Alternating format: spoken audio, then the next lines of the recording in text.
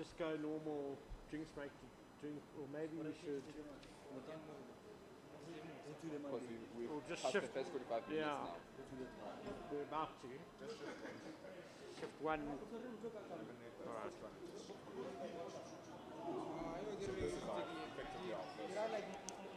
But then we eliminate this one, last one. So this becomes dead. Or do we? Yeah. Sure. It's you and I. Was it not you and Casey's house? No, the last one is you and I.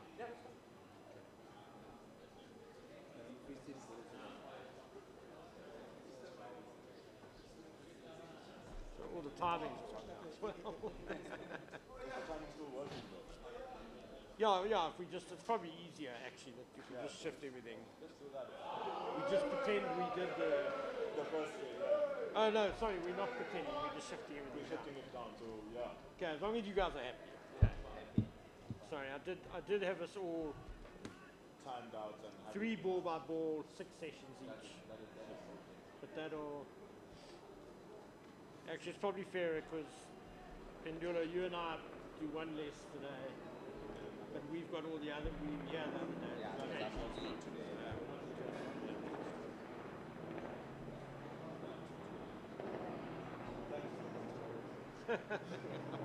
I try to be fair because I know. Look, I know you guys don't fight, but there are some guys who can't do and if they get one less or they aren't ball by ball the same number of times as everyone else. Why is this not fair? We're using the other laptop. Now I'm busy with the other laptop. The microphone does funny things to people.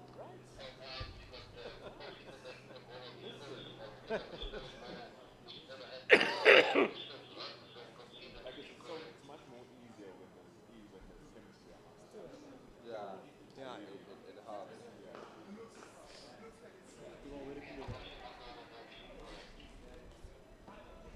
Okay, so we'll go to 11:30.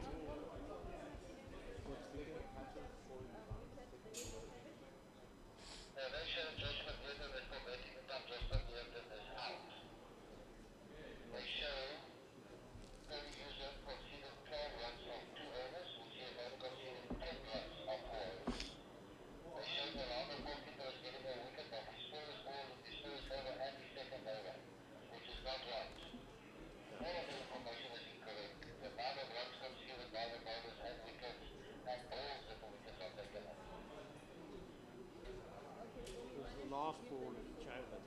Got a wicket.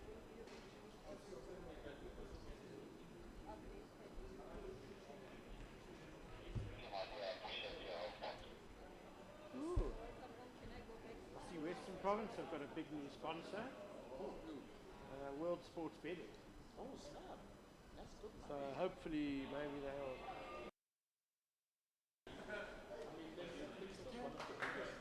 do some commentary sponsors. Okay, guys, thank you. Ready? Let's go. Betting company. Is there an on button here? Yeah, it's on. Oh, it's on.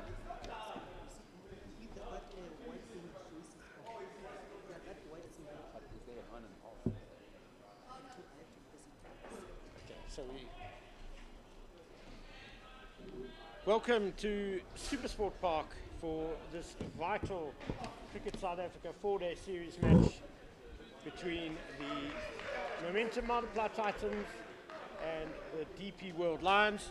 Apologies that we're only joining you 45 minutes into the day's play, as we see Luto Sapamla bowling to give out Brevis, bit of an inside edge there, but matters out of our control. Unfortunately, Gauteng roads and a bit of a mishap our producer had with all the equipment, so we do apologize, but it's wonderful to be here on air for this vital game, and a very good morning and welcome to Kagiso Masubulele, my co-commentator. Morning, KG. Morning, Ken. Morning, Ken. Good to be here on this exciting day. Looks very good, obviously, with also the conditions out there look quite good. Nice blue skies And as you just mentioned a bit earlier, it's quite a big game in the context of how the log is looking at the moment. It's almost like a semi-final that we have here, don't we? Exactly right. And the Titans have won the toss and elected to bat first. They're 37 for 2 at the moment. KG, you mentioned that log, and well, there are 5 teams really who can still qualify for the final. This is the last round of round robin matches in the competition. The Titans are currently second on 102 points, just 1.52 points behind the Dolphins, who are at the top. Brevis aggression didn't really get all the timing he would have wanted there. And smart bit of fielding by Delano Potgieter. Having a good day out there. I mean, he picked up the first 2 wickets of the day. First up, trapping Joshua van Heerden in front for an LBW, and then nicking Musa Twala off to second slip. So he's having a good day out there today.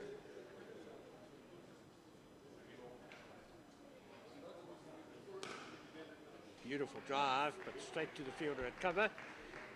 Yes, it was interesting this morning. You can probably see from the pictures there that there's a definite greenish tinge to the pitch. And we were interested that the Titans won the toss and elected to bat first. But it seemed a very good decision when the first 4 overs were proceeding without any alarms for the Titans. They got to 18 without loss. The ball hadn't done much. But then Delano Potgieter took a wicket with the last ball of his second over, and another wicket with the last ball of his third over, without any runs being added in between. I think what's very interesting, or what we've seen, is with the way that we looked at the pitch a bit earlier, I think we expected a little bit more out of it than what we saw. But obviously, Delano, with those 2 balls that he had a bit earlier, he just seemed to get something a little bit out of it. And that's the kind of bowler that would be very much suited for this kind of a pitch where there's a lot of green on it and stuff, because it's quite those skillful bowler. Not somebody that's going to bang it in, but he's going to use, obviously, the green that you have on the pitch.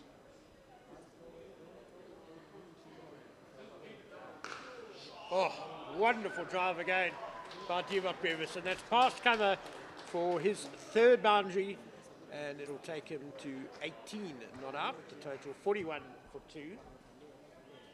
I think maybe in those first few overs it was a case of the Lions perhaps not putting the ball in the right areas enough. That's why it didn't look as lively, the pitch, as we thought it would. But then Delano Potgieter got one quite nice and full. It nipped back a bit at Josh van Heerden.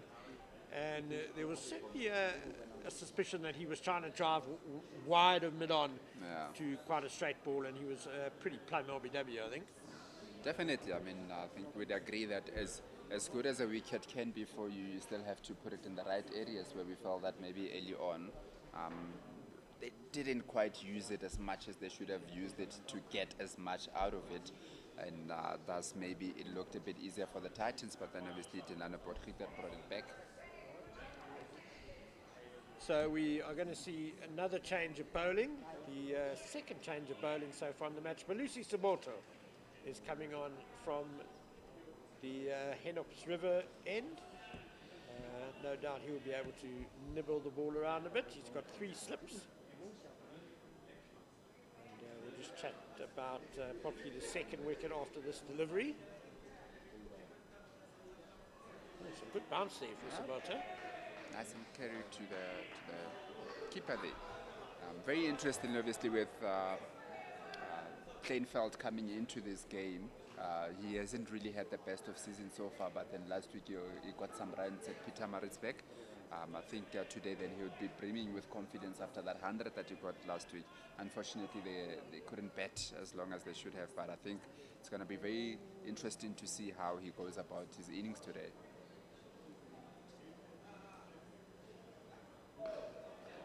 Yeah, Kleinveld, first ball of the day, he hammered Cody Youssef straight to the covers, glorious stroke for 4, and yes, looked like he just picked up for where he left off in Pietermaritzburg. He got an unbeaten century in Pietermaritzburg.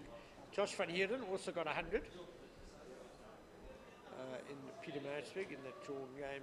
Musa Twala, unfortunately, missing out this morning. He lasted just 5 balls before he was caught at second slip by Vian Mordorf, the line of Potkiet. A good delivery, just on and about off stump, just shaped away, but he had to play, and he got the edge. Bit of inside edge there from Kleinfeld. He's going to get a single as Fine Leg comes up to field. I think very interestingly, obviously, for the two teams, spoke about the logs a bit earlier. Coming in this game, I think both of them would feel very disappointed with the results that they had last week for different reasons. Obviously, the Titans would be very much disappointed with how the weather basically played a bit more of the role. And I think a very sluggish pitch as well. Very sluggish pitch as well, yeah. And I think for the Lions, with different reasons, where they just struggled in the second innings to basically get the wickets at Wanderers.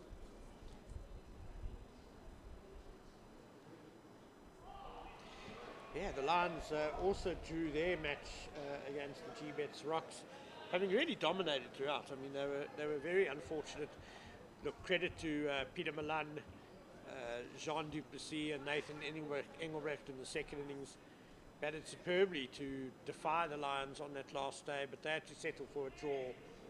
The pitch really not deteriorating at all as they would have wanted. So that left the Lions in third place on the log on 95.5 points. So they're 6.5 points behind the Titans. We was nicely behind that. And they are a fraction over 8 points behind the Dolphins. So it seems obvious that if someone wins this match outright, either the Titans or the Lions, they're pretty much bound to finish in the top 2 on the log, so they will be in the final. The Dolphins, of course, are playing Western Province down at Newlands.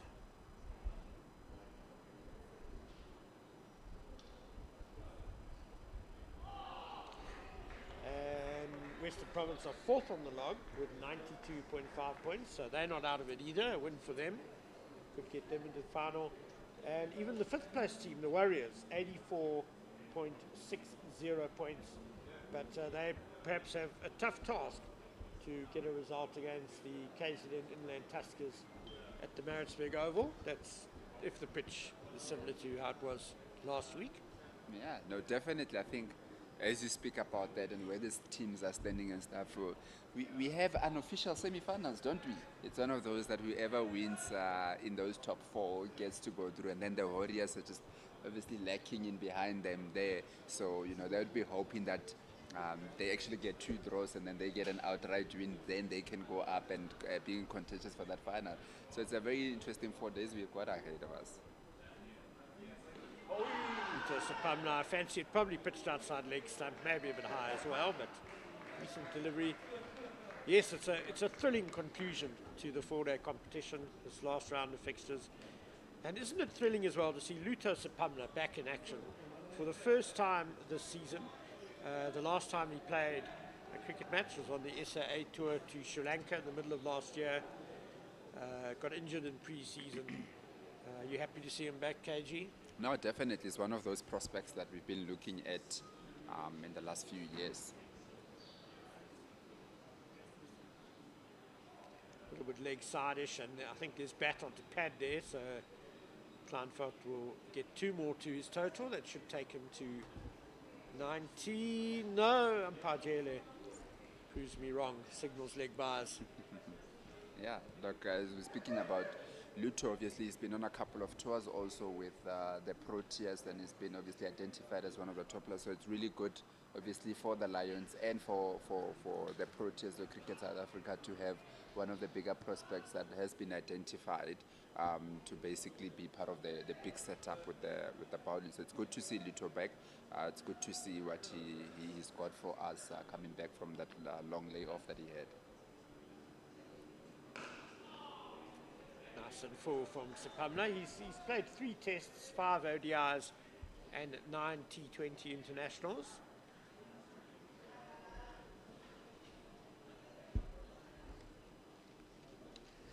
Kleinfeld on 17, Divot Brevis on 18, 44 for 2.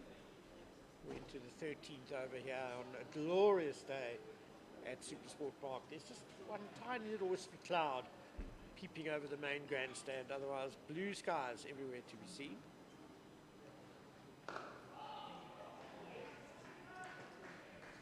It just balls one up for Kleinfeld, who just goes back and blocks it. Yeah, it's quite a glorious day to see. I mean, living close to the stadium, I was actually worried last night. We had some big thunderstorms last night, and I was just a bit worried. But then we just came here today, and it's glorious. And I think where we are at the stage that we are in the competition, it deserves for us to have a very good weather, so that the game and the logs are representative of what happened on the playing field. Indeed, let's hope for a clear 4 days in Cape Town. Centurion and Peter Maritzburg, an expansive drive from Kleinfeld off the outside edge past a diving gully, and that is going to not quite make it to the boundary. Very good stop there to the boundary, and then just 3 runs from the batters. It's always good. I think sometimes, obviously, when it's 4-day cricket or red ball cricket, the batting team tends to take it easy with their running and don't really go for those runs. So it's always good when you see those quick signals, we see those 2s converted into 3s, and the sense of urgency basically about getting the runs. I think Diabot Brevis always brings a sense of urgency to the wickets. So he'll be driving that. Matthew Kleinfeld is also quick between the wickets. It's going to be a busy pair. Josh Richards doing the fielding. And Brevis on strike now to Luto Sapamla. It's a decent line by Sapamla to end his 3rd over. He's conceded 13 runs. It's 47 for 2 after 13 overs. Must say it's also very good, Ken, to see the season that Diabot Brevis has had, especially being one of the players that basically was looked at as more of a white ball player or someone that's threatening in white ball, but then he's come back this season and he's got 2 centuries so far in the season. So he's really been having a good season, and it's a wonderful prospect. He's one of those also that, after lighting up the last World Cup that he played and being the player of the tournament, was one of the players that would have been identified to really come up. And it's good to see him having a very good season that he is having at the moment. Absolutely. He's averaging 44.88 this season, and that includes a pair down in Cape Town.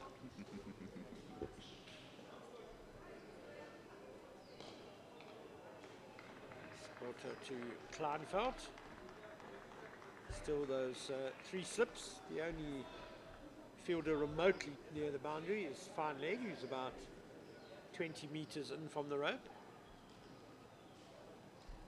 And it's just very, very intriguing how you look at batters going through their stages and stuff, but particularly with Brevis, it just looks a lot more determined to score runs.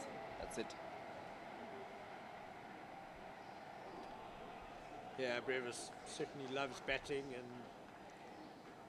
he has spoken a few times about his hunger to perform in red ball cricket, especially. He's one of those youngsters who happily still believes Test cricket is the premier format, and he's desperate to be an all-format player. That's what he wants to be seen as, and it's certainly been a very encouraging season. His first full season of red ball cricket, as you said, KG. Sabolta in again.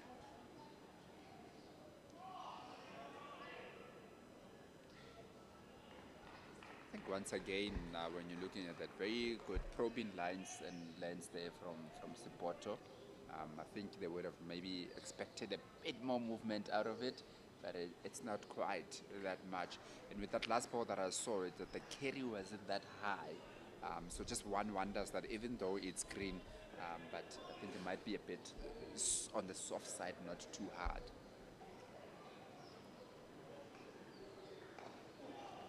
Straight to mid-wicket, no run. Yeah, we spoke about Sabolta's first ball having nice bounce and carry, and the ball before that one, yeah, it came to a bit low.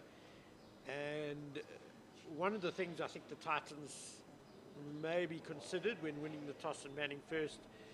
You said earlier, KG, that you were actually out there looking at the pitch and it felt a bit soft. And so that could bring indentations into play. And then obviously you don't want to be batting last with the variable bounce that will bring into play.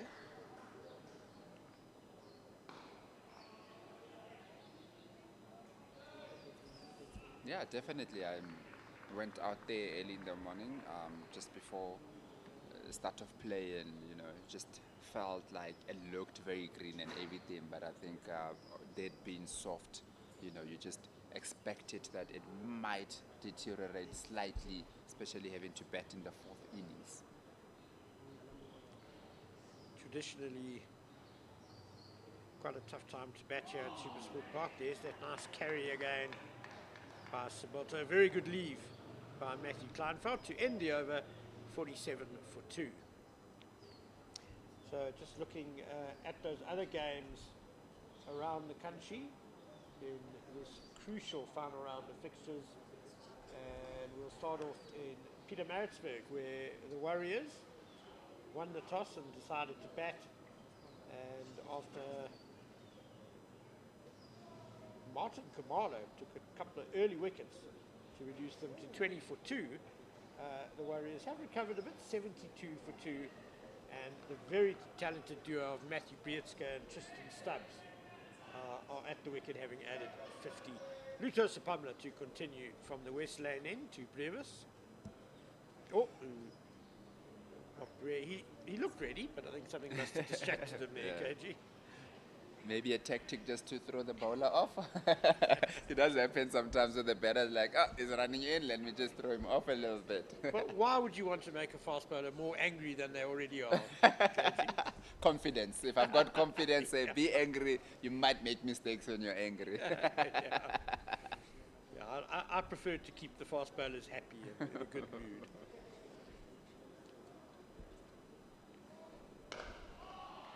Brevis, there's that urgency, so quick between the wickets, and the Lions cover field just a little deep there, and a very well judged single.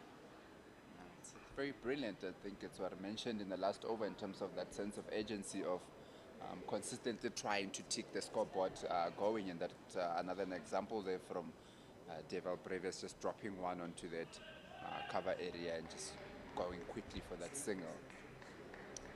So at Newlands, where the log-leading Dolphins are taking on Western Province, Western Province won the toss and decided to bat and have made a very good start.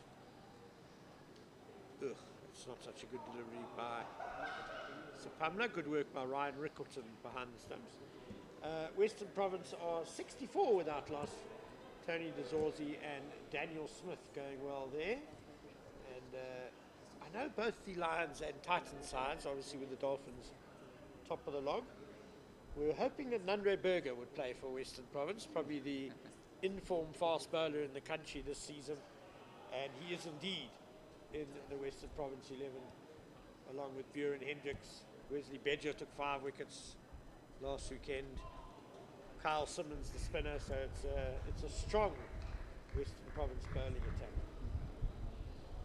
No, as you rightfully say, I think all the teams now, when they look at their playing 11, they also hope that the oppositions that are not playing against them, of course, that they go out there with their best playing 11 so that the results can just go their way. That's the intriguing part also about the 4-day cricket, that there's points everywhere. First 100 overs, you can get batting points, bowling points. So that's what makes it so interesting to see where the log is at the moment.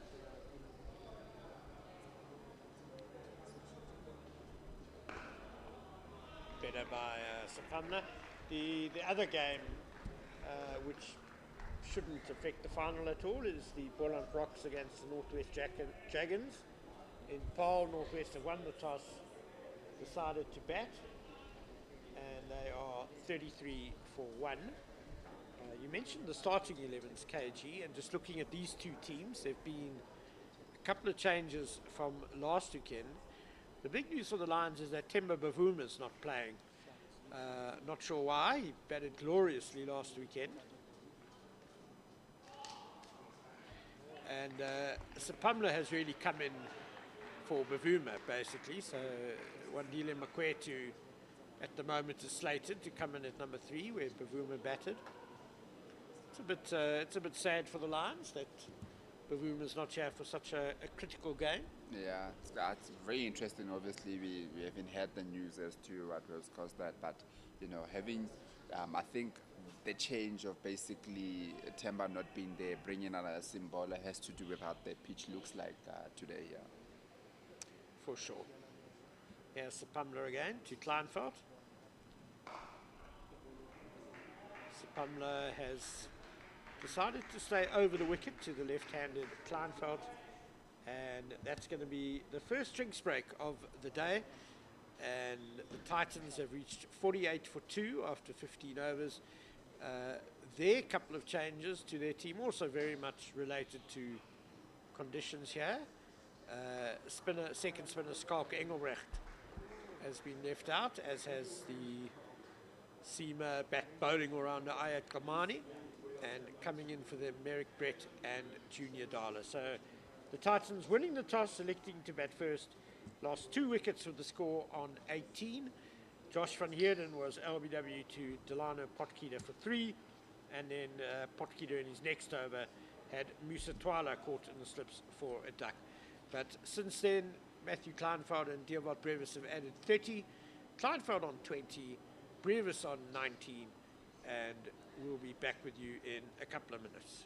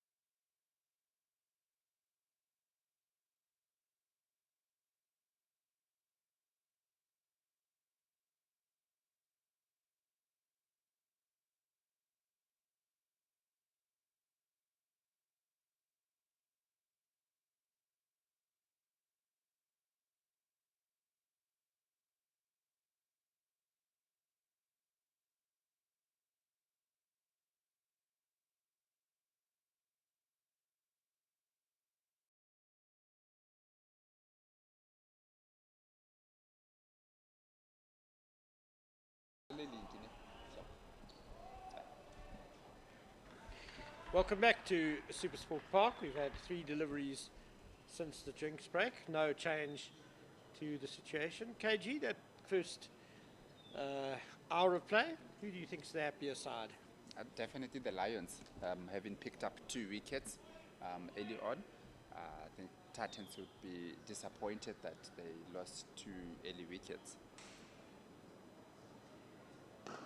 Oh, lovely drive by Brevis, but mid off quickly across. Potkita.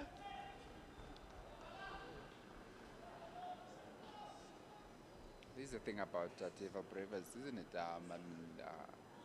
It's not just about him batting, but how he looks and his body language out there. He just looks very determined to make sure that he stays out there for as long as possible and score the runs. His running is saying the thing. His setup is saying the same thing. When he hits it even straight to the field, that's also looking if there's an opportunity to take a run.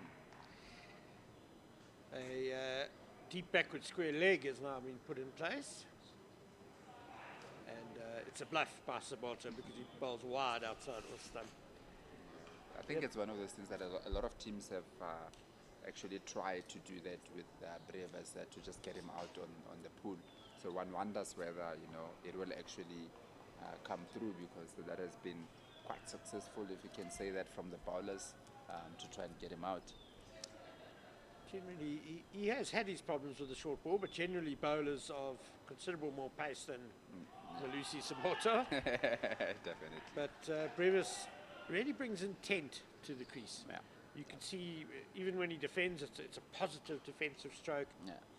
And I think for the bowlers, they know that if they err just slightly, it's likely that they're going to concede runs to Brevis. He's such a good stroke player. It's the end of the over, 48 for 2, 16 gone.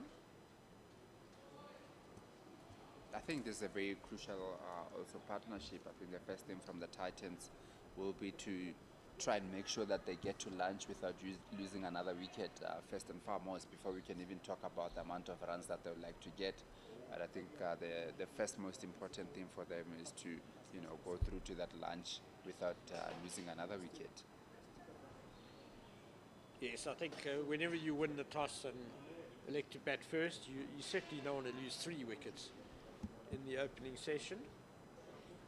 And the conditions haven't looked that difficult for batting. Cody Yusuf is back. Nicely whipped by Kleinfeld. Fine leg will come across. They'll come back for the second. And that'll bring up the Titans 50 in 75 minutes of batting. 97 balls, 7 fours.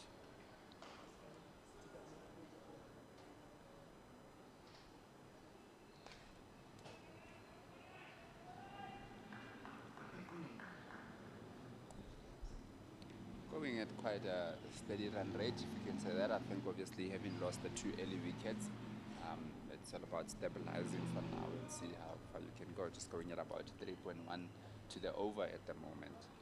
Having been whipped to the leg side, Yusuf is now around the wicket to the left-hander, down leg again.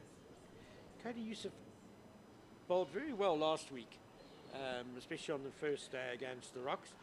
Just hasn't quite looked to be in the same excellent rhythm today. Yeah. Look, I don't know, maybe it has to do with the different kind of roles that they have to play. I think last week he was more the enforcer, maybe with Luto Spamla now coming into, he might be playing a different role to what he was playing last week, but last week definitely looked very good. Oh, even more down leg. Yeah, that's right. Last week, certainly in the first innings, Yusuf didn't take the new ball. He came on a bit later, but straight away opening the bowling here. But I do think also sometimes fast bowlers see green in a pitch and sometimes getting the right length sometimes evades them because they get a bit excited about what the pitch is going to do. Yeah. I think it's forgetting that as much as the pitch is there, you still have to do the job too, and the pitch assists you, not the other way around. That's better. Square leg makes a tumbling save. Wandile Mkwetu. Very interested in seeing Dominic Hendricks come into Cody Youssef, just run into him. Probably just about the change of plans, but maybe has to do with what maybe we're speaking about, to say that this morning he hasn't really looked that threatening, and he hasn't leaked runs, to be fair for him, but obviously there's something that the captain would have seen to say maybe we just want a little bit more out of him. But he's bolstering the leg side. The shortish cover has gone across to a shortish mid-wicket. And bowling around the wicket, it's likely that Cody Youssef is going to be angling it slightly towards the onside. Ideally, I guess he'd like to angle it into the left hand and maybe see if he can nip it away. Yeah. Towards those three catches and the wicket keeper behind the wicket. Yeah, look, I think definitely, obviously, having spoken about how the pitch can come to assistance, you want to do that early on with a new ball, see if you can just catch him out.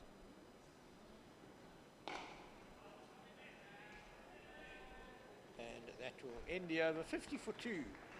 Titans, Kleinfeld on 22 and Brevis on 19. I must say I am slightly disappointed having a four fielders on the leg side with a new ball up front, having picked up 2 wickets. But obviously it's what we've spoken about, that it looks like it's just been straying just a touch down leg, maybe just going for protection. Maybe think about coming over the wickets and just angling it across. He just doesn't look particularly well settled, Cody Youssef. The vagaries of form bowled very well last week, just battling a bit today.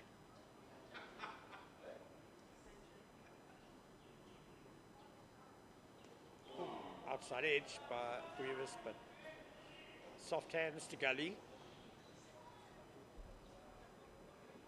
Fortunately, he wasn't going on a big drive there, otherwise it might have carried.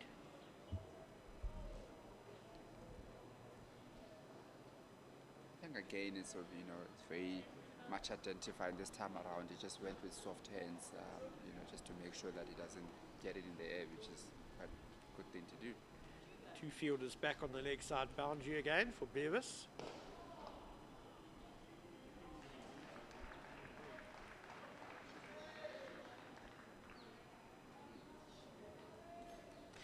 The umpires for today's game, Bongani Jele and Stephen Harris, 2 very experienced officials.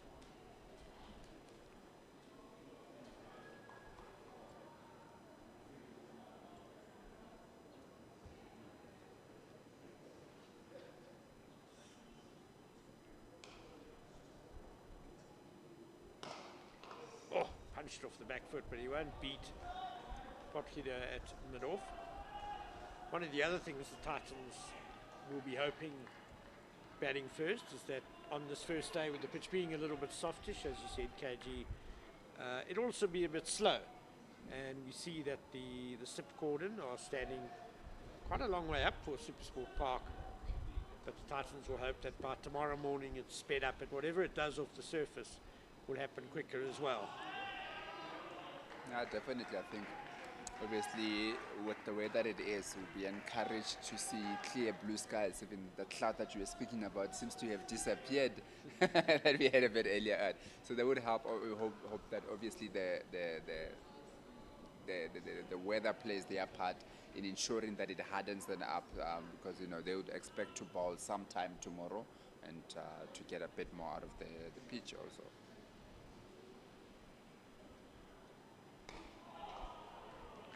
Straight to cover, no run.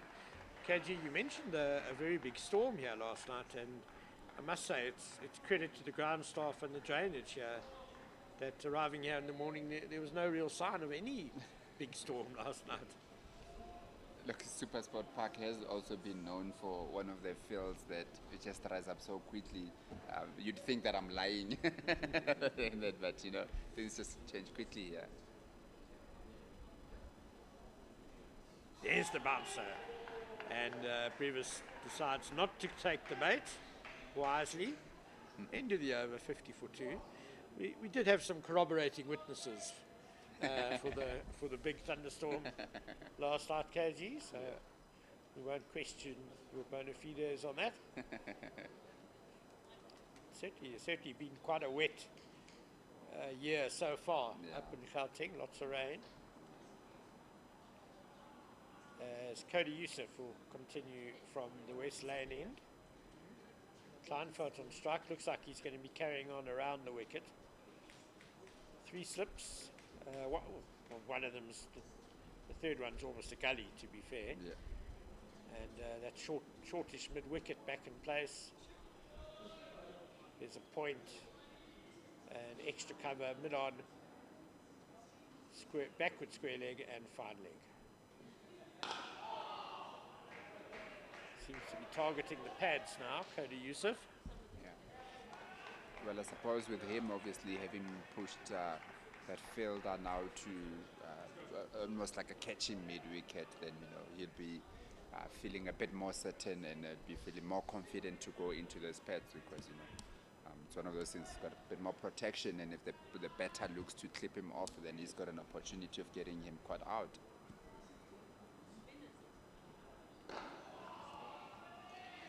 Good start to the over by Cody Youssef.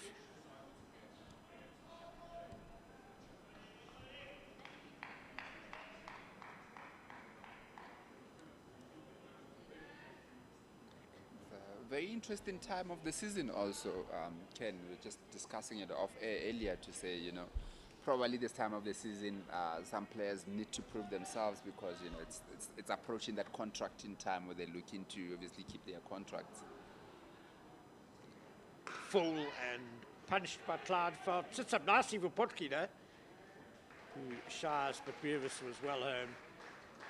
And Titans will be happy about that, just to rotate the strike a bit. We've had both batsmen stuck at their respective ends for a while. Kleinfeld on to 23 now, 51 for 2. I guess an added complication with that, with the contracting KG, is that we don't know which side yet is being relegated, and we don't know which side is being promoted. So, you just think for the coaches of the Division 1 teams, they'll be keeping an eye on who becomes available maybe, because obviously everyone wants to play in Division 1. Back to over the wicket to the right hand, and nicely tucked by Brevis to deep square leg for a single. We saw last season how when the Free State Knights were relegated, a lot of their really top players moved elsewhere. And we saw the Tuskers, who were promoted, we saw them gain some players from elsewhere. So one imagines a similar thing would happen at the end of this season. Interesting. Looks like the Knights might just come back with the way the season has gone for them so far. Finishing second in the 4-day and winning the 1-day competition, you would say that they're in the driving seat to basically come back to Division 1.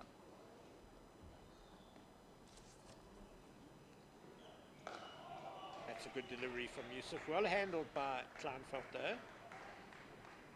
It's interesting that the Free State Knights were so utterly dominant in the first half of their season that it looked a fait accompli that they'd win the 4-day competition as well. Yeah. But they've just faded a little bit in 2024, finishing second there. Northern Cape taking the honours.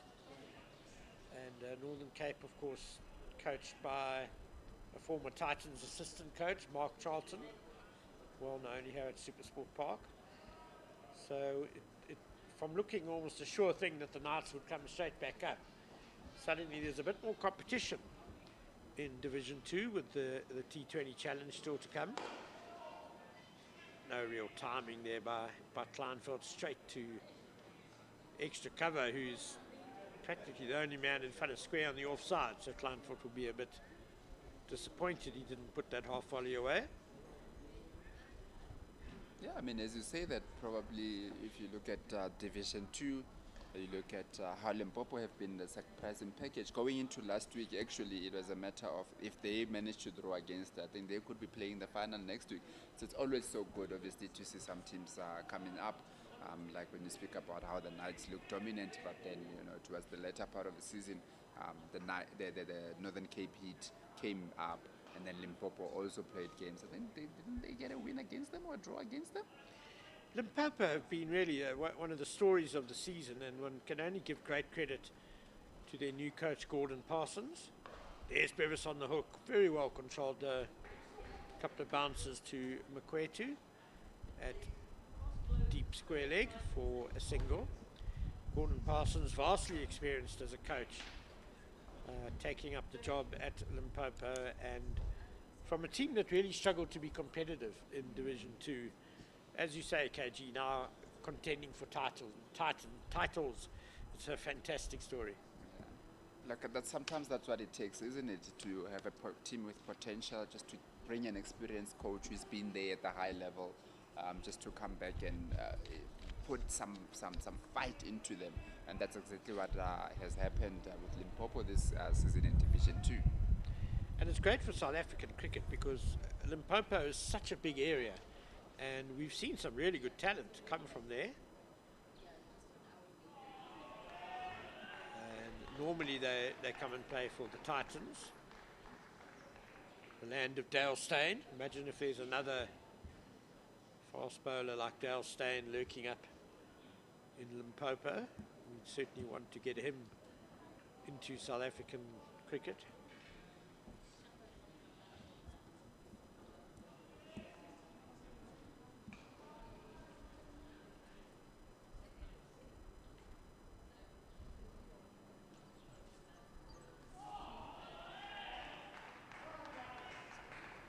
Can forget that the Titans coach also actually comes and hails from Limpopo. The current Proteas manager also comes from Limpopo, so there's been quite a good influx. Mashandi Lange also, who was quite quick when he was playing, is also a player that's coming from Limpopo. Yeah, Mandla Mashambai, the Titans coach and former player. Volvo Masibulele, the Proteas manager. Also, Etienne Belati, a Titans legend, came from up there. Eldred Hawken. I think Hawken's playing for Limpopo now, so he's actually been quite a big reason for their success. 53 for 2. This partnership now worth 35, just stabilising the Titans after they lost the wickets of Van Heerden and Twala on 18. Delano Potgieter getting both of those wickets. I'm sure we'll see him again for a little spell before lunch.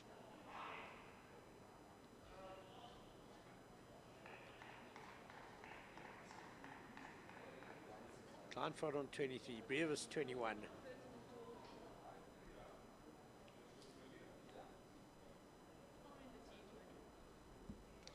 There are a handful of spectators here at SuperSport Park, and by a handful I literally mean I counted 5.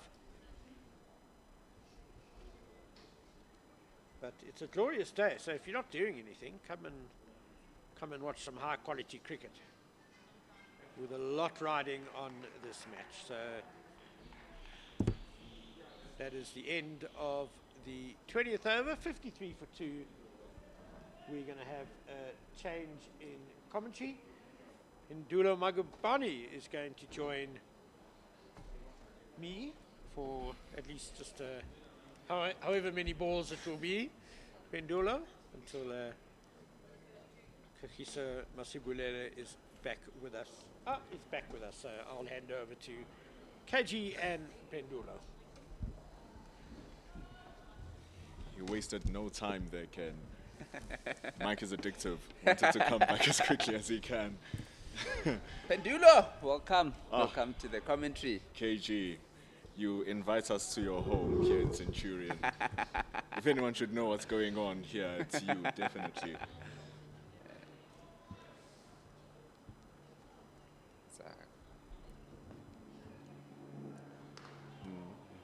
Another one from Cody Youssef. Deval Brevis just hits it down to that final third man for a quick single. Pendulo, what have you made of the game so far and how it went? It's very interesting. Delano Potgieter, funny enough, we were talking about him just before he started taking his wicket. He doesn't mind going for runs. He's such an attacking bowler. He loves throwing it right up into the face of the batter to get them onto that front foot. And it paid dividends for him. What we're seeing with Cody Youssef, even when he started his spell, is that he's a touch shorter in his length. Doesn't mind going to the back of a length. The pitch is assisting him with the ball coming on, but there's not a lot of movement that we've seen. Another brilliant ball there from Cody Youssef, and Kleinveld just hits it back to Cody Youssef. See, just being able to deal with Youssef as he's coming. But I like it when he's just changing his length full and back. But this partnership now between Kleinveld and Brevis is something that should be marveled at, because they're really taking on that pressure and picking their shots very well.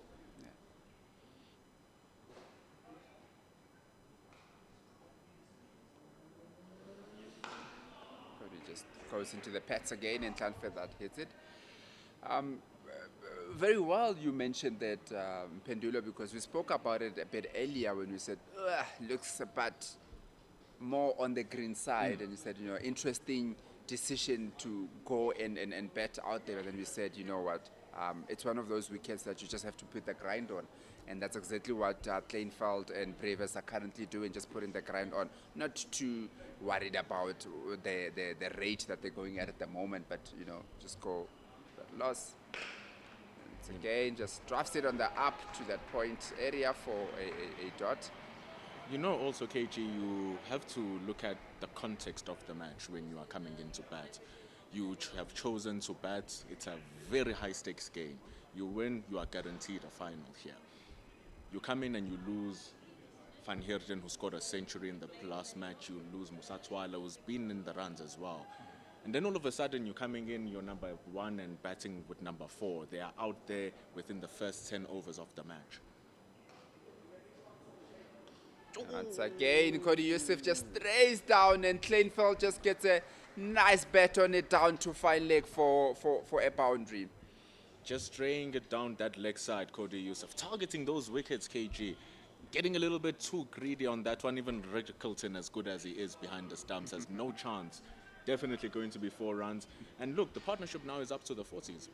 Yeah, no, definitely. Like we spoke about in terms of, you've got to be willing as a batter, isn't it, to come on such a wicket, to do the hard work so that you can almost get a payback later on in the innings. So it's very important just to make sure that you keep that wicket, tie the bowlers up a little bit, hope that the pitch also deteriorates in the right way for you to be able to catch in.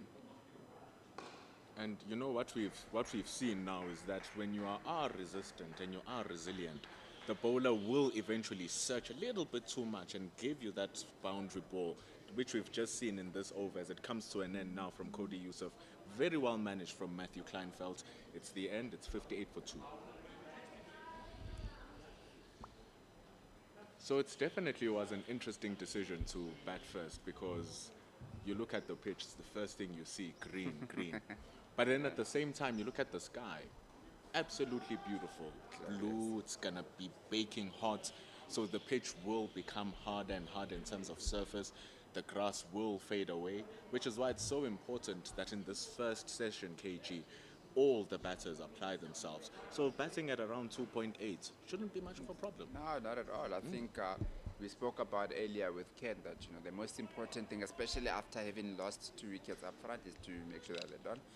There's a change of bowling, and Delano Potgieter comes in to replace Malusi Siboto. And first up, just outside that off stump, David Brevis just pushes it back at him for a dot ball. Obviously, the Lions have come into this game with a lot of bowling firepower. We spoke about how, Temba Bavoma was obviously playing in the last game and he's not playing in this game, but they opted to go for another seam bowler, which also speaks about how the pitch is looking like, and that's why they probably decided that they want to go with another seam bowler because of the green that we're talking about out there. Even on top of that, KG, we are into 21 overs now. The Lions' leading wicket takers beyond 14, their left-arm spinner, and we still are yet to see him come and bowl, and we know how effective Bjorn is with the new ball in his hand. It just proves your point that, maybe Dominic Hendricks and the rest of the Lions are seeing this green and they're like, no, our seamers try to extract as much as possible, which is why I'm not surprised that Bjorn has not been used. Just as yet.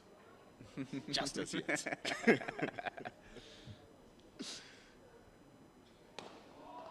Just an inside half of the bat, halfway through the over, 21.3 overs, and the Titans are currently 58 for 2. They are in a bit of a rebuilding at the moment after losing those 2 early wickets, and as we've said that, the rate might look like they're going at a slow rate.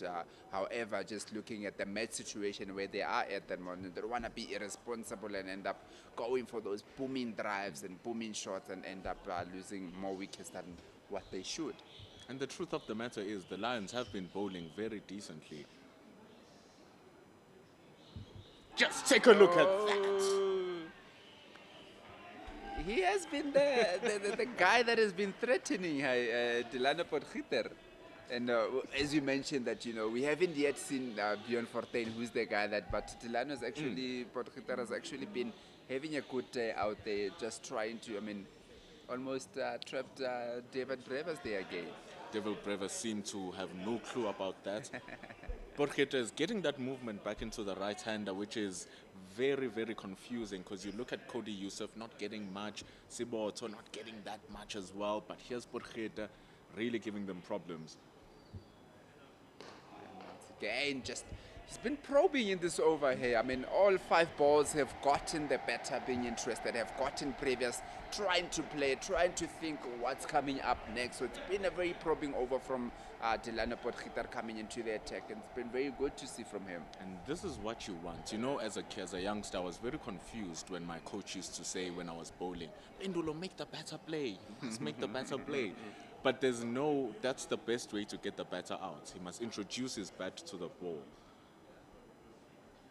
Ooh, and on the inside half of the bat, and they just go down. Lutus Pamela goes and gets it, and it's another 2 runs.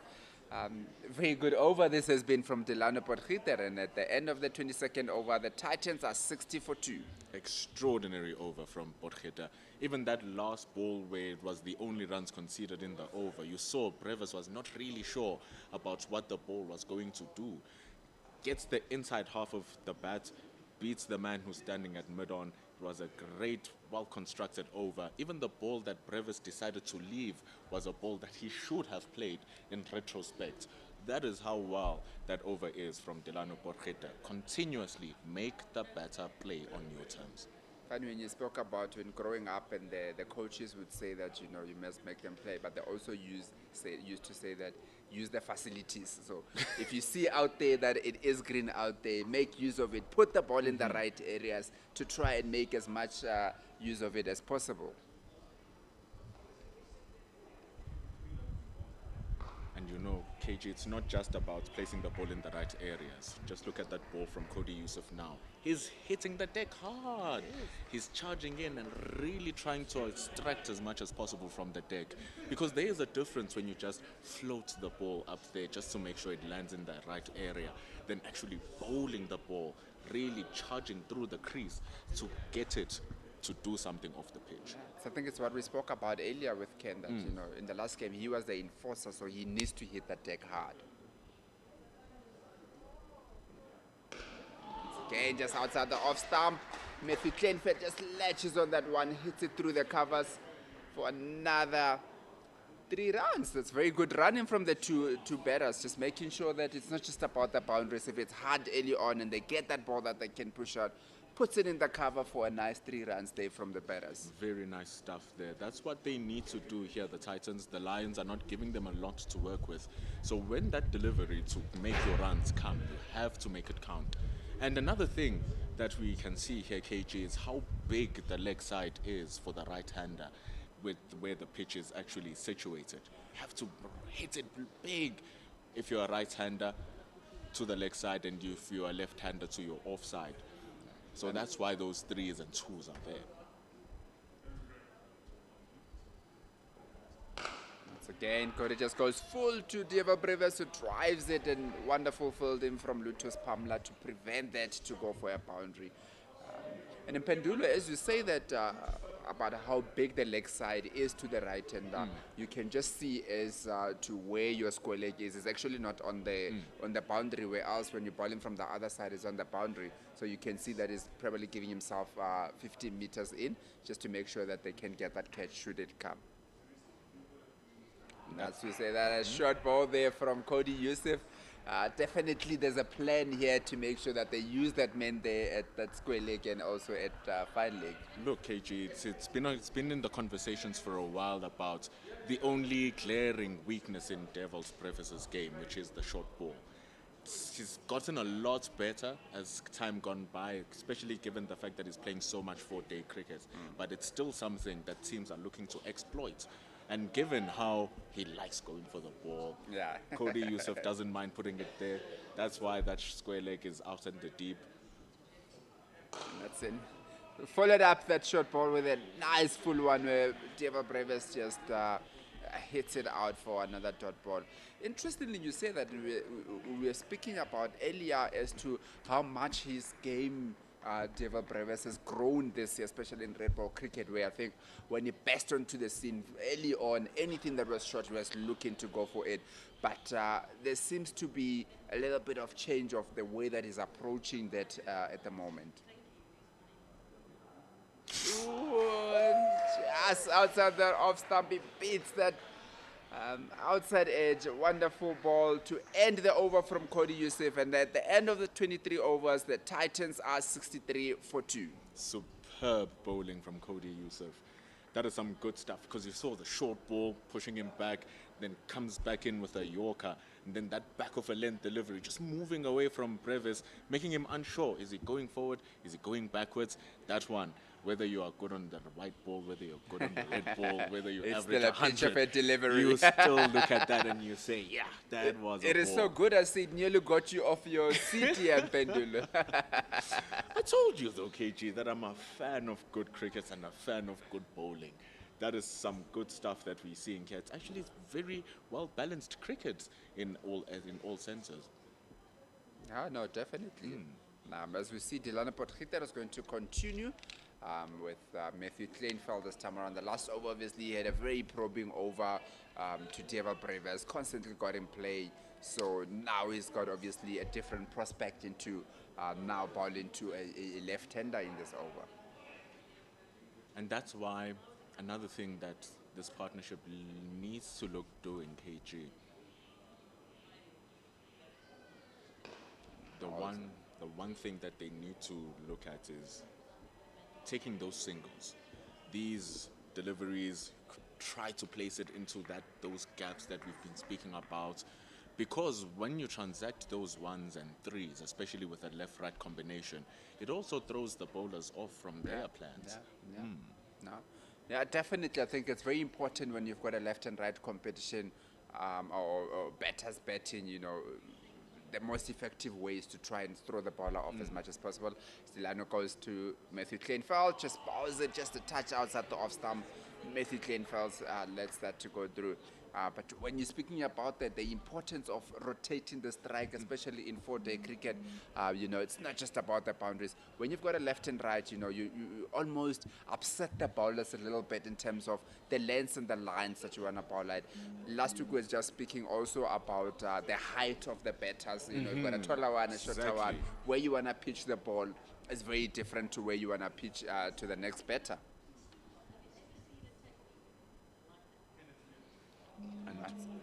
It's a very underrated topic, that one that you've just raised, because we always look at the left-right combination, but the length at which you have to bowl the ball is such an underrated topic, because not even just from the difference in heights of the players, the difference in the styles of the players as well.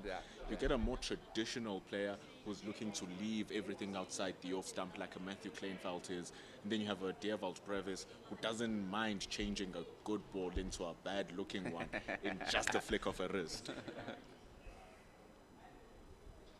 Delano just goes nice and full there to Matthew Kleinfeld, who just hits it out to that point. Yeah, very interesting. I mean, And at this level, I think what the teams do is they really look deep into that in terms of, how the different batters approach their games, what might be a good ball for the next one might not necessarily be. Obviously, you look at also the strengths, the different strengths that the batters have, where a short ball might be a good ball to this one, but not so much to the other one. Nice and full.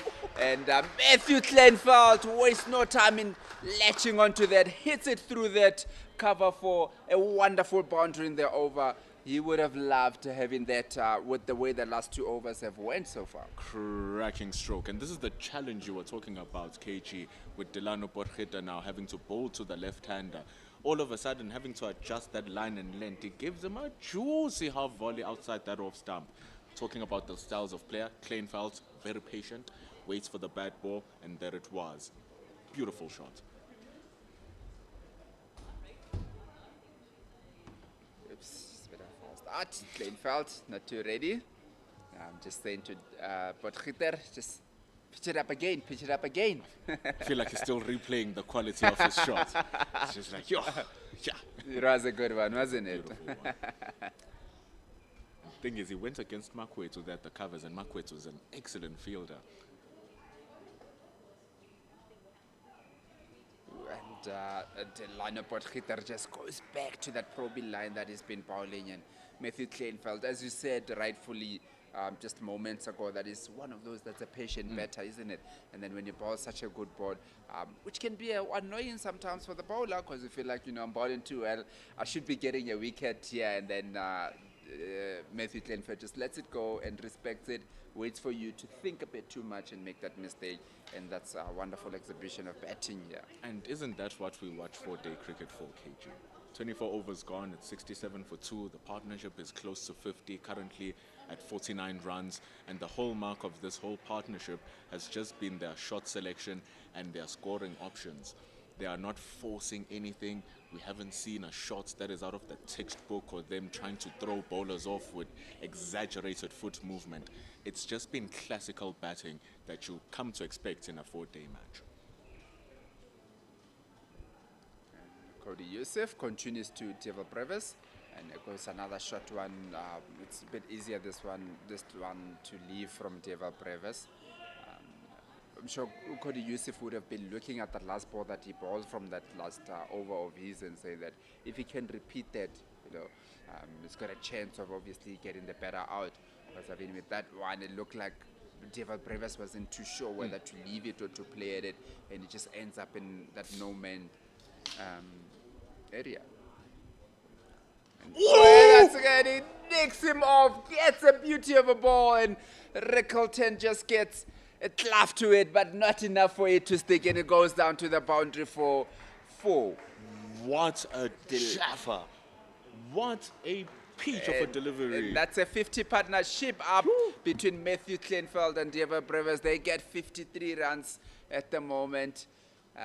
Just lucky on that last one. We're just speaking about how effective that last ball that he bowled, and that's a similar ball to it, and he was unlucky to just get on it.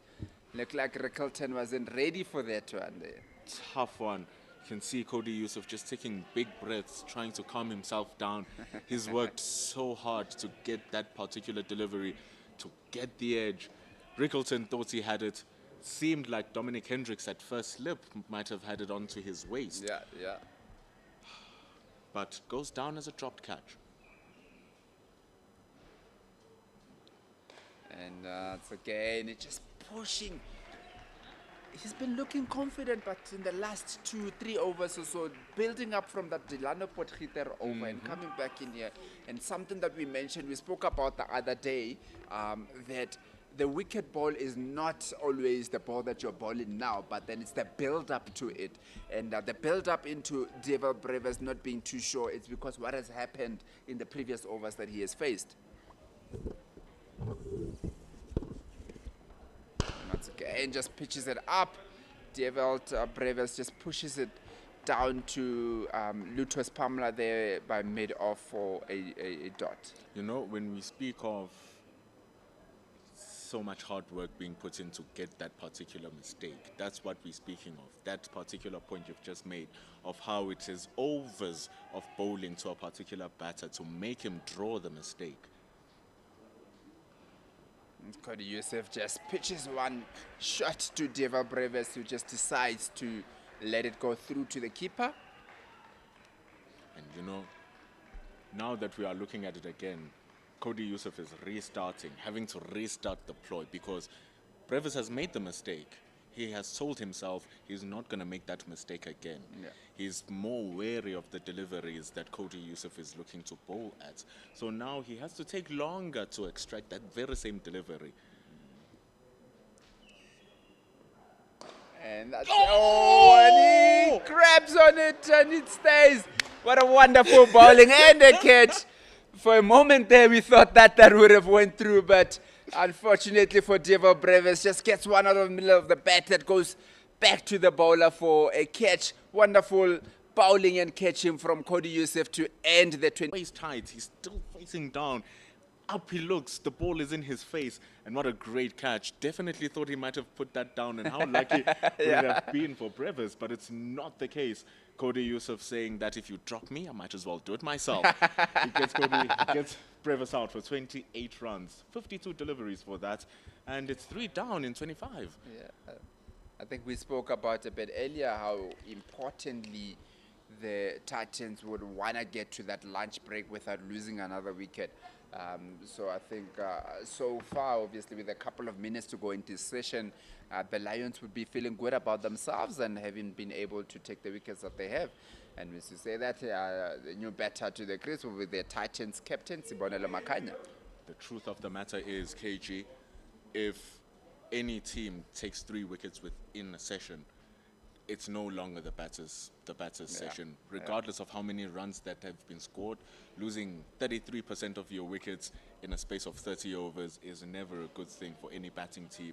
So the Lions here, having lost the toss firstly, and now really came back and showed their worth with the ball, they are definitely chuffed with the situation, because that also brings up their first bowling bonus point. Yeah, I think that's and importantly we were speaking about earlier with Ken about just how important it is, obviously, to get the amount of points that you can, as many points as you can in that first 100 overs, because I mean, if you go back and look at the log, the Titans has won more games than the Dolphins, but then the Dolphins are actually above the Titans in the log, and that is simply because of that prospect of getting those batting bonus points, those bowling bonus points, and with how tight it is at the top, the Lions will know how important getting those first 3 wickets has been so far. 100%. And that's what I love about the point system that we have for this first class campaign. Your performance literally gives you reward. You've taken 3 wickets, here's your first point. They now have to take a point for every 2 wickets. So now the next bowling bonus point they'll get is when they take 5 wickets, and then another one for 7, their last one for 9. And Tilana Potgieter just outside that off stump, but Matthew Kleinveld, the patient man that he is, just lets it go through. Yeah, it's very important how, you know, how the batting team or the bowling team will then approach those first 100 overs. They know that it's not just about going out there bowling or batting, but then there's a lot at stake in terms of the amount of points that you want to gather in the first 100 overs.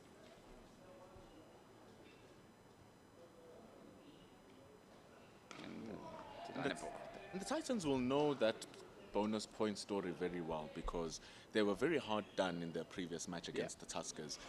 Very dragged out first innings from the Tuskers. They were only able to take 3 wickets within their first 100 overs were the Titans. So they only bagged 1 out of 4 bowling bonus points in that game. And they were unfortunate. They only batted, 70 of their first 100 overs in the first innings.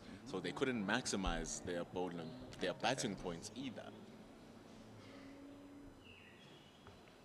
And just a touch outside of stump, and Matthew Kleinveld hits it through to that point for a dot. Mitchell van Buren just does good fielding.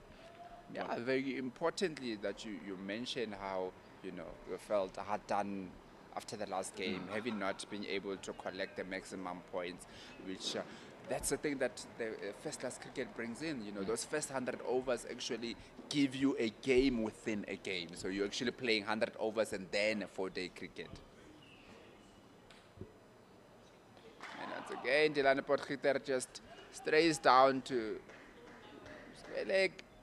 And that's good run in there from Matthew Kleinveld. Just clips one down to that fine leg, and they come back for two. Exemplary that it has been, and we spoke about earlier that, you know, the running between the wickets is going to be very important. I mean, he hits it down there, and then there's pressure already created onto the fielder, and they make sure that they come back for those 2 runs. Important to always keep the scoreboard ticking. It's those scoring options that you always have to have in mind as a batter. And Matthew Kleinveld has been there since the first ball, so he has a general idea of how the pitch is playing.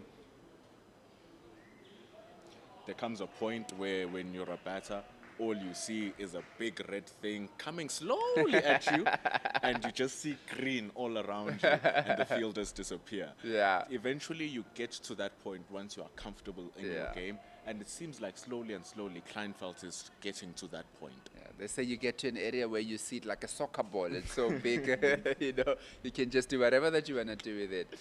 And Dilana Potgieter will be going for his last ball in the over. Again, just outside that off stump, and Matthew Kleinveld just pushes it to Mandela Makwetu at that cover for a dot ball. It's been quite an intriguing sort of a spell that we've been in at the moment, where there's been some seriously good bowling, and, you know, the hard yards that have to be made then by the batters, just to make sure that they go through it and then they get the runs when they are there possible. So it's been a very good spell of cricket, where the Lions would feel that, you know, they're in the driving seat at the moment, but it's made for some intriguing almost 2 hours of cricket so far. Definitely, that is the case. Fair play to the groundsman. Day 1 pitch is looking fantastic. When you are bowling well, you get reward. When you're batting well, you get reward. But it's just testament to how fickle a wicket is, and how big it is as well when it does come. That partnership was looking to become really good between Brevis and Kleinveld, and it just took one ball to derail all of that effort. Now it looks like the Titans' work at 73 for 3 didn't even have that 50-run partnership in there. Okay, it just goes to the new batter, Makanya, and just strays down that leg side, and looks like it might have come off the pad there, down to fine leg for a 1. And indeed, the umpire signals for a leg by. Very interesting when you spoke about it took 1 ball, and, you know, said earlier that it actually took 18 balls, because, you know, just the build up to that. Before that wicket also, there was an edge earlier on in the over, so that obviously creates a little bit of uncertainty in the batsman, and, you know, it's so easy to induce mistakes when you've built up in them making mistakes prior to that. Very fair point, that one. That is actually very true. Testament to the bowling partnerships as well, that has been working in tandem with the good batting. And outside the off stump, Matthew Kleinveld wastes no time in latching on that one. Just a bit outside the off stump, a bit short width and length being created there for Matthew Kleinveld, who hits it through down to that cover for another boundary. It's a dirty delivery from Cody Youssef. Needs to be washed away. Short and wide to a player who's been there for 88 deliveries. You are asking to be put away. Big gap through the leg, through the offside. Able to extract it well. 4 rounds. It just looks like Matthew Kleinveld is batting on a different surface to everyone. He's looked untroubled this whole time, has been very consistent in how he's approaching the game. That loose one goes, that good one just lets it go through. It just looks good at the moment. Another short one. Oh, that just carried to the slip. They're going up, but the umpire says it's not out. Seems to have come off the shoulder of Matthew Kleinveld. That's what he's signaling anyway, to say that it came off the shoulder. That's a good follow-up delivery there from Cody Youssef after being hit for 4 in the previous ball. I feel like that was the ball he was actually looking for in the previous ball. Gets this one straighter. Really, really tightens the area. It's similar to the ball that he bowled to Brevis that nearly got the edge. Yeah. Straining Kleinfelds for any room. Phenomenal delivery. To think that after being hit for a 4, you can come back like that. That's what you want from once you see from your bowler. Can he close it off now with this one?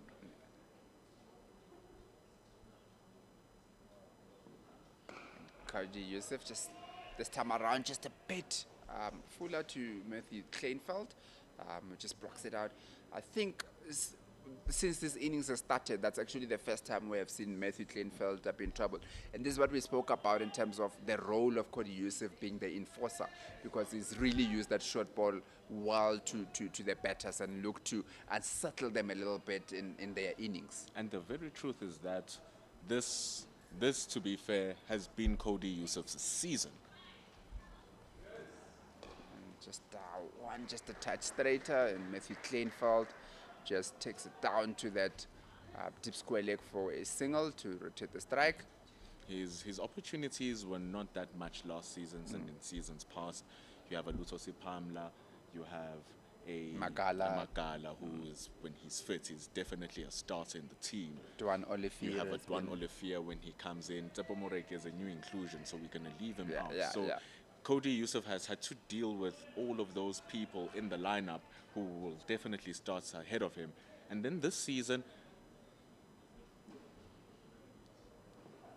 another one just brings up to end the over from Cody Yusuf. He looks determined. The Lions won't be too disappointed in losing the toss and also being asked to bowl first so far. Definitely happy with their decision. This has been super stuff. We actually saw glimpses of it in the last match when they were playing against the Rocks, when Peter and Yanaman Malan took their 100-run partnership. But it seems like there's a little bit of a problem here. Yeah, it looks like Sibonela Makanya might have just caught one, probably in the chest area there, and just asking for help there. If you want to drive, buy a car, man. I'm pretty sure that with Sibonela being the captain, having chosen for them now to bat first, having to face up to that, he might be questioning his decision a little bit as to was it a good decision to actually bat first on this green wicket. But also, the way that the ball comes up is a testament to the wicket not being as hard as you think that it would have been.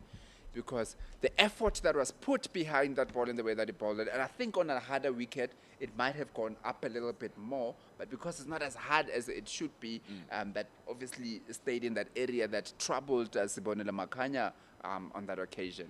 100%. And I actually look to take it back to the wickets of Dewald Brevis, where you look at the deliveries past, and even the one to Sibonela Makanya, where from a certain length they seem to spike up and rush the batter, but at that full-ish of a back of a length where the ball got Dewald Brevis, it looked to just stick to the surface just a little bit, because in the way that Brevis played it, he never reached the ball.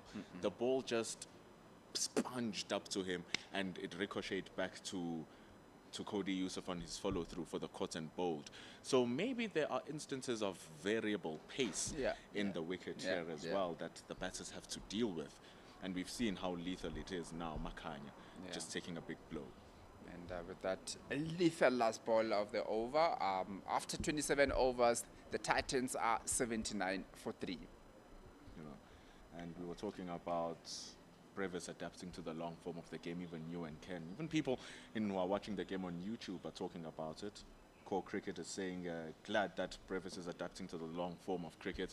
And I'm sure anyone who is a fan of South African cricket is happy that one of the young, shining stars of South African cricket is holding his own. As you say that, there's a bowling change. Lutus Pamla. And first ball of the over, Lutus Pamla pitches it up, but Matthew Kleinfeld just hits it between that cover in the point area for another boundary. And he's just been batting like that the whole day, hasn't he? Every time there's a bit of a loose delivery, he's really made sure that he makes the most of it and hits it down to the boundary. Wonderful shot again to start the over. Doesn't play around, doesn't mess around. A juicy half volley outside the off stump. And also a very forceful shot to start the over. He's already dominating it as it begins. This time around, Luto just punches it a bit more straight.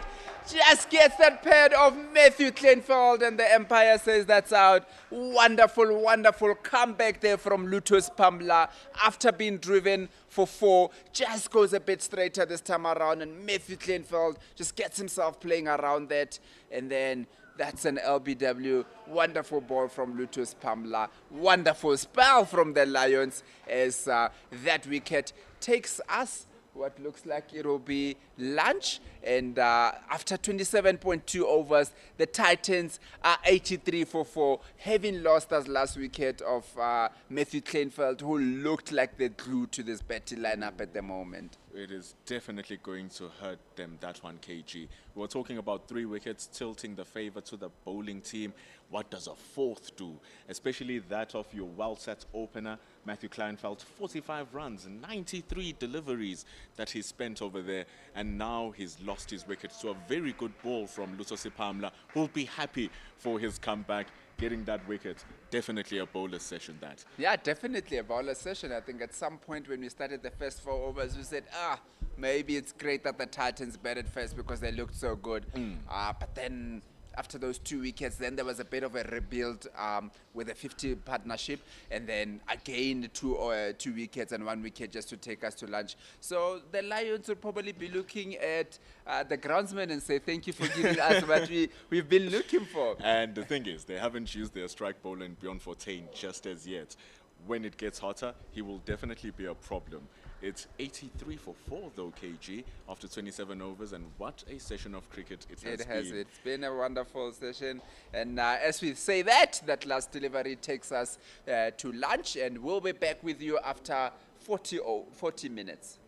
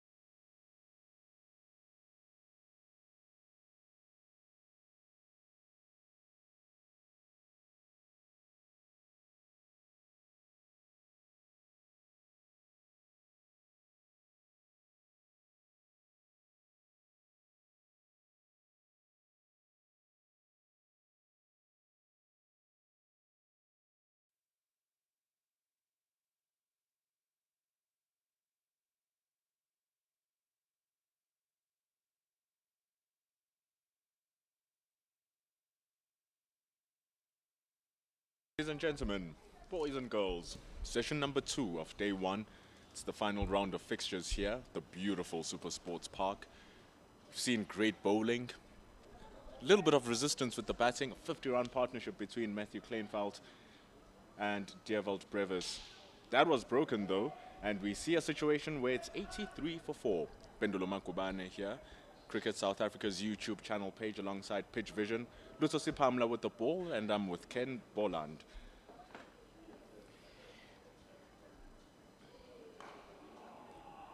We're starting off with a little bit of juice. Lutho Sipamla getting the wicket just before the end of the session.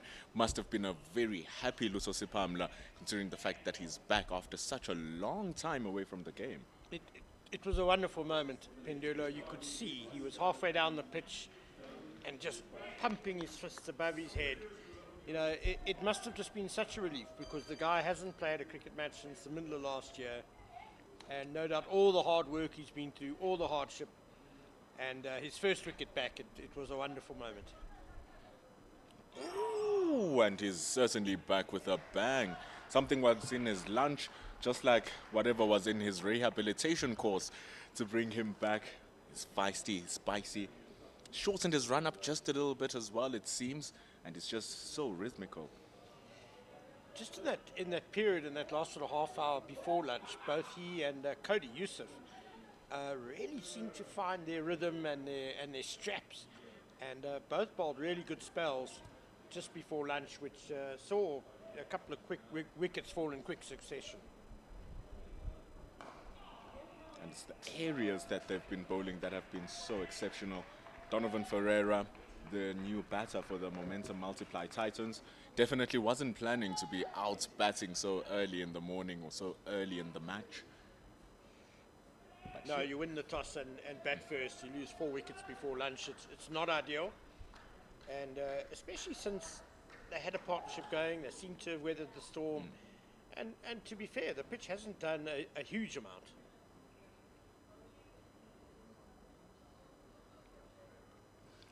Oh, gets the edge straight into the bucket of Dominic Hendricks in first slip. Lutho Sipamla is causing havoc on his return. Beautiful delivery, the beautiful sound of the kiss of death, the edge straight into the captain of the Lions. Ferreira just hanging his bat outside off stump a little bit there. I fancy he could have left that ball. It's a good channel though by Lutho Sipamla to Ferreira. We know he likes to field bat on ball. He's a very attacking batsman. But a fantastic start straight after lunch for the Lions. Wonderful delivery. He has been pestering those areas just outside the off stump. He's speaking about the channels that he's bowling. The frequencies spoke back to him. Gets the edge of the very, very dangerous Donovan Ferreira. We'll see him back with the ball, Ferreira, as we look at the leading run scorer in the CSA 4-day series this campaign so far. Rivaldo Munsami walking in at number 7. Yeah, he's saved the Momentum Multiply Titans a few times this season. Rivaldo Munsami. He's made 502 runs in 9 innings, averaging 55 with the bat, 200s, 250s, and yet strangely enough, he wasn't in that test side that went to New Zealand when he's very much been the form wicketkeeper batsman in domestic cricket amongst those who weren't playing in SA20. Definitely. He's really taken it on this season. We were speaking about KG earlier on, how he was sent out to the Northern Cape Heat, playing in Division 2 cricket, and he showed that he's just a level better than that division. Here he is now, showing that he is top of the class in this division as well. Remember watching him against the Dolphins, that 100 was so beautiful. So what will he do here? He's always been a very talented stroke player, a very talented player at the junior level. And I think he's found consistency now in the last couple of seasons. And that's great news for the Titans. Munsami, he's just 27 years old, so time is on his side. And we're seeing a general trend of how long athletes are able to elongate their careers nowadays. It's no longer a shock if someone is going to come in, make their breakthrough at 28 years old, 29 years old, and still have a good 5, 6 years behind them. Especially if you're going to be standing behind the stumps as well as a wicketkeeper. And I think especially for batsmen or batters in general, you only find your real game after a few years at the senior level. Just take a look at how much trust and how much backing was on Aiden Markram, who is a home body of SuperSports Park. Peep, gorgeous batter, talent, winning the Under-19 World Cup as captain. So many people backing him over the years, going into the top level, not really hitting his straps. But over the past 2 seasons, the Aiden Markram we are seeing now is something different. He's a great example, and I'll talk more about this in between deliveries. So, Aiden Markram, of course, captained the SA Under-19 team to the Junior World Cup title. He was player of the tournament, and immediately there was a big a demand just about that he be rushed into the Titans senior team. Why aren't they playing him? Rob Walter was the coach at the time, and it was a star-studded Titans team. That's a nice drive by Makanya, rather, to get off the mark. Both batsmen on naught here, or they were before that shot by Makanya. And so Markram had to bide his time in the semi-pro Northerns team, and they were very particular about making sure that he dominated at each level before he went up to the next. And he has actually spoken about how, sure, he had to be patient for a couple of years, but for his own confidence and for his own game, it did the world of good that he learned every step. He didn't miss out any steps. He learned to dominate, so he built his confidence, and he's certainly flourishing now. And that's what people have been talking about in terms of Dewald Brevis as well. Ken, such a precocious talent. So many talks about him going to play in these many domestic leagues that are around the world, and he chose to stay here and play his 4-day cricket. All the eyes are waiting on him. So it's the same thing with Rivaldo Munsami, who's currently on strike now, still very young at 27 years old. Extremely talented. Speaking with Werner Erasmus about him, plays as if he's a player coming from India. Incredible wrists, works the ball well, exchanges his runs. As we see the end of over number 29, it's 84 for the loss of 5. Makanya still brand new on 1, Munsami newer on 0. Yes, I think it's fantastic that Dewald Brevis, who has offers from just about every league under the sun to play, and that he's committed himself fully to red ball cricket, the 4-day game with the Titans. He's played all 6 of their matches, and that's great to see. He has spoken about how desperate he is to be an all-format player, even though there's no doubt that he could make a fortune playing T20 leagues around the world, but he wants to be known as an all-format batsman. He's desperate to play Test cricket one day.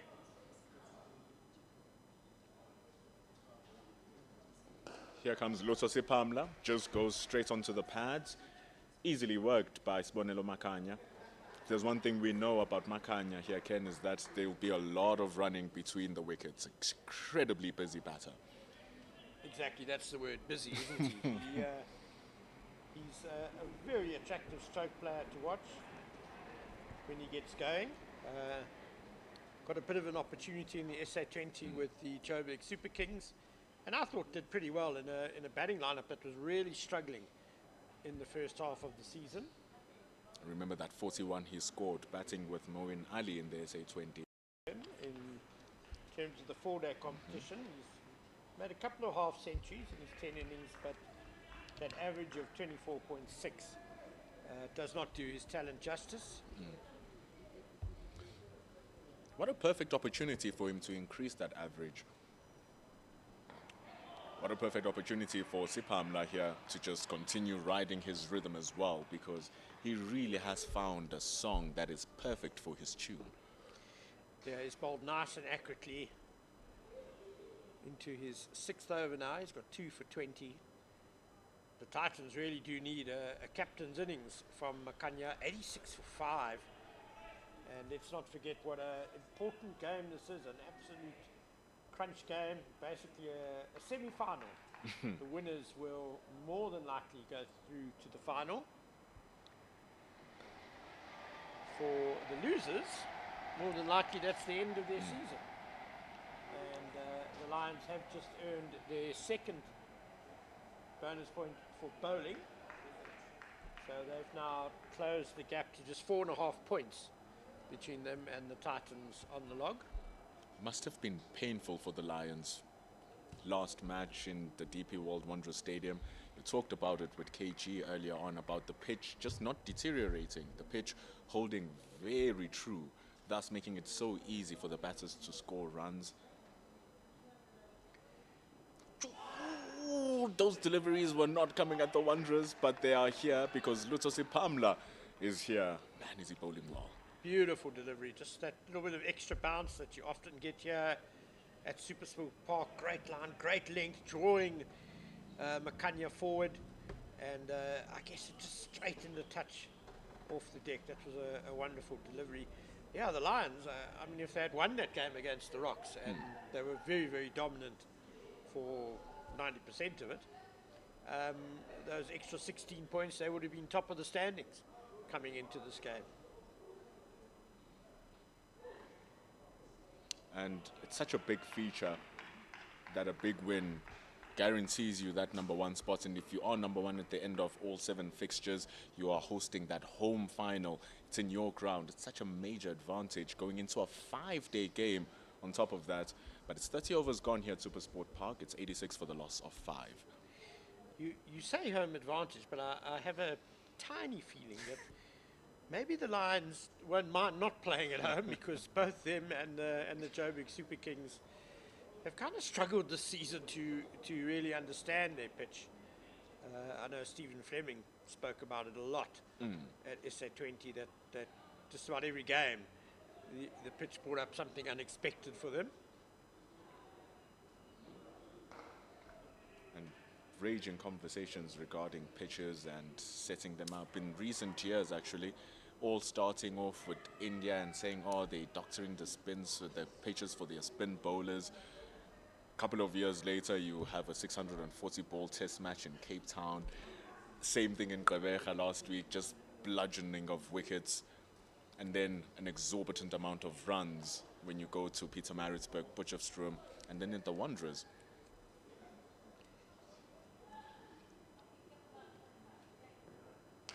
Gets an edge there, Cody Yusuf. Those are those confident strokes from Rivaldo Munsami. He's going to have to be wary a little bit. Yeah, going a bit hard at that drive. The ball wasn't quite there for the shot. Softer hands will be needed, at least in the early stages of this innings. Yet to go off his mark. Just on the subject of pitches, I think an underrated or an underused conversation at the moment is the effect of climate change on pitches.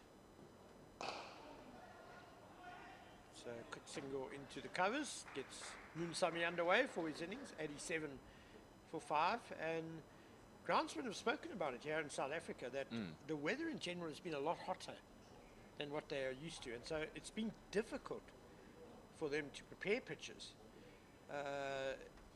The weather has changed from 5 years ago. So what was being done 5 years ago is not bringing the same results now that it used to. So there's going to have to be a time of adaptation for the groundkeepers as well. It's a tough job.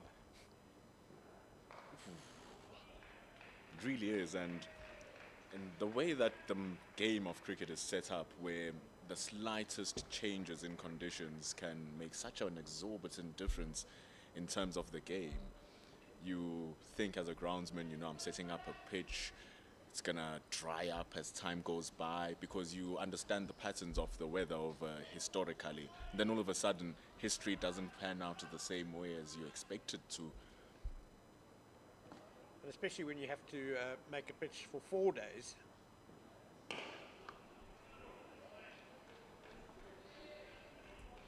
So it really makes the job hard for if the job is hard for the groundsman. Imagine how hard it is for a captain and a team who has to make a decision whether to bat or bowl onto it.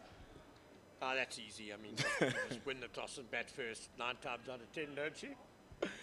Well, this is the situation here again, and they are halfway through their batting lineup. I think it was the right decision at the toss, personally. Ooh, with the ball hooping back like that, still sure. 31 over old ball, yeah, it was a good nut by Cody Yusuf. Yeah. I think, though, with the pitch being a bit soft this morning and there was quite a lot of overnight rain, there are going to be a few indentations, and I'm not sure you really want to be batting last on the surface. So you've got to weather the storm on the first morning, and then, you know, ideally you'd only want to be 2 or 3 wickets down at lunch, and then you can cash in during the afternoon. The Titans have lost a couple more wickets than they would have liked. Just that double blow before lunch, both set batsmen getting out, that has set them back. It's a big setback. Huge boost for the Lions, who haven't won a game against the Titans since March 2019. It's about to be 5 years since a 4-day game was won by the Joe Burgers. Oh, that's quite a surprise, given how competitive the Yuxke derby always is. But yeah, I guess the Titans have had the wood over their neighbours in recent years. But the Lions, they're having a good season, and you feel that they're confident. They've got a really good lineup, and so I don't think the history will worry them too much. And they've certainly made a great start to this game. Bigger advantage for the Lions is how thin their bowling lineup has been throughout the season, actually. And that is a gorgeous shot from Rivaldo Munsami. Sipamla has been excellent, but that is short, that is wide, and to the most informed batter in the country, he's going to dispatch that. You speak about the Lions' bowling attack, but interestingly enough, they've earned the most bowling bonus points in the competition. So they've managed to come up with a plan. They've managed to get things going, even with call-ups and Luto Sapamla's absence until now. No Tsepo Mareki here today, of course. No Duan Olifia, both of them recovering from the New Zealand trip. But the people who've come in have done a job for the Lions, and they've got the job done. Getting the job done is Rivaldo Munsami. This one is short and it's straight from Sipamla. He goes to the opposite side of the field this time. Same results for Munsami, 4 runs. Well, that was imperious. Clearly a man in form, Rivaldo Munsami. Sipamla's lost a little bit of pace with the injuries he's had over the last couple of years, and that really was just too short for a man of his pace to be bowling. An absolute gift. There's that length that he gets, Sipamla, which is just at the back of a length where the ball shoots up. Maybe looking for that, but it's not coming. Munsami will climb onto those any day. The previous over, he bowled that perfect length that just kind of climbs a little bit outside off stump past the edge, drawing the batsman forward. Oh! Yeah, that's a much better length, but Munsami definitely should not have been playing that off the back foot. He's very lucky not to chop on there. Here comes that little factor of variable bounce, maybe thinking that it's going to lift up than he did. Did he just completely misread that Yeah, length? I think it was the wrong length to be cutting. Absolutely. I don't think it misbehaved at all in terms of bounce. He should have been forward to that run. See, sometimes confidence can backfire very quickly. It's a good ball from Sipamla, but it's well handled from Munsami. You know, that confidence where you feel like any ball is in your arc, and then all of a sudden you chop one back onto your wood and it's over, or you pop it up into the air and you lose your wicket like a Dewald Brevis did against Cody Yusuf. There have been many a clever bowler and many a clever fielding captain who has bowled to a batter's ego, and it gets them out in the end because they just can't resist. They think they can clear the fielders every single time. But good patience shown here from Rivaldo Munsami. He's already taken 8 runs from the over, and he says that's enough. Ending the 32nd, it's 95, halfway through the batting lineup of the DP World Lions. Shall we have a look at what's happening in the other 4-day games Definitely interesting. around the country? Of course, there are 5 teams really who can still make the CSA 4-day series final. We'll start in Pietermaritzburg, where the Warriors winning the toss and batting first. They were 20 for 2 at one stage. They're now 142 for 2, with Matthew Breitsker and Tristan Stubbs both having notched unbeaten half centuries. So a very good recovery there. Also a very good start by Western Province against the top of the log Dolphins at Newlands. The home side won the toss, decided to bat first, 127 without loss. Big shots here from Makanya, flexing his levers over the top. And that's how he introduces Vian Mulder into the attack. Short and wide from Mulder, and a lovely cavalier stroke by Sibonela Makanya. So the Western Province opening stand, 127, Tony DeZorzi, 48 not out, and Daniel Smith, 60 not out. So a very good start against the team that's on top of the log at the moment.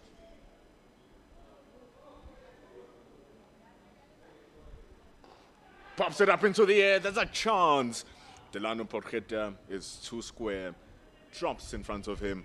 Survival for Makanya. Oh, that was awkward.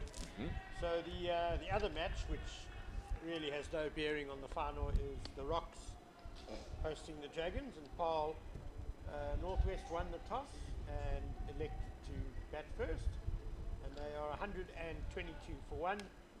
Lesiba Ngwepe has retired hurt on 58. That's sad news to hear about Ngwepe. Seems to be in fine form, because in the previous game he scored 96 runs. Was very close to getting his century, and here he comes again, close to getting another big score.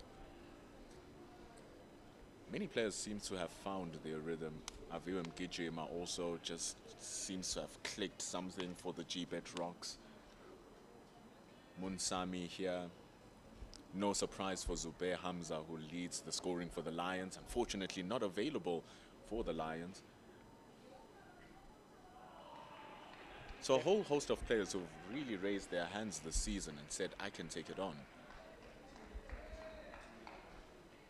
The Lions, of course, are missing 3 players from that Proteas squad who played tests in New Zealand. Chepo Mareke, Duan Olifia, Zubair Hamza. Titans just missing their opening batsman, spin bowler Neil Brunt.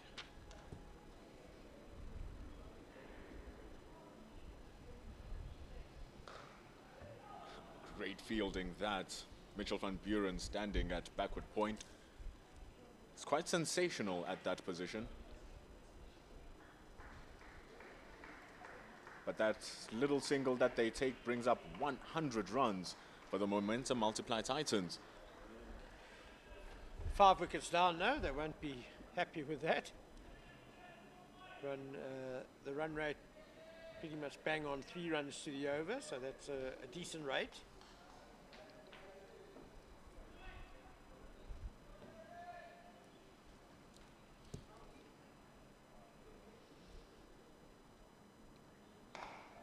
Mulder is actually one of the bowlers who's raised his hands this season for the DP World Lions.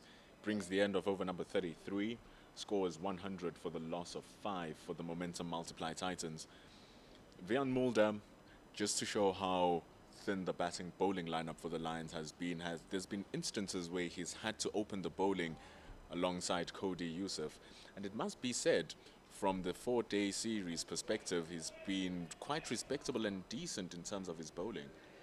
He's having a brilliant all-round season, certainly showing he's one of the premier all-rounders in the country, averaging 68 with the bat, a couple of hundreds, and a very good job with the ball. 16 wickets at an average of 24. So that's a very good effort indeed. those are serious numbers.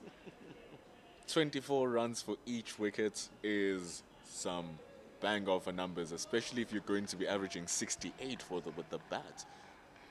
Any bowler would be happy averaging 24. I mean, Bear Swanepoel is averaging 16 as the leading wicket taker, but Bjorn Fortuin at number 2 is averaging high mid-20s. Then you're averaging 68 with the bat. Yeah, he's really enjoying a phenomenal season, Vian Mulder. Also made the SA20 team of the tournament. Oh, just coming back in from Lutho Sipamla. Soft hands from Rivaldo Munsami. Nearly sneaking in and hitting those stumps. He got a good stride in there, Munsami, but it's a really excellent line by Sipamla, just on and about that off stump. We can see he's moving the ball around a bit. It's a true test here from Munsami. Very weird conditions, you must say, for the wicketkeeper batter to come into.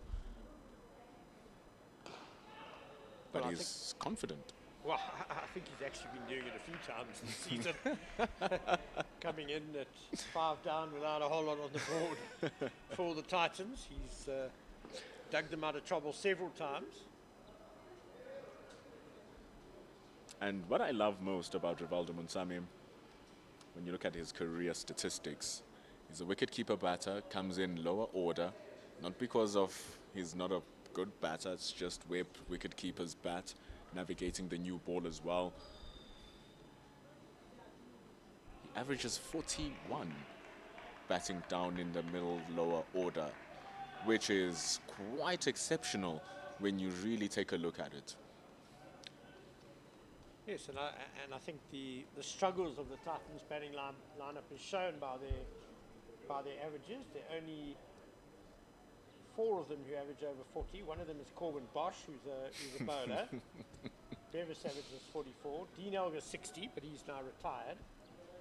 And then Rivaldo Munsami 55. So not ideal for the Titans. Oh, another inside edge. Probing is Lutho Sipamla. The length is beautiful, drawing Rivaldo Munsami onto that front foot. But doesn't matter, it's still 2 runs. It's very good areas from Sipamla. It's the second time now in this over he's given problems to Rivaldo Munsami with that ball coming back in from that good length. He's looking to lunge at it, very much so is Munsami. Don't know if that's a ploy that's working too well just so far. I like that he's getting well forward, and so far he doesn't seem to be playing around the front pad too much. So far so good. Oh, that one seemed to have straightened from Sipamla. Was playing for the ball to come back into him. It didn't, but still getting good connection with it to prevent any danger. End of over number 34. 103 as this partnership grows to 20. Excellent over by Lutho Sipamla. Very probing. 8 overs, 2 for 30 now. I think Captain Dom Hendricks would like him to keep going. But we need to be mindful that he's been out of action for a long time. So don't want to overburden him with long spells. He's going to be very happy also with the way he got those wickets. It wasn't wickets which he was gifted.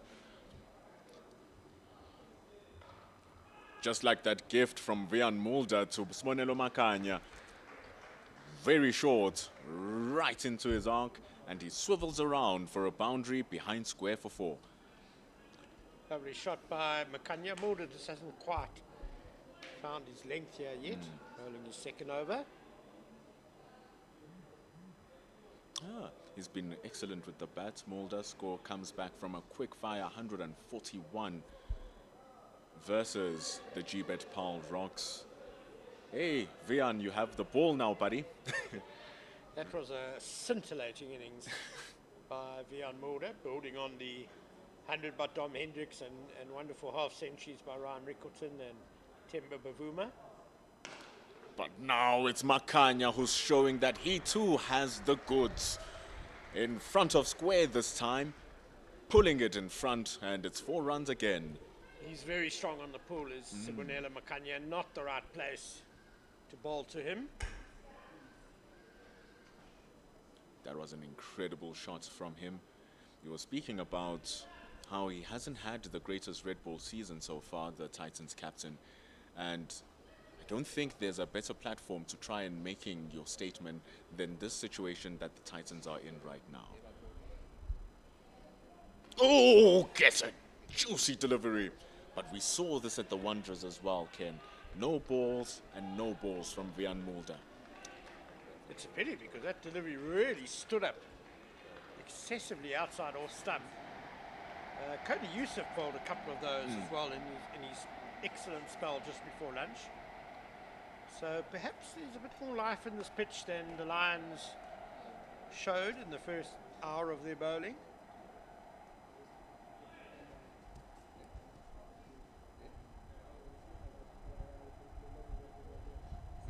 That one just moving away.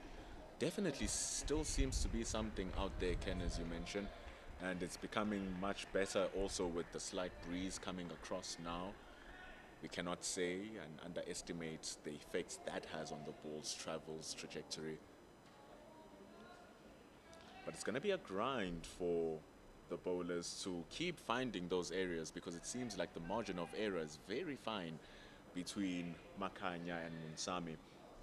Get it too full, it's a drive. That's where he wants to be, though. Maybe a little bit straighter, but certainly a good length that. Just love how it carried to Rickleton as well. Just so easy, meaning that the slip fielders can't go to sleep at all. Yeah, we've already seen one catch go to the slips today, and there was Rivas also got an edge to Youssef just before Youssef got him out before lunch, which went behind the wicket between the wicketkeeper and first slip. Another one pulled away from Makanya. Didn't get the purest connection this time. Two fielders converge for the Lions. They get the ball up in the deep, Lutosi Pamla. They run 3.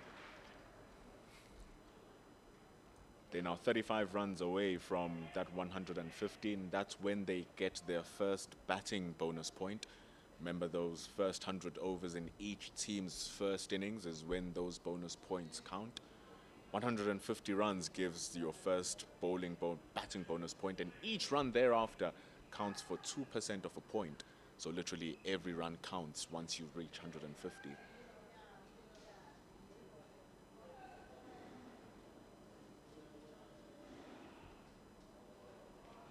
Good deliveries, get wickets, and Munsami spots one, decides not to risk it. Ends over number 35. It's 115 for the loss of 5. We are seeing a little bit of cloud build up as we look towards the south and Johannesburg here at SuperSport Park, but nothing too threatening at the moment. It's very definitely storm season at the moment. We're having thunder showers somewhere in Gauteng just about every afternoon. There was one last night, not too long ago, just here.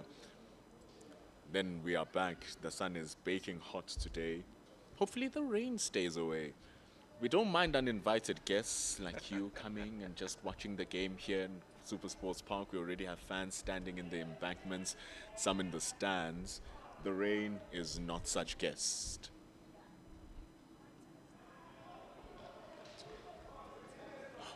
Oh. Here comes Malusi Siboto from the Henops River end. Malusi Siboto produced a very typical Malusi Siboto spell before lunch. 5 overs, 3 maidens, just 2 runs conceded, so really tying up an end. And perhaps that played a role in the 2 wickets that then fell shortly before lunch. Brevis and Matthew Kleinfeld, perhaps they felt a bit frustrated.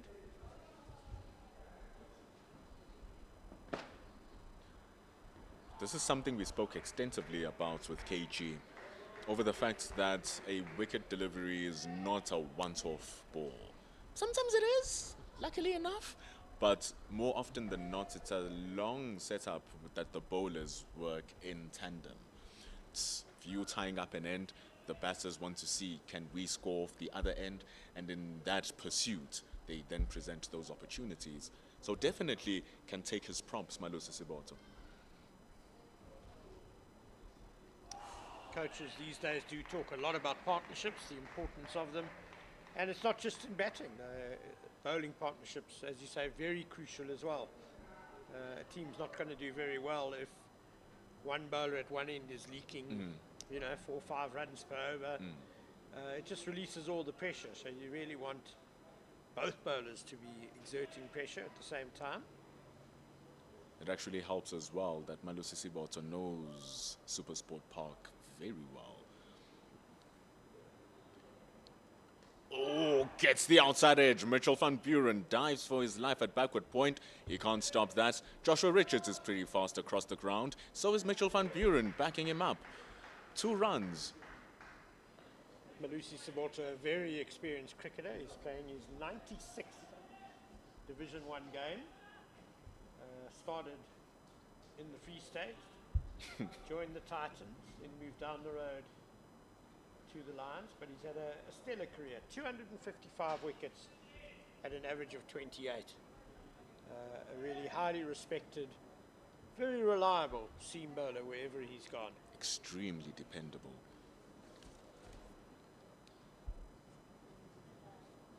Oh, gets some good bounce as well. He actually had a couple of those deliveries in his first spell too. That's why he went only for 5 runs, for 2 runs in 5 overs. Absolute control, and seems to be something about him that just gives him something extra. He may be 36 years old now, Malusi Siboto, but put a bit of back into that run and reared up very nicely. Very well played by Rivaldo Moonsamy to get it straight back to ground. Oh, chases at this one. Superb bowling from Malusi Siboto. No balance in Munsami's shot. And that pressure we're talking about, Ken. Here it is, striking, and Rickleton pays back his catch. It's a very disappointing stroke by Rivaldo Moonsamy, to be honest. It was really just a swish outside off stump. He wasn't balanced. It wasn't the ball to drive.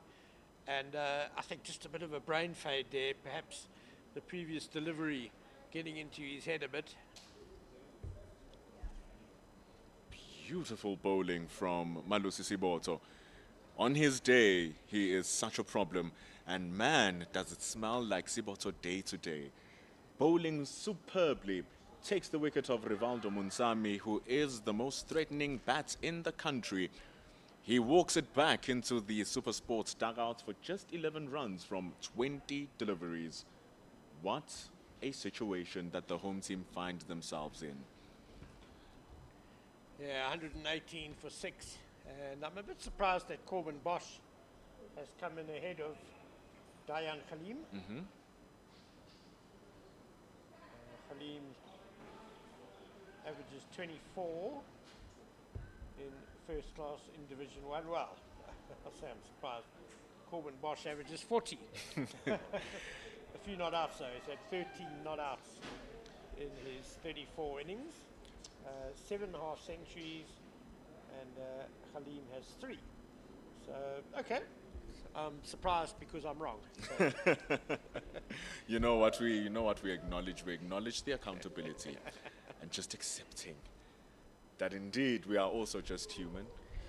I suppose Corbin Bosch has really turned into a bit of an all-rounder because there are times where he doesn't bowl at all. Bats 7 or 8 or sometimes even 9. Sometimes doesn't even bowl. So I guess we have to accept that he's a genuine all-rounder now. Dayan Khalim also. Both of them, you'd say, probably more bowling all-rounders. We saw in the game where the Dolphins played the Titans here at SuperSport Park, it was actually Khalim and Corbin Bosch who opened the bowling in that particular game, showing exactly that they have the skill with the ball. I must say that the numbers of Corbin Bosch do come as a little bit of a surprise. It's like, oh, okay, is this the situation that we have here, Corbin? The Titans will definitely want to see that situation now, want to see that average of 40, they want to see his first class average of 37. Makanya's taking out all of his strokes though, but they have become a little bit defensive now, the Lions and Dominic Hendricks, putting Lutosi Pamla up at deep square leg. I think because Makanya is so strong on the pool and so quick to play that shot, not a bad idea to have protection out there. What I like the most about Makanya's pools is that they're not creating opportunities. They're not out of control. There's no one in the inner ring on the leg side, just a deep fine leg and a deep square leg. So he can go aerial just a little bit. He's not looking for sixes. Oh, he's looking for fours. And this is beautifully driven. That is gorgeous. From a pull shot to a drive. Vian Mulder's punished. Yeah, and Makanya has raced along now to 24 not out. He's bowling exceptionally well. Another Faced 32 deliveries. So with his team in trouble, he's counter-attacking, putting valuable runs on the board. Just wondering what a good score, good first inning score on this pitch would be. I fancy the Titans to get to 250, they'll be happy, very happy. from this particular situation, it's going to be incredibly interesting if they can make it to that score. If they do so, they are going to need both of these batters to really stick their head, one of them to grind it out as much as he can.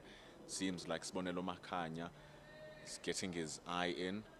Vian Mulder has bowled a no ball in this over, which was driven. He's also going to need to be more aware of that front foot. Because if they're going to be driving and playing at him, big chance that he might induce an edge.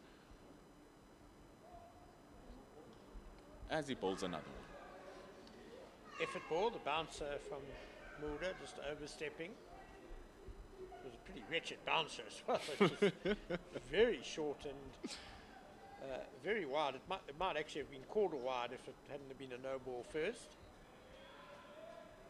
There really seems to be a lot of bounce from the surface. It's not a hard pitch type of bounce where it's shooting through the surface and really rushing the batter. It kind of has a little bit of sponginess towards it. That's fairly typical of the first day here at SuperSport Park. As you say, that sponginess, the pitch hasn't really totally hardened out yet, and you'd expect tomorrow to see the shorter deliveries whiz through quite a lot quicker. Just have one of the most exciting prospects that the Titans are looking forward to, Loandre Pretorius, coming into the stands to enjoy some cricket.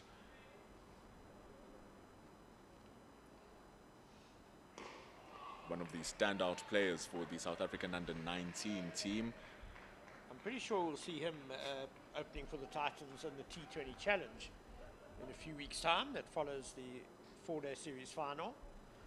Maybe even Steve Stolk, you never know, his SA under-19 opening partner. Quite a coup, the signing of Loandre Pretorius. He's a St. Stithians guy, so he actually falls into Lions territory. The Titans have snapped him up. I think our commentating colleague Werner Erasmus might have had a little bit to do with that. Maybe. But we see the end of over number 37. It's 126 for the loss of 6. Makhanya, he is shining light, as his surname suggests, currently on 28 runs. And Vian Mulder is going off the field. A little bit frustrated, I think. 3 overs, 9 for 25. He's not quite in proper rhythm. We saw a few no balls. And maybe he has a bit of a niggle or just needs some attention in the change room. Cody Youssef is back on the field after he took a break. We'll try and work out who the 12th man is, because he'll still be on the field. Malusi Siboto has the ball from the Henops River end. He's been quite stupendous today. 5 runs in his 6 overs and also, crucially, a wicket in his name. Bowling, typical Malusi Siboto lens. You can see a smile on his face after he delivered that ball. Clearly seems to be enjoying what he's doing here today. The Lions, the pride is roaring behind their man. 36 years old. You couldn't fool me, Malusi. He's 29, just like his shirt suggests.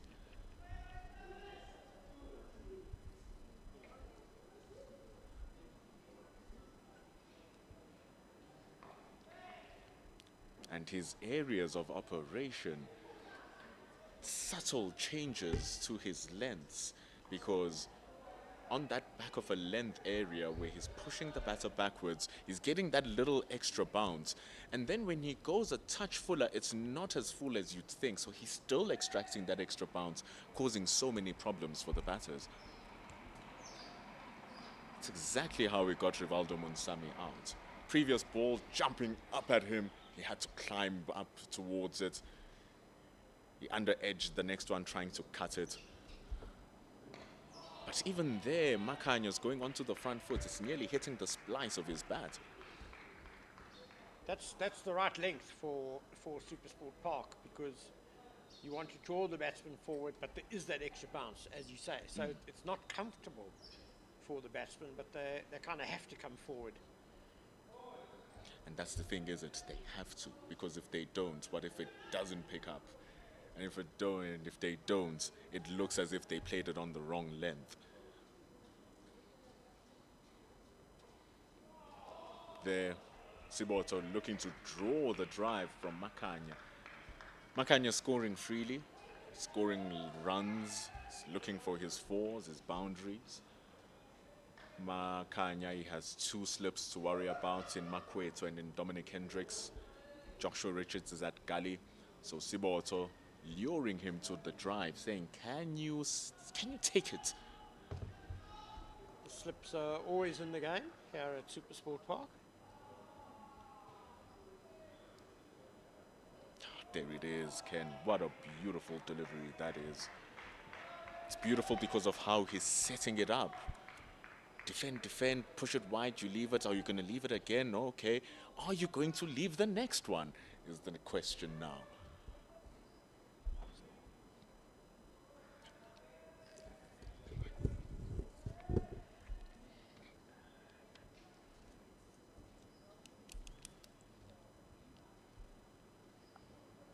Oh, Malusi keeps him honest, and Makanya already is onto it. A good leave to end the over. 38 have been completed. Sensational cricket here at SuperSport Park. It's 127 for 6 as we have a commentary change. KG will join Ken Bolland.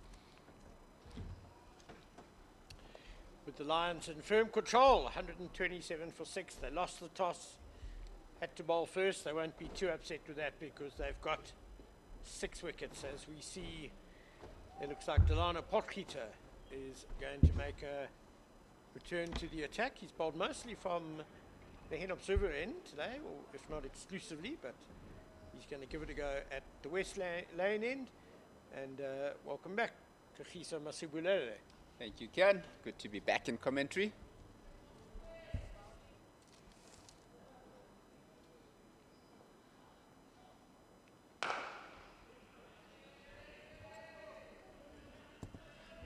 It's a wonderful ball. First ball up from Delano Potgieter back into the attack, just bowling it straight to Coben, who hits it down to mid-off for a dot. Ken, intriguing bit of session there after lunch. I think the Lions again would probably be the happier of the 2 teams. Scoring rate has gone up, but obviously losing the integral wicket of Rivaldo Munsami. And Donovan Ferreira, straight off the lunch. So 2 big breakthroughs for the Lions. Ferreira, very, very dangerous batter, sort of guy who could get 60 or 70 runs here quickly and change the momentum of the game. And of course, Rivaldo Munsami, the form player in the 4-day competition, making just 11 today. So It's the Lions who will be really ecstatic with the way things are going at the moment.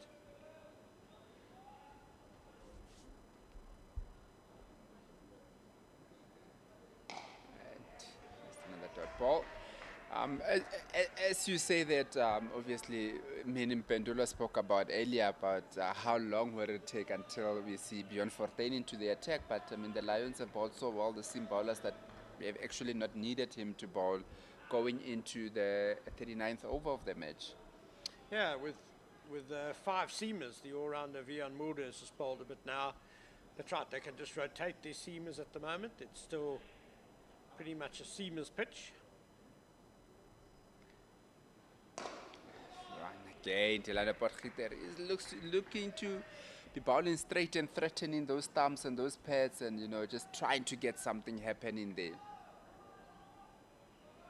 It is a captain's dream, isn't it, when you go into a game with 5 seam bowlers and then they do the job up front for you. You don't even need your leading wicket taker, the spin bowler, to come into the attack. So Dominic Hendricks must be feeling good about how the toss went and how the bowlers have responded to it. A nice full one. Coben Bosch just hits it past that mid-off for a wonderful boundary, breaking the shackles a little bit with the pressure that's been created by the Lions since after lunch, and a wonderful shot from Coben Bosch for a 4. Delano Potgieter likes to get the ball up there to get a bit of swing, but that was just over-pitched and beautifully dealt with by Coben Bosch. But the Lions had a bit of a messy start today with the ball, but then they really settled down, and it's been a bit reminiscent of the first day at the Wanderers last week against the Rocks. And once again, just goes full. Coben Bosch just opens the face of the bat there and just get that nicely there at point. You make a good point about how it started there at the Wanderers last weekend, how it's actually looking a bit different here. I think where the Lions have got things right is that they're building pressure from both ends now. The bowlers have started to come a lot straighter, have fixed up their lengths, more consistent lengths, and I think this is the sort of pitch where if you put the ball in the right area enough times, you're going to get reward. There's enough in it to create wicket-taking opportunities. So Malusi Siboto continues from the Henops River end. Maybe going to Sibanola Makanya.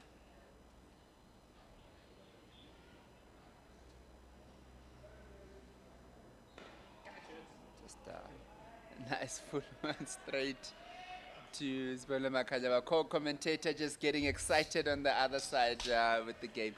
I must say, I've liked how Sibanola Makanya has approached his innings. I mean, he came in and there were wickets flying all over the place, but he's looked to be positive. I mean, there's been a lot of stroke playing from him just to make sure that tries to, as much as possible, transfer the pressure back onto the Lions. It would have been easy to just come in and just continue the momentum of the game, which would have been to try and stick it out. But then he's really, when the ball short, he's went for it, he's tried to hit the ball, really trying to make sure that he's consistently scoring runs. I think that's the thing. Makanya has backed his strengths. So he's batted positively, but without taking too much of a risk. He's very good on the pull, so anything even fractionally short, he's pounced on. And if it's been too full, he's driven nicely. So that's it. He's backed a couple of shots that he knows are good scoring options for him. Low risk shots. And that's why he's on 28 not out.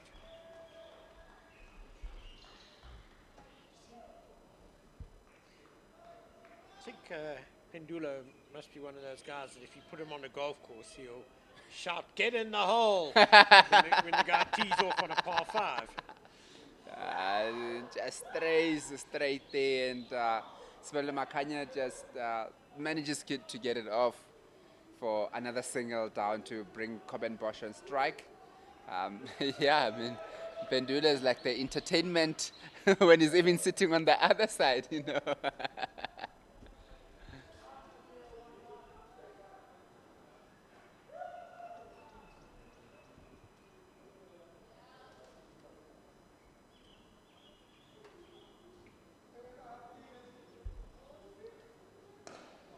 Nice full delivery there from Malusi Siborto, and Comenbosch just punches it to that cover for a dot.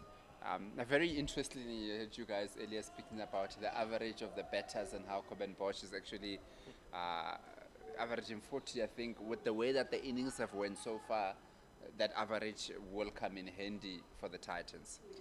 Absolutely, they need as much as they can get from him. He'll be trying to form a partnership with his skipper. And what would you say, looking at the match situation and where it is the moment, both teams would be happy to be at? The Titans, let's say, by T, and then the Lions, let's say, by T. Well, the Titans will just not want to lose any more wickets until T. They'll want Makanya and Bosch to still be there, to have a bit of a platform. They've still got a fair bit of batting left with Dayan Khalim and even Junior Dala to come in. The Lions would love to nip out a couple more, get into the tail properly, which will set them up to maybe even start their first innings on the first day, which would be a big blow for the Titans, having won the toss and elected to bat first. And at the end of the 30th over, the Titans are 132 for 6. When you're just speaking about the battle, the Titans actually bat very long, because Merrick Brett also, I've just looked at his stats in the Premier League, in the Titans Premier League this season. He's actually scored 250s this year. He can actually bat. So you've got a team that literally bats up until number 11, and with the way that the game is going on at the moment, they will be being eager to make sure that they show that they've got 11 batting guys out there to try and score as many runs as possible. And just a touch outside that off stump. Sibonelo Makanya goes for it. Luckily for him, he misses it. There is a full ball, but it carried so much to the keeper. Just looked like there was good movement away there from Delano Potgieter, as we spoke about earlier, that he's a guy that's not afraid to pitch the ball up, gets a bit of movement, and that was an example of what he does with the ball. That's exactly what he's bowling for. That's what he's looking for. The fuller swinging away nicely, Makanya drawn into the drive, and that was nearly the end of him. As time gets it a bit more closer, Makanya just hits it straight to that mid-off. Yeah, Merrick Brett averages 19 with the bat in first-class cricket. This is only his 5th match. It'll be his 6th innings. Small sample size, but promising signs. We don't have the traditional tailenders, do we, anymore, where number 11 averages 8-9. And that's again, Delano just traces on the pads, and Sibonelo Makanya just gets on top of that ball, hits it between that mid-wicket and mid-on for another boundary down. As we said earlier, Sibonelo Makanya has been really looking to be positive. Anything that is a little bit loose, he is pouncing on it and making sure that he gets the most out of it. Yeah, lovely shot by Makanya. Lovely balance, strong off his pads as well.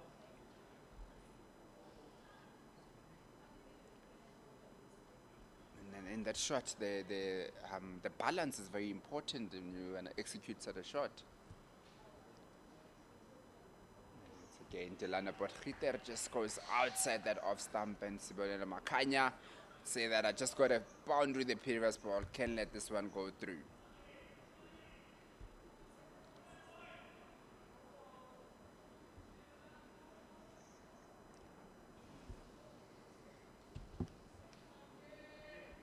You were talking about the pitch, KG, and happened to have a chat with Brian Bloy during the lunch break. Just specifically in terms of your question about how long until we see the spinner Bjorn Fortuin.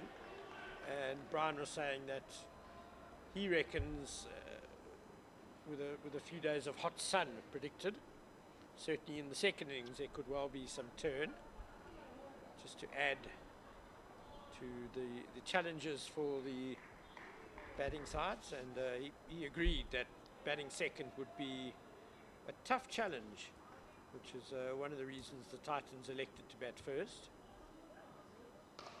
Another short ball, and Sibonelo Makanya, as he's been doing throughout this innings, pounces on it and hits it down to that deep square leg for yet another boundary. Not sure when the Lions bowlers are going to learn. You can't drop short to Makanya, not at this pace.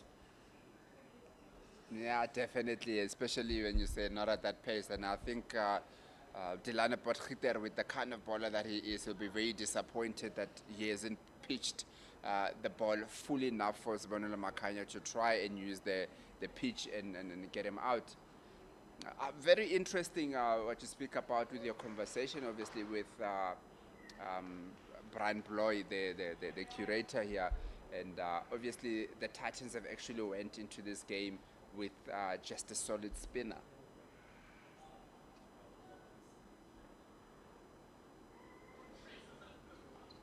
And once again, Malusi Siboto keeps on probing in there and hits the pad of Coben Bosch.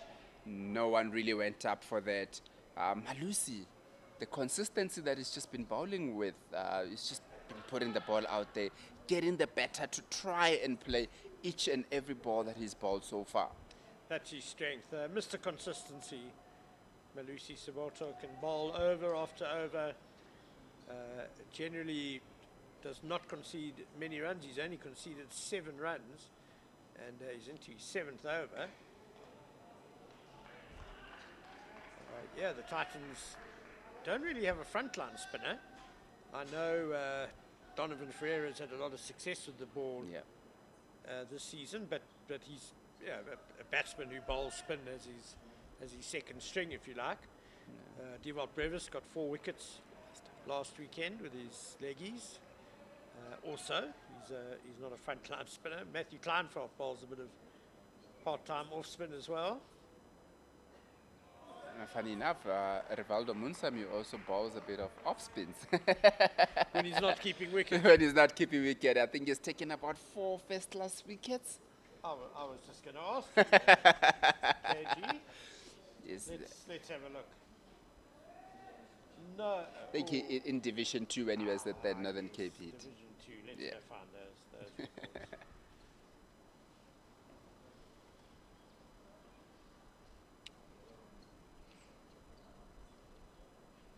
And Malusi Siboto once again just strays in there, making Coben Bosch be a little bit uncomfortable in the way that he is approaching this innings.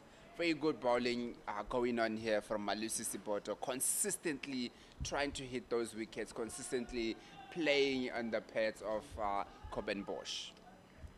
This is why KG earns the big bucks as a commentator.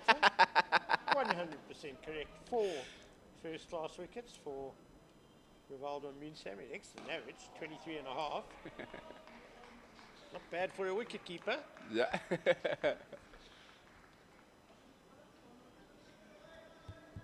We've had a few wicket-keepers in domestic cricket in South Africa who've turned their arms over quite successfully. Heinrich Klaassen, of course. One of them, yeah. In white ball cricket. Rudy Second, formerly of Free State, now the Warriors. He's done quite a lot of bowling.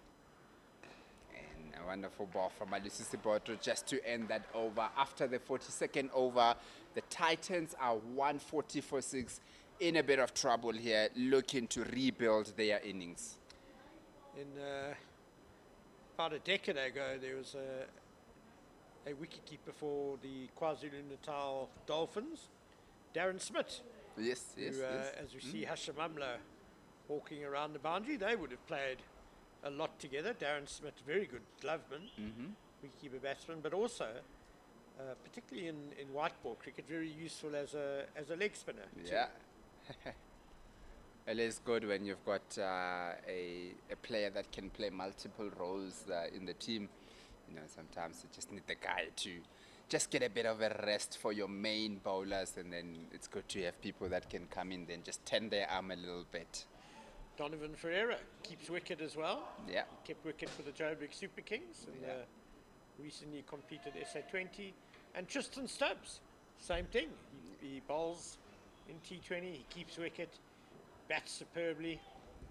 Again, Cody Youssef continuing from the West Lane end and it just gets one outside that off stump. Didn't McBoucher also get a test wicket at some point? I think He did in the West Indies, but that was when I think 750 played 720 or something. Mark Boucher, yeah, he got a test wicket.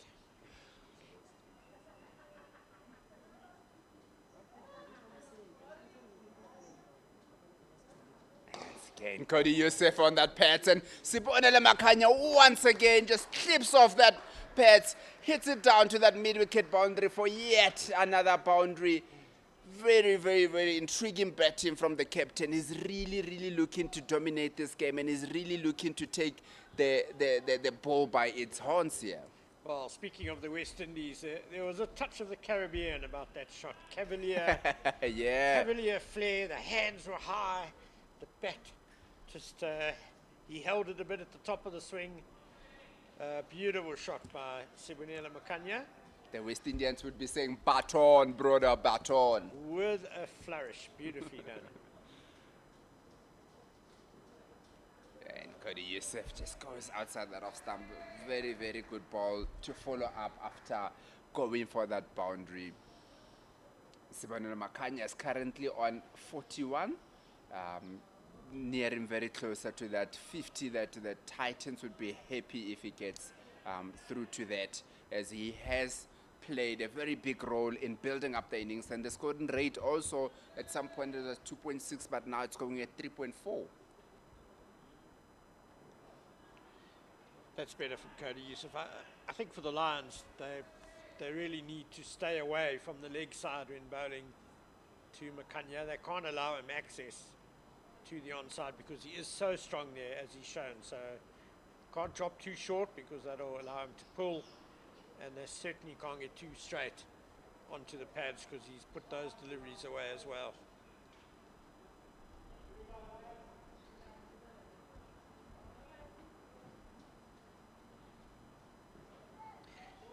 We mentioned Hashim Amla walking around the field. He, of course, is the DP World Lions batting coach. Their bowling coach is Alan Donald.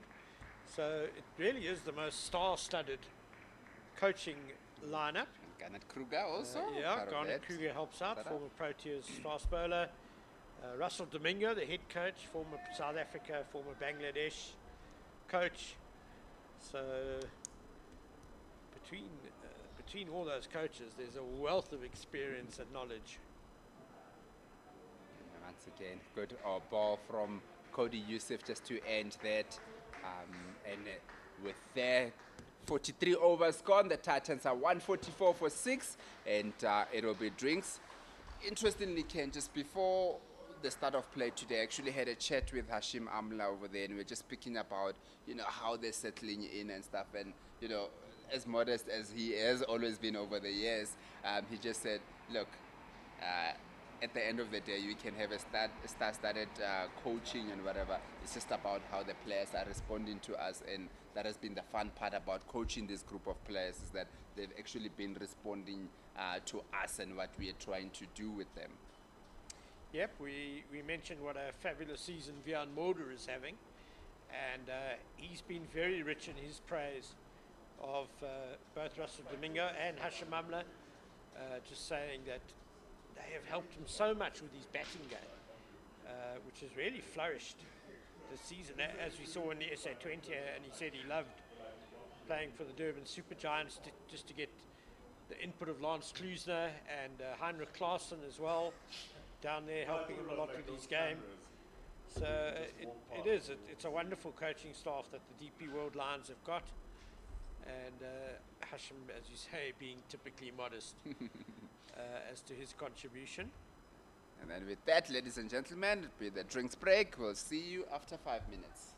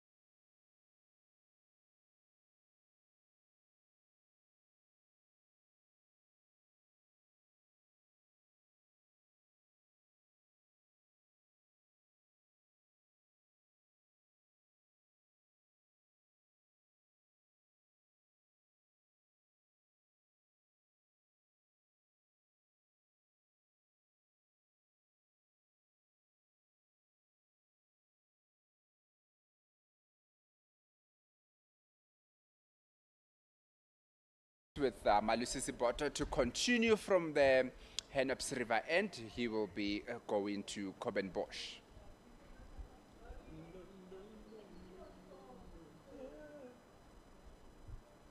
First ball after the drinks break, just outside that off stump. Kobenbosch just pounces on it and hits it through that cover for a boundary. A teasing boundary it was. Very good start from Kobenbosch immediately after the drinks. Fantastic start. Always difficult to get Malusi Siboto away. It's very interesting how the field positions has also changed. We spoke about earlier when Deval Breves was betting that they had actually had a deep square leg out there, but not anymore. I'm a bit surprised. I think Bosch does like to hook. He doesn't always put the shot in the cupboard.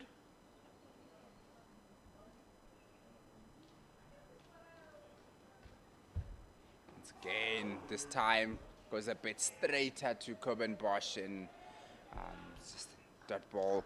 So I think obviously when we're speaking about Kobenbosch does like to hook, but I think it's more of the better that you bowl into, because they know that Breves, he also does like to hook, but he actually struggles a little bit more.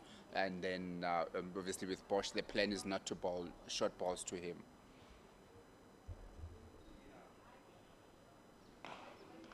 Again, Malusi Siboto just outside that off stump. He's been probing the whole time. He's just been in and around the same area, just trying to get the batter to come out and maybe nick one off.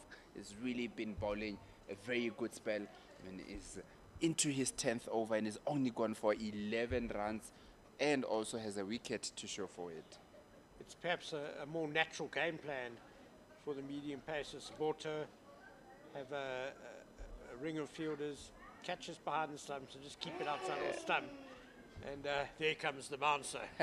Well, there's a change of field also. They get a deep square leg out and then there comes the bouncer and it nearly paid off. Straight away, yeah. They moved the deep square leg out just before that delivery. And straight away the bouncer from Siboto. So he's varying his plans here, keeping the batsman guessing. I think we spoke last week also that Malusi Siboto, as much as he doesn't bowl a lot of short balls, but when it comes in, it's a bit of a surprise and it looks to just skid on a bit quicker than what he is.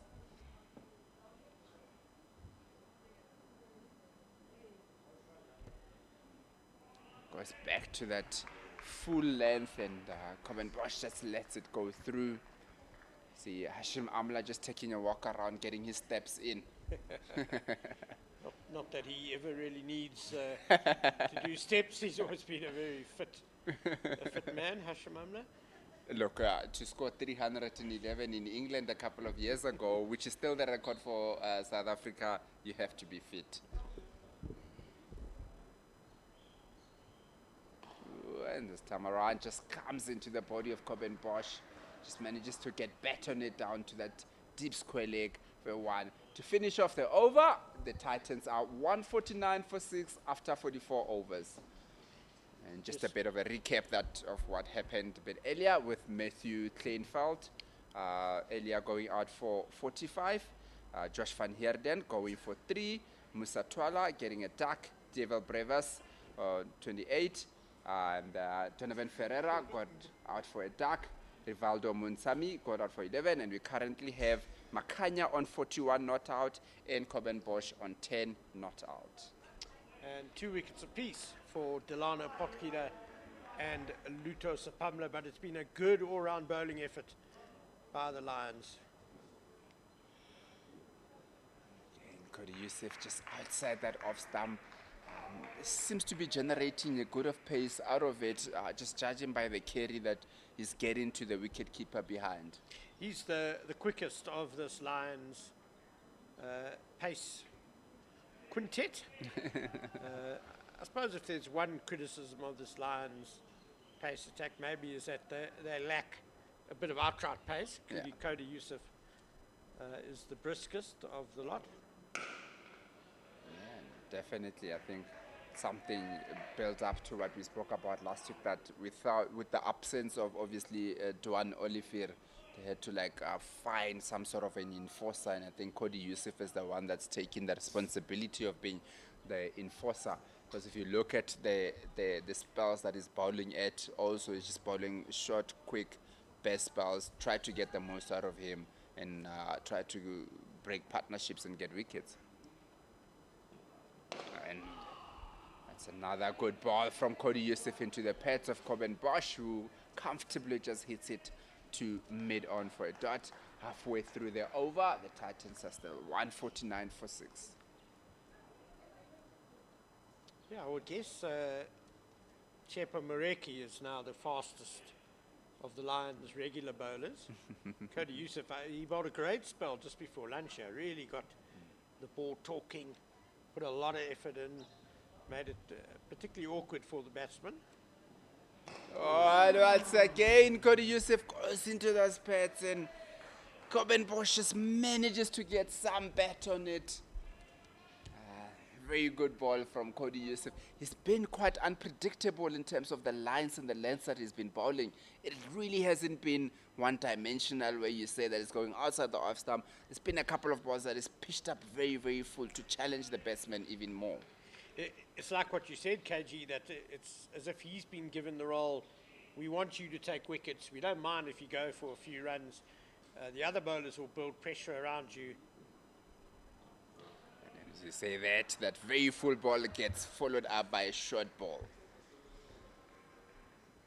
Yeah, you're quite right, Ken, in terms of, the enforcer is one of those that you almost have a free will to say, go out there, express yourself, bowl as quick as possible, and let's see what you can get out of the wicket. If there's anything out of the wicket, try to get as much as you can out of it. Yeah, try things, try different things, and we've seen that from Cody Youssef just in this over alone. And that's a thick outside edge just past that gully area for a boundary from Coben Bosch to end the 45th over, and that's the 150 up for the Titans, 153 from 273 balls with 24 fours and no sixes so far.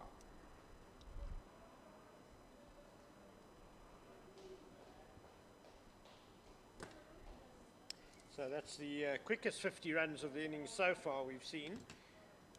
The first 50 took 97 balls, another 100 balls for the second 50, but that one just taking 76 deliveries, which you'd expect because Sibonela Makanya has batted very brightly for his 41 not out, and Coben Bosch is always going to be someone who scores quite quickly as well. Makanya needing just 58 balls for that 41. He's at 7 fours, and Bosch 29 balls for 14 not out with 3 boundaries.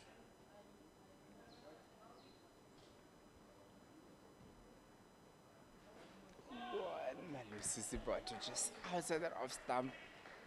Not so many times that you've seen Makanya just looking a little bit uncertain as to what he wants to do, but at that time around, I think I liked the way he played that. It was like he went forward, covered his off stump, but didn't chase the ball at all with his bat. He just kept his bat covering off stump and then kind of just let it go through past him. I like what Makanya did there. Good ball though from Sabota. once again just outside that off stump, Makanya. He's blocking it out of the middle of the bat. As much as when he hits it for a 4, it's also out of the middle of the bat. So that's somebody that is looking in really good touch at the moment. Certainly doesn't look like someone who's only averaging 24 this season. A lot more confidence in the strokes. And again, just a nice ball straight up, and Sibonela Makanya just hits it down to Delana Potgieter at mid-on for a dot ball. Yeah, quite rightly so. He's saying that averaging 24 coming into this game. But, you know, this is the kind of game where the Titans would need him to up that average with the situation that we find ourselves in. Well, so far he's doing a great job. 41 not out of a total of 153. this partnership now 35, so Corbin Bosch doing a good job as well, supporting his skipper. I think with the way that Sibonile Makanya is batting and just thinking about the innings of Dominic Hendricks last week, that, as the captain, he needs to really carry it through, and that's Sibonile Makanya will have a similar role to play for the Titans in this game. Just outside the off stump, gets a thick edge outside, doesn't carry through because of the soft hands that Sibonile Makanya applied onto that one. It's a good battle this between Malusi Saboto and Sibonile Makanya.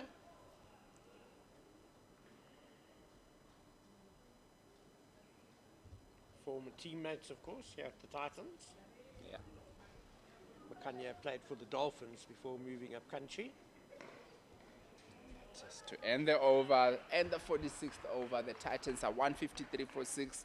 And just a quick update around the country with the Tuskers versus Warriors. After losing 2 very early wickets, the Warriors are currently 209 for 2 with Matthew Brisky on 88 and Tristan Stubbs on 105, getting that century in that game. And then the Western Province versus the Dolphins. The Western Province lost their first wicket. They are 179 for 1. Tony D'Souza just went out for 72. Daniel Smith on 88. And Valley with him at the wicket. Then we go to the Rocks versus the Dragons. The Dragons are currently 173 for 3 with Lesego Senokwani still on 51 not out. Lesiba Ngwepe retired a bit earlier on 58. Ruben Herman out for 32. Vian Leber out for 0. And Isaacs is currently batting with Senokwani. Cody Youssef to continue the bowling from the west lane end to Coben Bosch.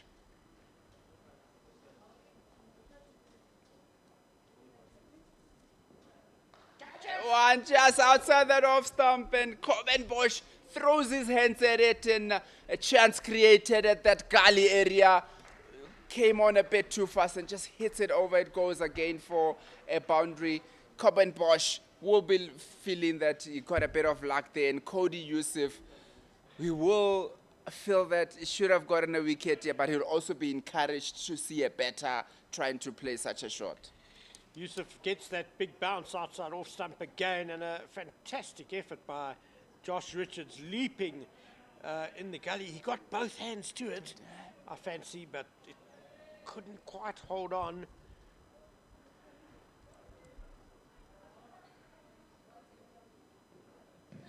Cody Youssef changes it up this time around, going into the pads, and here's the pad of Coben Bosch. Quick running, good running again from the momentum multiply Titans. They come back for 2.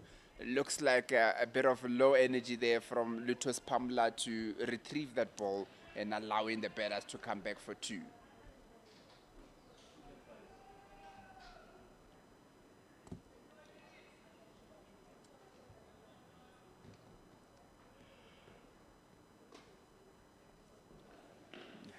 Again, Cody Youssef just outside that off stump. Good comeback from that previous ball. He's been bowling very good in terms of, as much as it hasn't been consistently in the same area, but the change-ups that he's really brought up, going to the stumps, just outside the stump, bowling that short ball, has really been probing, and he's always been looking to ask questions. Of course, with that extra little bit of pace, has been helping him out also. Yeah, he's asking plenty of questions. Cody Youssef, good stuff by him.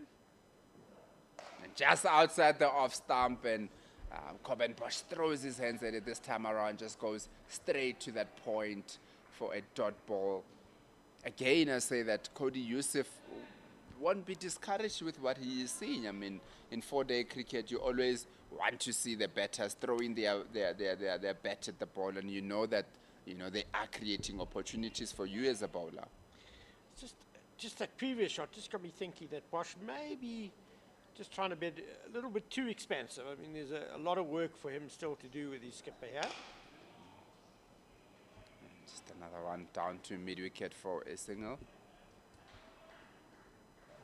And I think again, it's what we have spoken about throughout the day in terms of the amount of pressure that's get created, because there's a bit balls leading up to that created a little bit of pressure, and then it sees Coben Bosch, who as much as averaging 40, but he's more of an all-rounder. So whenever he sees a little bit of opportunity, he'll try to go for it.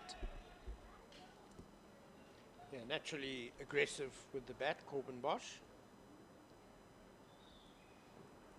And once again, just a short 1-2. Sibonele Makanya goes down to that square leg boundary and manages to get it in between the fine leg and square leg for yet another boundary. Has been pulling well the whole innings, has really been looking certain, especially on those short balls, to get them through the covers.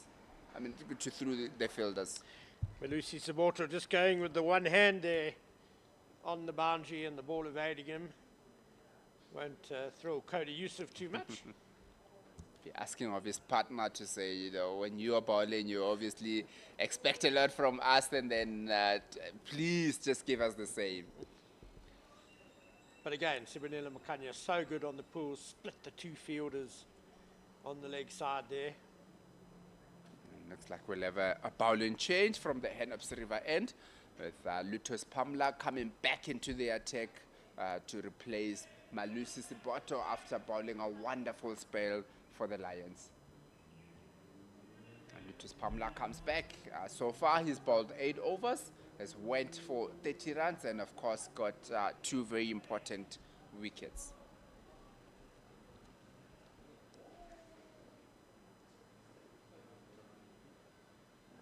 First up from Lutus Pamla, pitches one up. Coben Bosch says, thank you very much for that. Hits it past that mid-off for a boundary. And that's going to be the 50 partnership up between these two in off just 69 balls. It's been a run a minute, so a very good counter-attack by Makanya and Bosch. That was just a gentle half volley to start his spell by Lutus Pamla, real loosener. And thank you very much, said Corbin Bosch. Interestingly, we're seeing Bjorn Fortuin starting to warm up there at the cover. I'm sure it's not too long until he comes into the attack. Just starting to leak a few runs, the Lions now. The run rate's gone up to 3.6, the most it's been all day. And just outside that off stump, and Coben Bosch just hits it to that mid-off. Again, I think it's a bit of counter-attacking and positive cricket being played here by the Titans, not just hanging back and sitting back and waiting for something to happen. They're really looking to, almost change the narrative of the game so far. I think it's a sort of pitch where if scoring opportunities do present themselves, you've got to take them. Otherwise, the bowlers are just going to hold sway too much. Ooh. Just full one there looked like was dropping on. Coben Bosch manages to get the bat on it. I think it is also what we spoke about a little bit earlier, that it's the sort of wicket that as a batter, the longer you spend out there, the more you are looking to bite your time a little bit. With the sun out, when it gets a bit drier, might be a little bit easier for you to bat, and it's starting to show in this session where the batters are looking to be a bit more positive. Yeah, the ball now into its 48th over, so a lot of the shine would have gone, the seam won't be so pronounced. And we've had warm sunshine all day as well, so that green grass already looks to be a little bit less prevalent than it was this morning.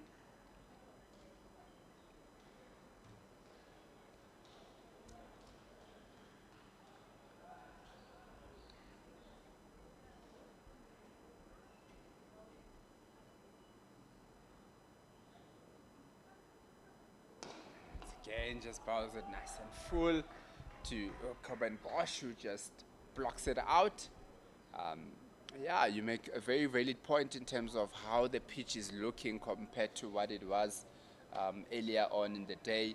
And I think this is the time that the Titans would have identified that had they just kept their wickets, in hand, it would be a good time for them to capitalize now and to try and score a bit more runs.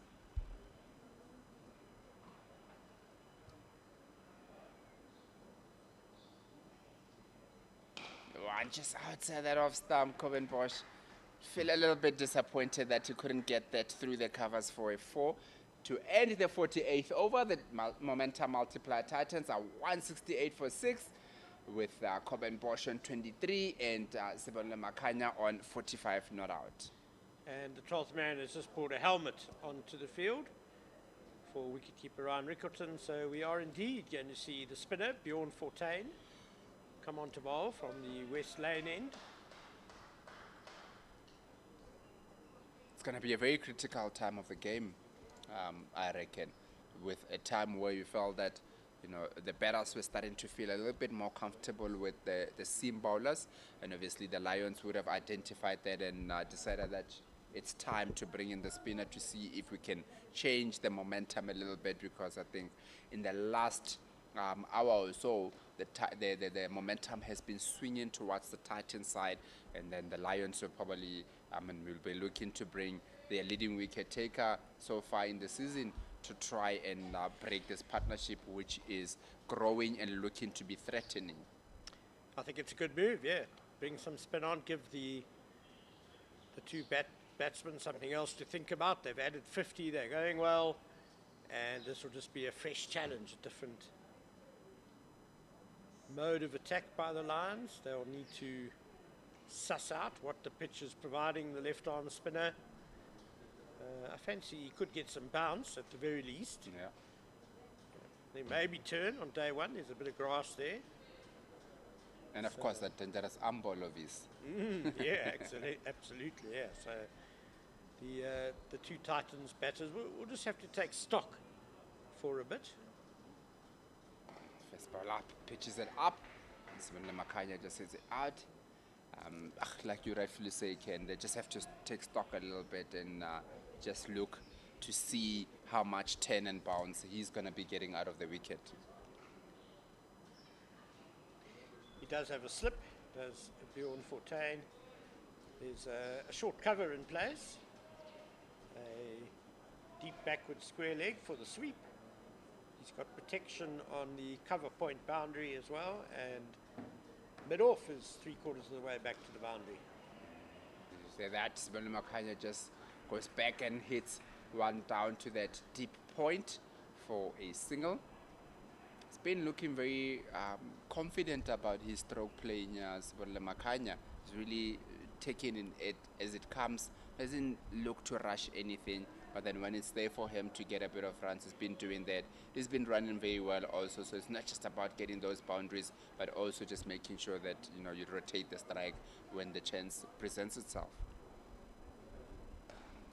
Just a bit straighter there from Bjorn Fortuin, and Coben Bosch negotiates it out for a dot ball. I think there is a bit of turn there for Fortuin, but it's slow turn.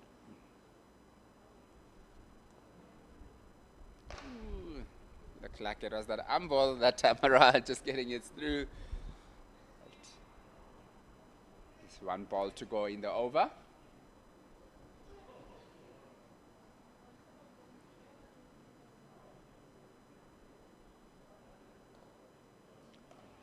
Which is nice and full. As you said, Ken's bit of 10 out there to end the 49th over. The momentum multiplier Titans are 169 for 6. So they do now have their first batting bonus point, and they've added since then another 0.38 points, so 1.38 points added to their tally on the log today.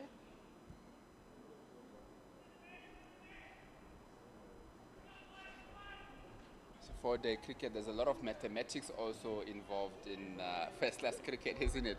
Those not 2 points that you have to get. I could never just naturally work that out.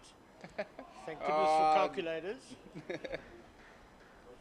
And one from the first ball, Lutos Pamela goes into the pads, and Sibonile Makanya just clips it off kept the bowling team interested. They felt that there was a bit of something there, but at the end of the day, Smono Makanya just gets it down to a fine leg for a 1. Yeah, definitely have to go back to school to calculate all the points that you get throughout the game, don't you? Well, we'll do our best over the next 4 days to keep you up to date with the live log, but it is quite complicated, so do forgive us. If we make mistakes, that was nearly a mistake.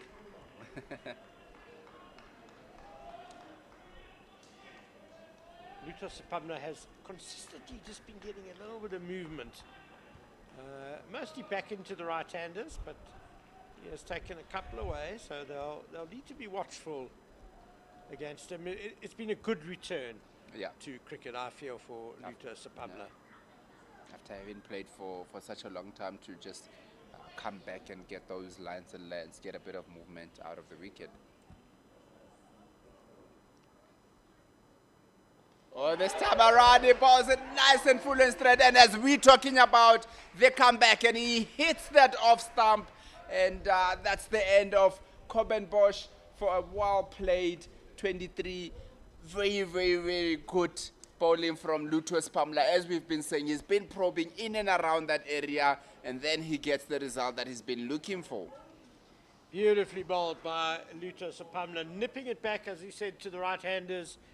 Through the gate. Bosch was on a big straight drive, and he loses his middle stump. It's been a useful contribution from Corbin Bosch, 23 runs. He's added 52 for the 7th wicket with his captain. But Luto Sapamla, it's turning into a dream day for the comeback kid. I think we've got to credit the Lions with they've been quite conservative. I think with his rehabilitation. There's been talk about him returning to play for a while, but it's just been delayed. Obviously, just wanting to make sure that he's absolutely recovered from that back injury, which is what you like to see. You never want to see fast bowlers rush back from a back injury. It's such such a crucial part of their job is having that back 100% fit and strong. Yeah, definitely. I think the Lions would also be happy about their patience in easing him back into playing. Is obviously rewarding them at the moment with the way that he's going in a very, very crucial, it's a crunch game. And obviously the Lions also playing one less better than they did in the previous game after Themba Bavuma not playing in this game. To bring a seaman and then he comes in and he's taken 3 of your first 7 wickets. Must be making them feel good about their decisions. Well, if the Lions do make the 4-day final, it's actually a 5-day final for the 4-day competition, they'll be spoiled for choice in terms of seamers. Sapamla back, bowling well. They've got Chepa Moreki and Duan Olivier, who presumably will be available again next week. And it's going to be quite tough to fit everyone in. Cody Youssef. Rabada might be also? I don't think Rabada will play. He's probably at an IPL camp already or something. Ooh, and fast up to Dian Khalim. And he just manages to get back on it. Luto Sapamla just goes up again. Looks like he's keeping it very interesting in this game so far. He's really been bowling that line and length. I think Mpendula will be very, very pleased with what he's seeing so far. I mean, earlier on in the morning before play, when he just saw Luto Sapamla out there, he said, yes, I'm happy to see him back playing. And so far, he's showing why Mpendula was so happy to see him on the team sheet. I think we're all very happy to see Luto back. 3 for 36 he's got so far today. It's been wonderful to see. Oh! Those screams that you hear are from Mpendula in the background, as we've been saying about his excitement there. But I was excited too. That was a wonderful delivery. Thank you. Bouncing past the outside edge.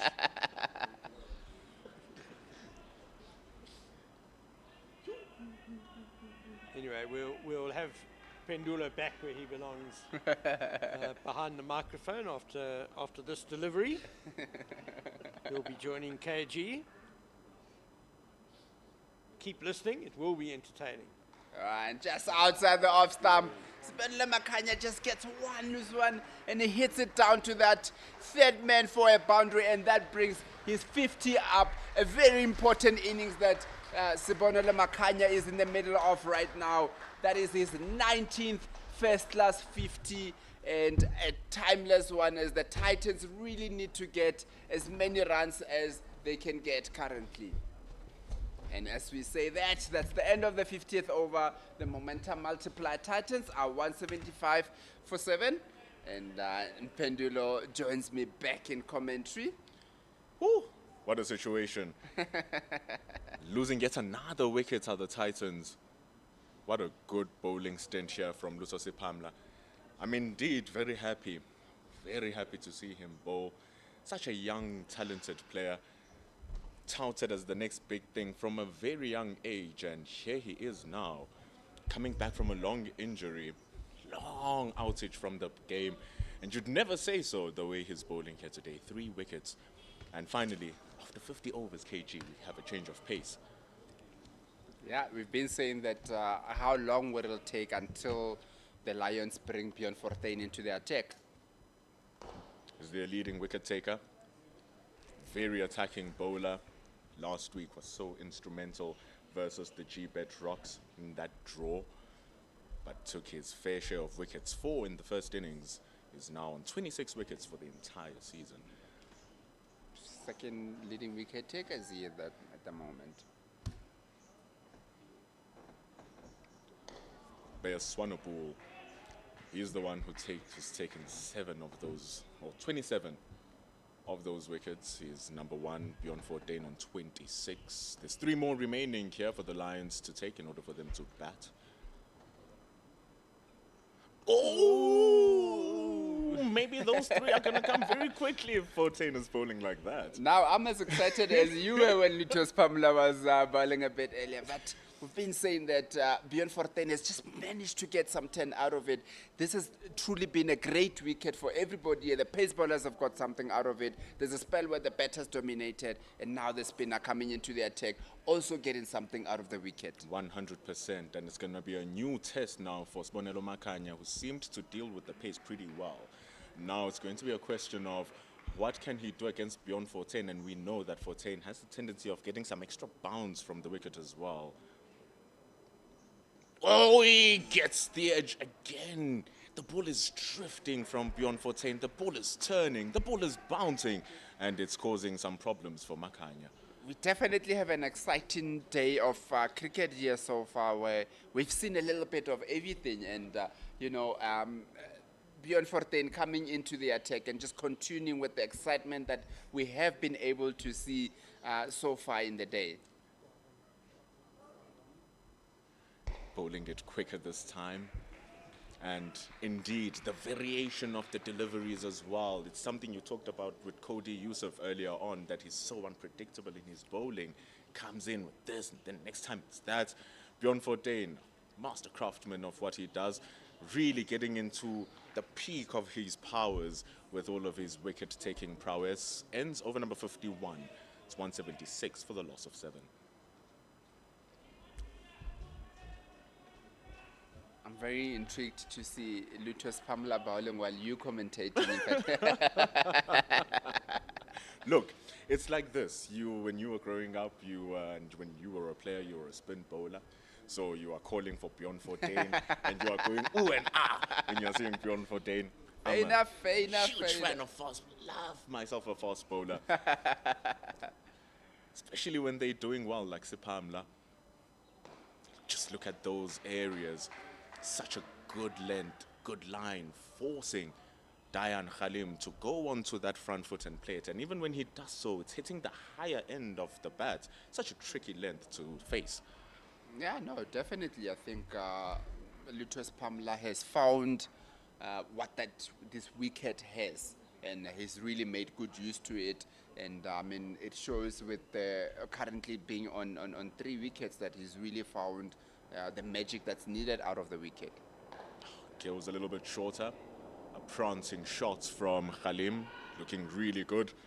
Much more shorter on the leg side, where the bowler comes from the Henops River end. It's an easy 2 if we're bowling from the West Lane end, but they're quick and sharp. It's a different dimension, forcing Dan Khalim to do something a little bit different, but 2 straights that time from Sipamla. But Makanya has just had a good hand against the pace bowlers, like we've said.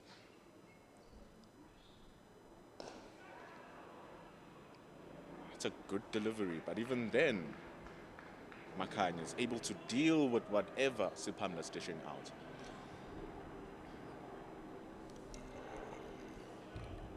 It is always also very interesting and intriguing to see the kind of fields that have been set by the pace bowlers. I mean, in the 51st over, but you know, they're continuing with that attacking type of field positions out there, saying that, you know what, if you want to drive us, let's see how good you are. And we've seen an excellent catch taken by Dominic Hendricks, crouching down. We've seen a blinder from Vian Mulder, diving slightly to his left, taking the catches. So the slip cordon knows its job, and of course, we need not mention who Ryan Rickleton is. He also has a catch of his own. So everyone behind those wickets, so dangerous. Give them a little sniff. It's going to be a problem.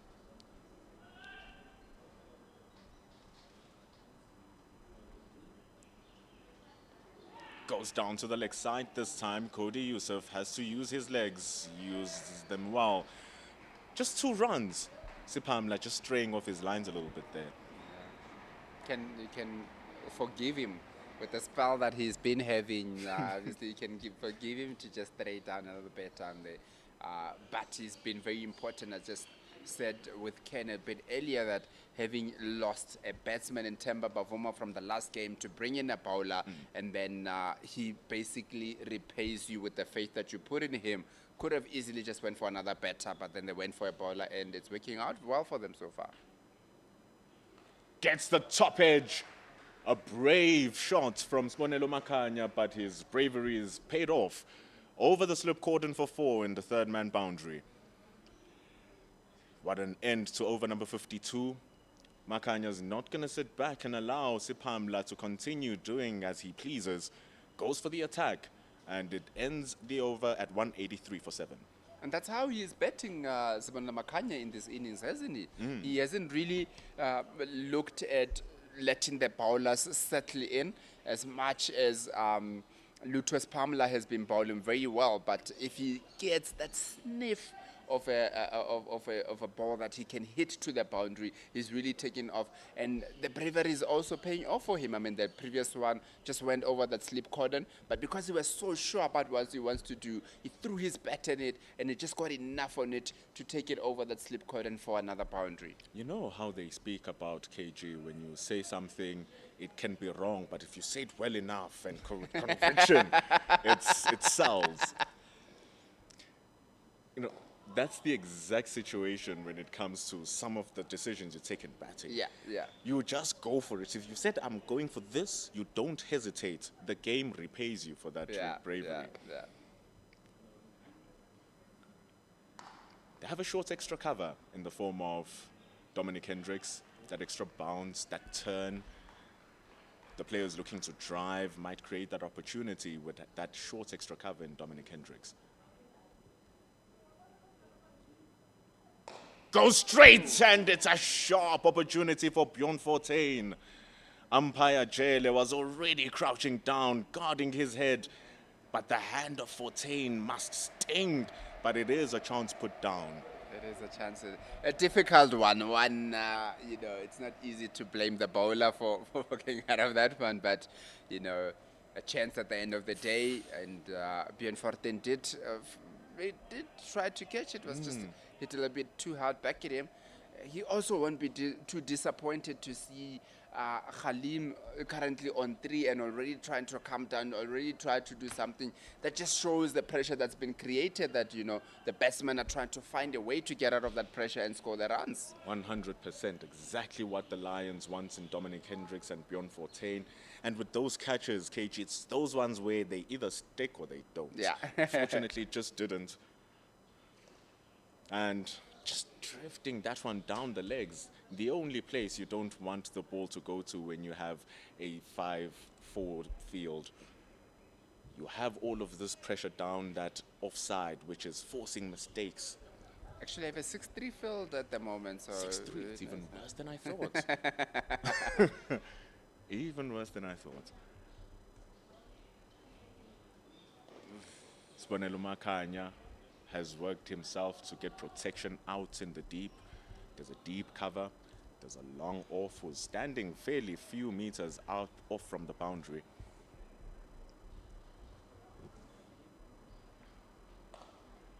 And there's that man standing at the deep cover. It's a single to end over number 53. 185 is on the board.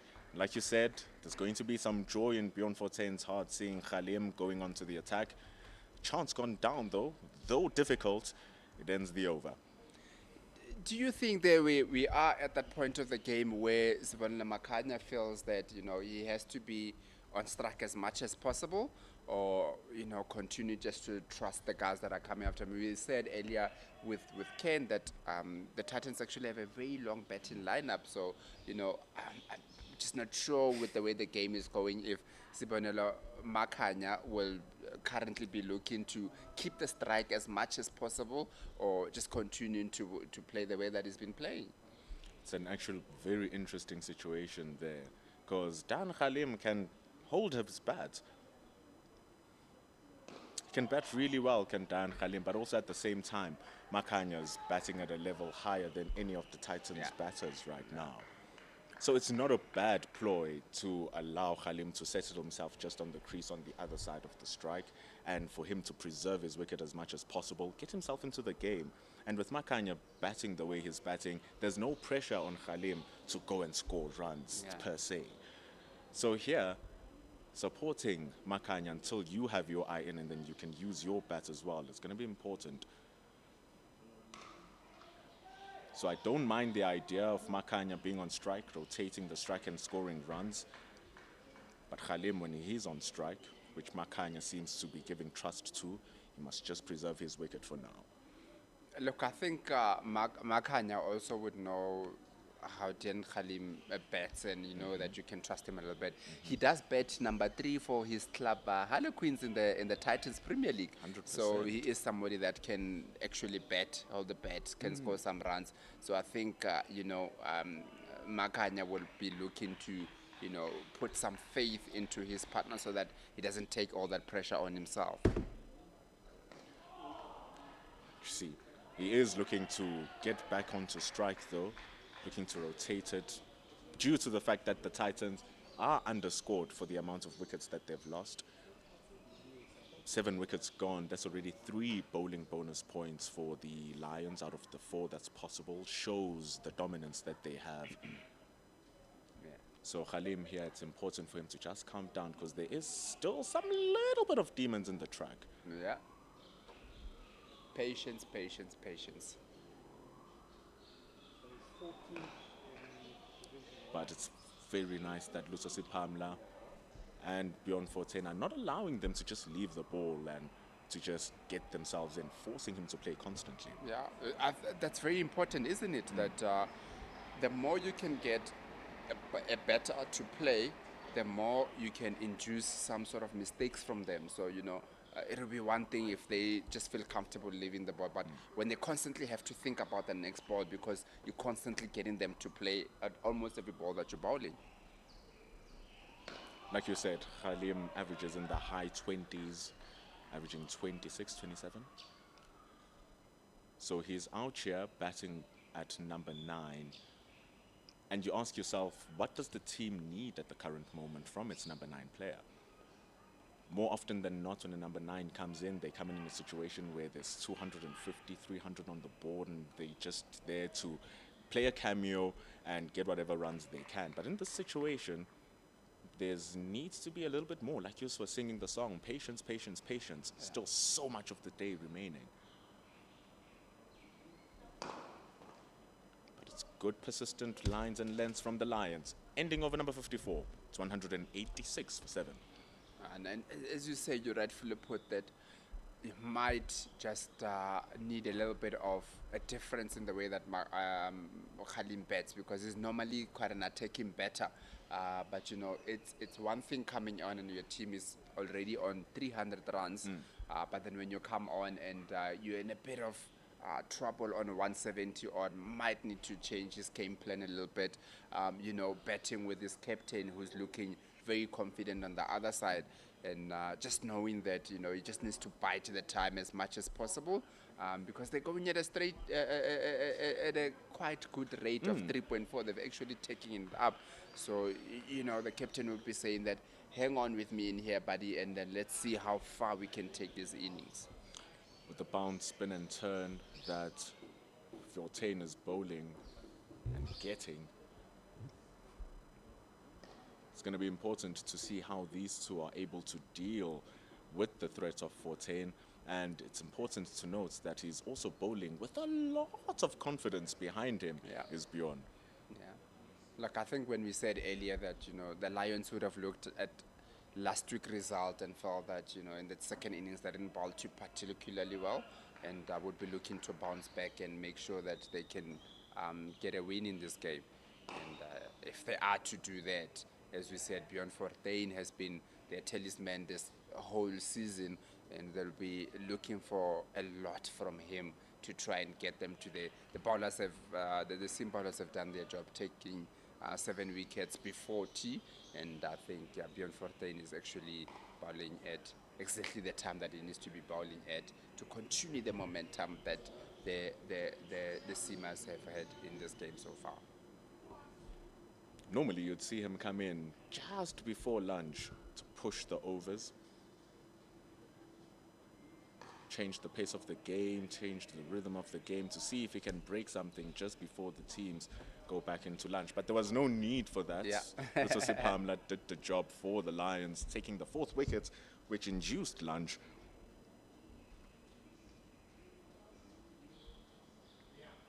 However, we are 13 minutes away from tea. Might there be a wicket? Superb throw from Wandile Makwetu.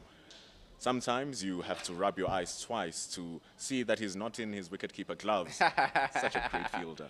Yeah, he is, definitely. And it's always good when you have that kind of a player where he, even when he's not wicket keeping, but then you can rely on him in the field also. We spoke about earlier with Ken, we were speaking about how the keepers that have bowled a little bit. We spoke about how Munsami bowls also and stuff. So it's always good to have players that have got a good secondary skill. Highly underrated. We actually, in the last game where the Lions played, saw Dominic Hendricks spin a few. Yeah. Remember, you were the man on the mic in that game that time around. People around me in the stands were a bit of a shock, like, what, he bowls? But, you know, when you're looking for a wicket, that's the extremes you go to. The Lions have taken 7 here today already. 55 overs gone. The score is 188.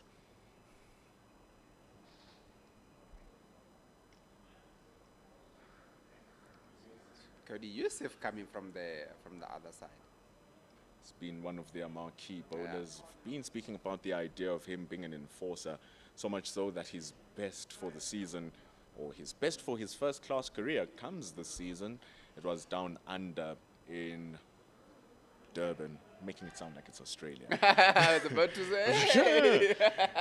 Down in Durban versus the Hollywood Bets Dolphins, were the defending champions, taking 6 for 49 in that particular fixture.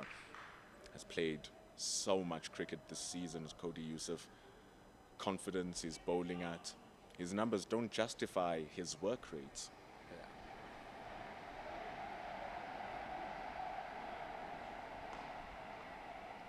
Also a dropped catch of Dewald Brevis. Magnificent bowling. Ryan Rickleton diving to his right, just popping off his gloves. But 2 balls later, Cody Yusuf paid back with a caught and bowled, removing Dewald Brevis. You know, when we spoke about the role that Cody Yusuf is playing, it also takes a lot of fitness to play this kind of a role that he's playing at the moment. Ooh, creepy delivery from Cody Yusuf. just slanting below Khalim's bat. Questionable shot, trying for that prancing pull. Oh, nearly biting the off stump. As we were just saying with Cody Yusuf, he just finished bowling a spell from the other side. And this is what we saw again last week at the Wanderers, whereby just before that break, he comes in and they say, look, just give us two quick overs that you can and, you know, bend your back, get more as possible as you can out of it. Can even hear the grunt from that previous delivery that he's not backing down. No, definitely. And obviously, I think Lutus Pamela has been bowling well that side, but we just spoke about how he's just coming off an injury, a back injury in particular, so it's going to be very important how you manage him just to almost protect him or shield him from overdoing it a little bit, his first game back in a very long time.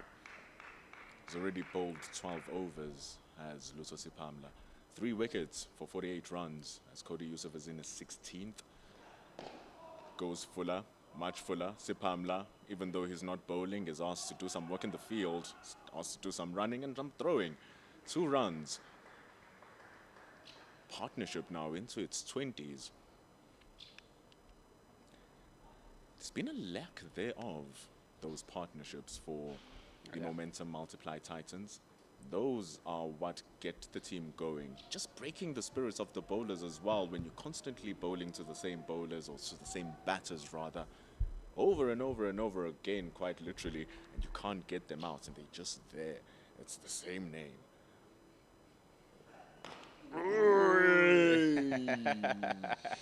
Close from Yusuf. Close.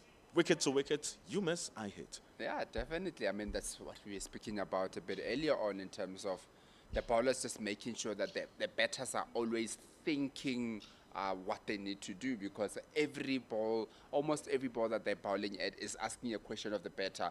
May it be outside the off stump or straight or whatever the case is, but they're really trying to make sure that they question them every time. Some proper protection in the deep, where we had a square leg, a deep square leg, and a deep fine leg, with the possibility of it being just glanced down or being pulled for a chance for a catch. But at ends over number 56, Cody Yusuf doing a useful job for Dominic Hendricks and the Lions. It's 190 for 7.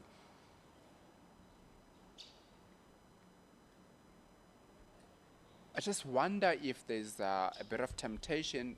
I don't think they should, but I just wonder if there's a bit of temptation just a couple of overs before tea to try and maybe bring back Delano Potgieter also, maybe from the side, and see if he can still get something out of the wicket.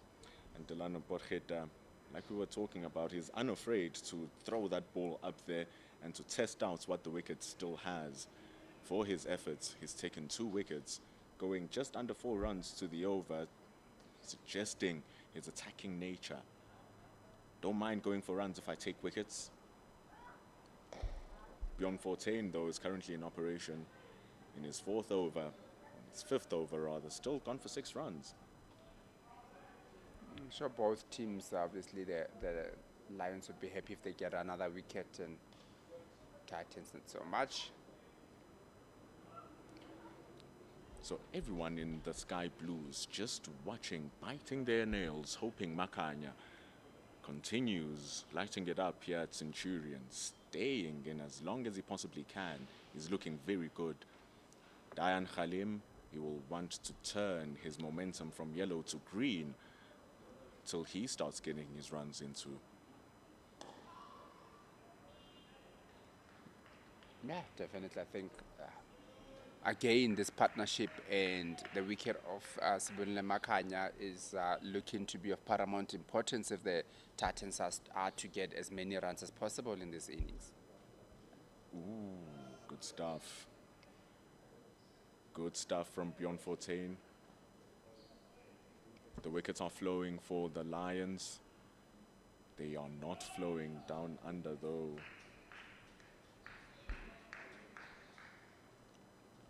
The Hollywood Bets Dolphins, they've only taken 2 wickets versus the Western Province. Western Province, after their loss to Borland 2 match days ago, seems to have just found a little bit of a spark, anger. Yeah. They batting so well currently. They're on 252 in their 58 overs. And if we're looking here, we've completed 57.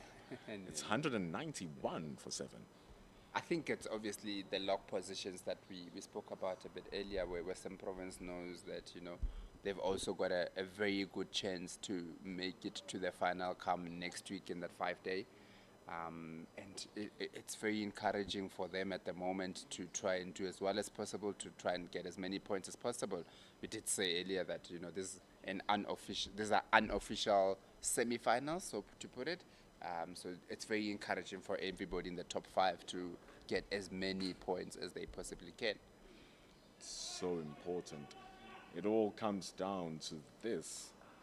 Been playing at it 3 months now, this 4-day series, and I love the fact that the South African structure doesn't work on a formats by formats basis, but it takes all 3 formats into one.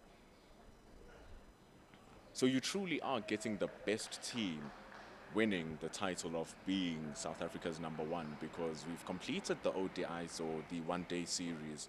The Western Province were the winners of those. And then we are here where the Western Province have a chance of making it a double if they win this. And then you have the T20s starting in March, and you have to total up all of those points to see how the log will eventually stand. So each team, even if you're at the bottom now, you still have a chance to recover. You still have a complete chance to recover, such as the Tuskers down at the bottom in the 1-day cup, down in the bottom in the 4-day cup. What if they're a brilliant T20 team? Yeah, no, definitely. I mean, isn't it the importance of creating competition in terms of having that promotion relegation? And that's what this new structure has brought in, to say to the teams that you're not just going to be playing there forever. You've got a chance to go up, and the teams that are up also know that, there is a possibility of you going down like the Knights did last year. And, the Knights in the B division, they've been looking good after winning the 1-dayers. They ended second now in the 4-day, and they're looking to really come back up, and that's the competition that has been created by the current structure that we have in Cricket South Africa. I love also the fact that so many of the players who are playing in the semi-pro, that you'd call it, where your first class is 3 days, now all of a sudden shoot up and they have 4-day first class. Oh, good ball from Cody Yusuf. Testing it out, still continuing to being unpredictable. Goes for the block hole against Khalim. Love the different variations that he's trying out. It doesn't just have to be outside of stump all the time, like you were talking about and preaching this idea. And this is what white ball cricket has done to the red ball game to a certain extent.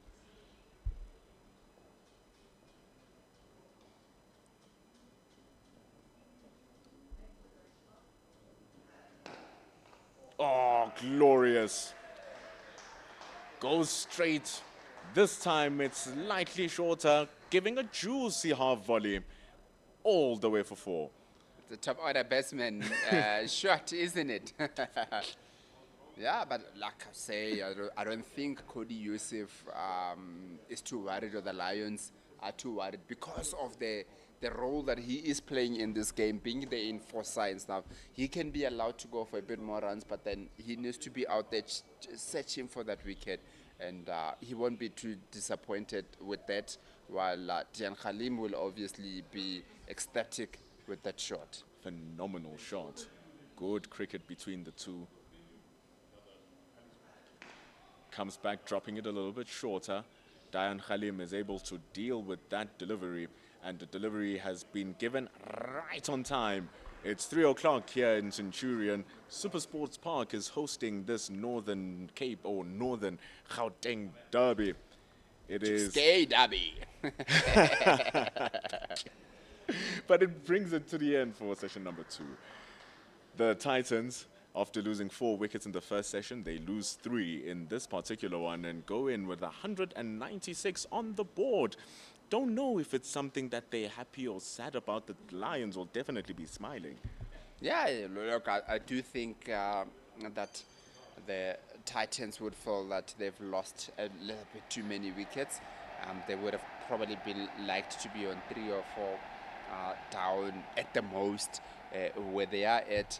But unfortunately for them, they've just lost 7 wickets in the first 2 sessions of the day. But I think they'll be looking at Sibonela Makanya and seeing how much longer he can go in these innings to try and get them to a respectable first innings total. Makanya has been fantastic. 62 runs with this 8th-wicket partnership now, worth 26. The momentum multiply Titans have been struggling to build those. Matthew Kleinfeld on 45, starting the innings.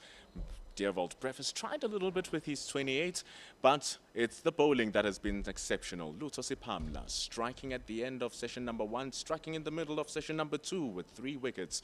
2 belong to Delano Porcheta, Will Yusuf and Siboto having one of their own. What will happen coming session number 3? We await to see here at the beautiful Centurion SuperSport Park with Cricket South Africa's YouTube channel. See you right after this. See you then.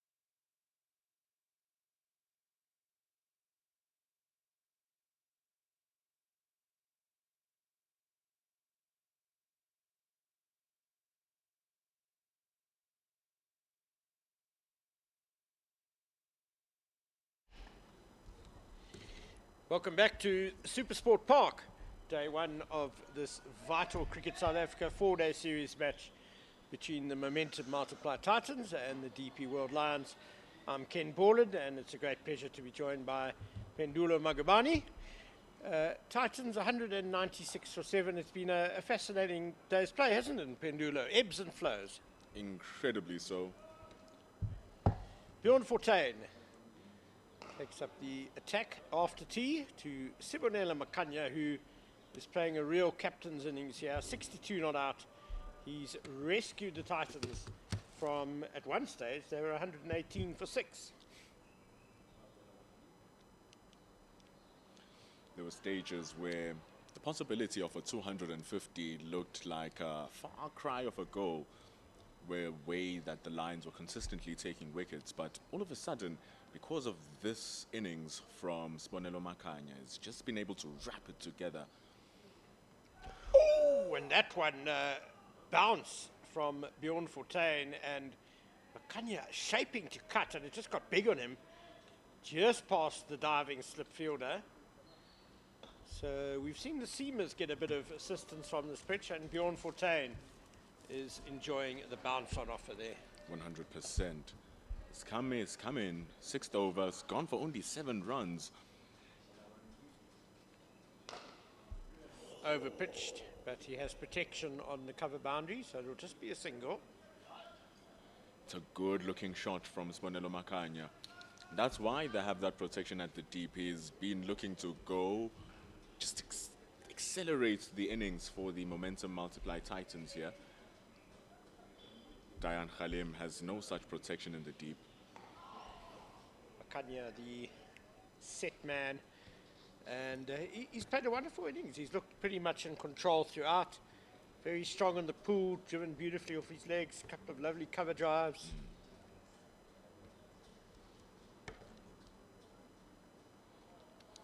Now he's showing that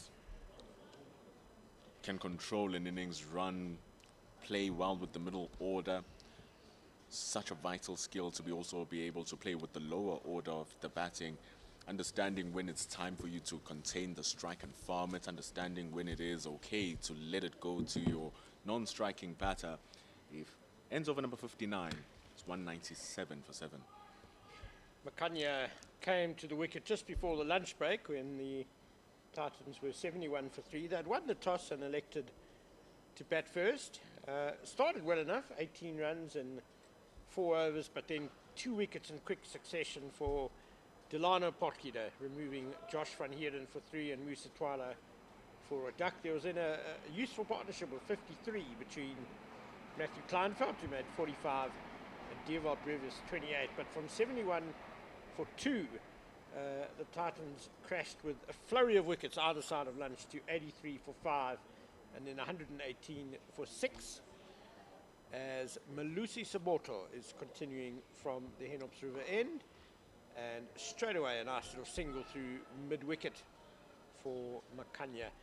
And that was when, from 118 for 6, Makanya and Corbin Bosch put on a very useful 52 for the 7th wicket.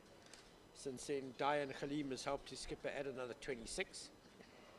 And the Lions bowling, Pendulo, it's been a good all-round effort, hasn't it? It's been excellent.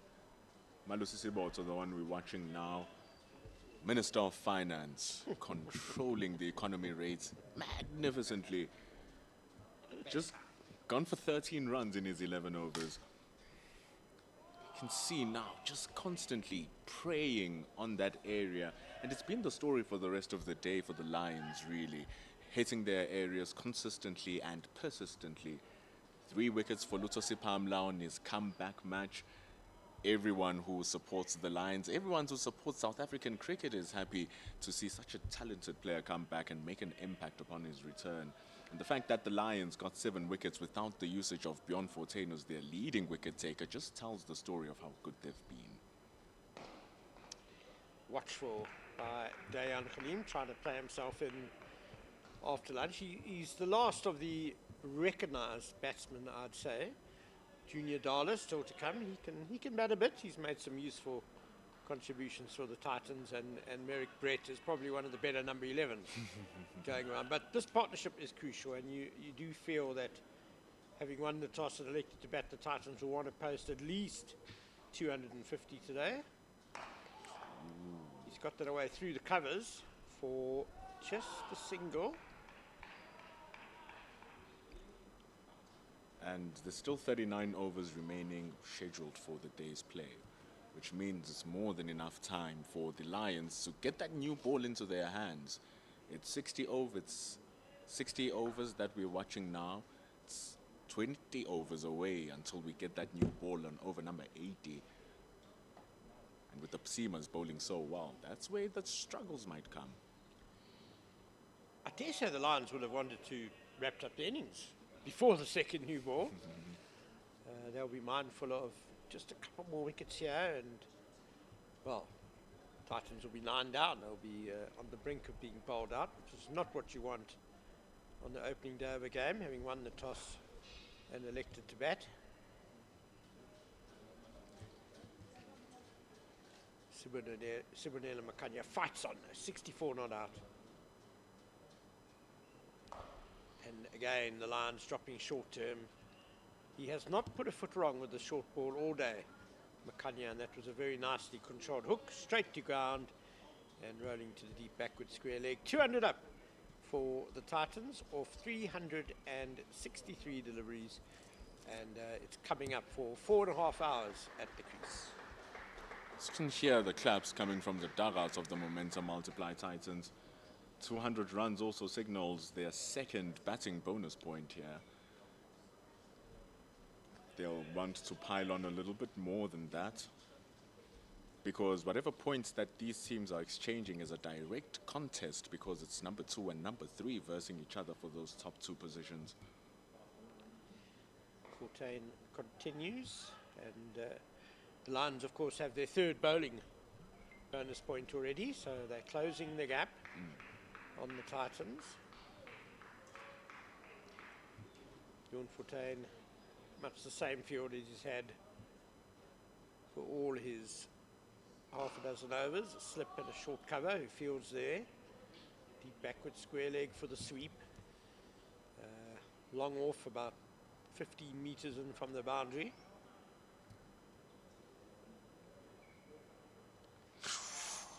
Nicely tossed. I think he beat Makanya a little bit in the air there. Makanya thinking it was shorter than it was on the cut. They've also gone a little bit more aggressive, the Lions. They've taken away the deep cover. It's come in now on the ring, tightening up the pressure against Makanya. But who am I? My vision seems to be off. This is Pamela sits down in the deep. In your defense, Pendula, from our angle, he's standing against a white advertising board, so we'll say he was well camouflaged. The Lions will be hoping that that's what Makanya has, my vision, and he just sees open green land and attacks the ball over there and gets the catch. You never know. But it doesn't seem to be the case. So much control. It's going to go to Sapamela. I don't think it is Sapamela. Look at that. It's Delano Bukhet. The situation worsens. End of over number 61. It's 201 for 7. I think you can even look at that one again and you can confirm that it's correct.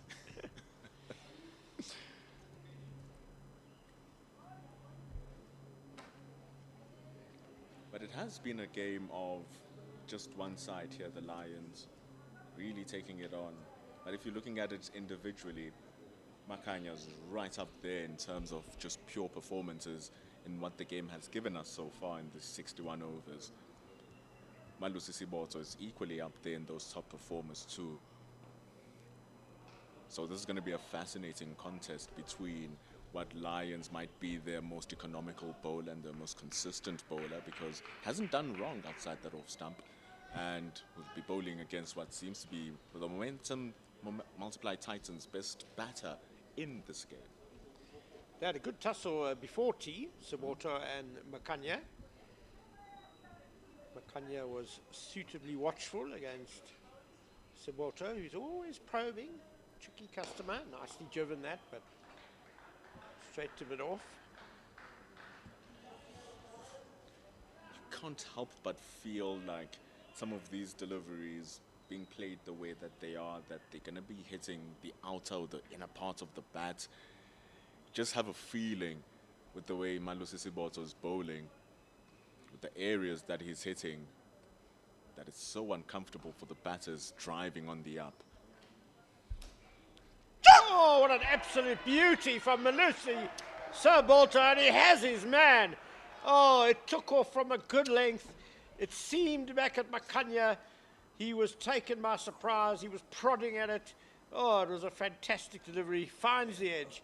And the big wicket, Sibonela Makanya, caught behind off the bowling of Siboto. How do you even play that, Ken? Where do you even begin placing your gloves and your bats? Where do you place yourself? Malusi Siboto with a complete jaffa. Makanya taken by surprise. Rickleton surprisingly not, as he completes an easy catch. It's wicket number 8 gone. And what an innings from Makanya. But he'll feel like he left the glass a quarter full. Well, I don't think there was too much he could do about that delivery. It really took off from a good length, and the Titans bowlers will enjoy what they saw there. But Makanya gone for 66 off 106 balls. He had 10 fours. He was there for a little bit more than 2.5 hours. And a wonderful effort by the skipper. He's dragged the Titans to respectability. They are 201 for 8. And when you see deliveries like that, you do start to think that 250 might actually be a bit of a pass score on this pitch. 100%. 100%. Even if you've applied yourself as much as you can, which Makanya did, played for a long time and he batted so well. He never seemed at any point like he was ever going to give his wicket away, but the wicket came his way anyway, because when it has your name on it, it has your name on it. So 250 definitely seems like a score that the Titans have on their whiteboard. Oh, but with the way Siboto's bowling, I don't foresee this tail lasting long. Malusi Siboto, he's a sort of bowler. He's just a gentle medium pace, but every now and then he really gets the ball to take off the pitch, hits the seam, and that was an absolute beauty. As Merrick Brett has been promoted to number 10, and was his first ball well. Junior Dala, senior player for the Titans, coming in number 11. An idea that makes a little bit more sense. Merrick Brett can hold the bat, but man, can Malusi Siboto string that ball as well. He's shown it here today. Can he withstand the pressure? Can Brett? Well, he can, and he can score as well. Lovely square drive from the new batter, and that goes away for 4. Easy shot. Probing, searching is Malusi Siboto, wanting that to be the shot that Merrick Brett plays, but not the result he would have wanted. 2 full, goes for 4. One of the few half volleys Malusi Siboto has bowled today. Not many of those at all from him, and you can see it from his figures. He's now conceded just 19 runs as he has 1 ball left in his 13th over. Wouldn't be surprised if that was a delivery intended to get Merrick Brett into playing his strokes, to set him up for what will come with this last delivery. Could be, could well be. He's a crafty bowler, Siboto, and drags back his length to end the over. Successful over for the DP World Lions. 205 for 8, the Titans. Magnificent stuff from Malusi Siboto. Love watching him operate when it's on his day. Did say earlier on, when it's his day, it's his day. Siboto day it is. 2 for 19 from 13. There's no Christmas. It's Centurion in the hands of Malusi Siboto, giving absolutely nothing away, and rather taking it away from the Titans. 2 wickets. Bjorn Fortuin is going to continue from the West Lane end. He's also in his own rights being stingy. So now it's a problem for the Titans because you have two bowlers who don't give runs away in a situation where the team needs nothing but runs. I always like a spinner against a tail ender. Merrick Brett, we'll see if he can resist the temptation to try and smite Fortuin across the boundary. Anyway, it's Diane Khalim on strike at the moment. Khalim was dropped by Fortuin off his own bowling just before tea when he had only 3. He's gone on to 12 now, Khalim, and put on a useful partnership with Makanya.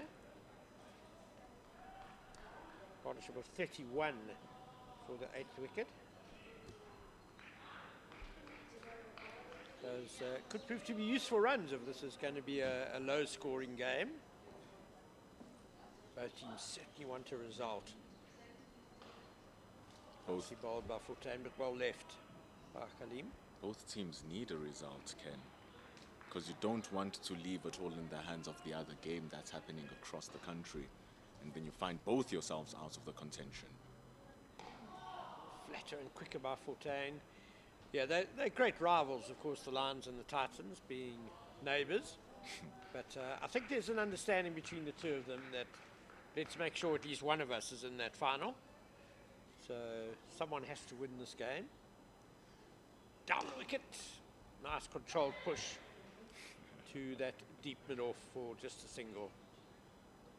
Using his feet, Dan Khalim, you saw in the first ball, he was really advancing down the track. Again, that time, Cody Yusuf, a little bit deeper at deep mid-on compared to, at mid-off rather, compared to your mid-on in Makwe, it was much closer. Yeah, I think they're happy to give the single to the deep mid-off, who's now come in for Merrick Brett. Back foot. I wonder if Diane Khalim is going to start farming the strike. There was a hint of that with that penultimate ball of the over. He came down the pitch trying to manufacture something. The single to deep mid-off, just leaving Merrick Brett with 1 ball to negotiate, which he has safely done. 206 for 8, the Titans.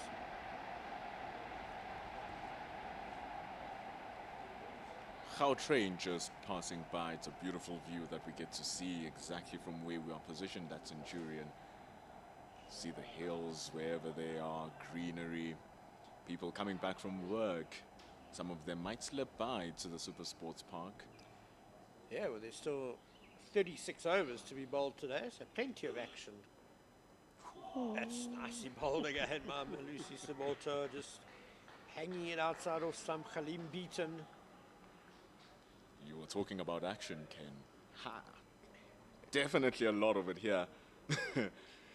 He's a craftsman, is Malusi Sabolto. Lovely to watch. Love the word that I love the adjective you're putting on him as a craftsman.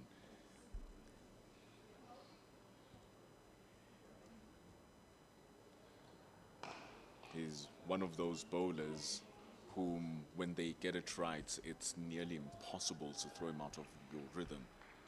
If there is one thing that maybe they could have played with, which Yanaman Malan did very well, Peter Malan did very well last week when he scored that 150, was bat a few steps outside of his crease, which was to change that good off a length delivery to be a half volley, and he played so simply after that. Oh, there's that pop again from Sabolto, and we could see from the previous delivery also the lack of pace Sabolto has often makes it hard for the batsman. We could see there Khalim was totally mistimed his stroke into the offside. He was taken by surprise by the lack of pace a bit, so also panning out of your wicket will make Sabolto seem a bit quicker as well. Also will take LBW maybe not out of the equation totally, but make it more difficult to be given out LBW. Still that 3-meter law that if you're further than 3 meters, it gets counted as a green for the batter. It survives. So there are no reviews, of course, in the 4-day series, so that will also probably make it a bit more difficult for the umpires to give LBWs. Umpire Bongani Jelo is at Square Leg, is an internationally rated umpire as well, so he has an eye for these things too. Yeah, very experienced, very good umpire, Umpire Jele, and his colleague, Stephen Harris, also has stood at international level.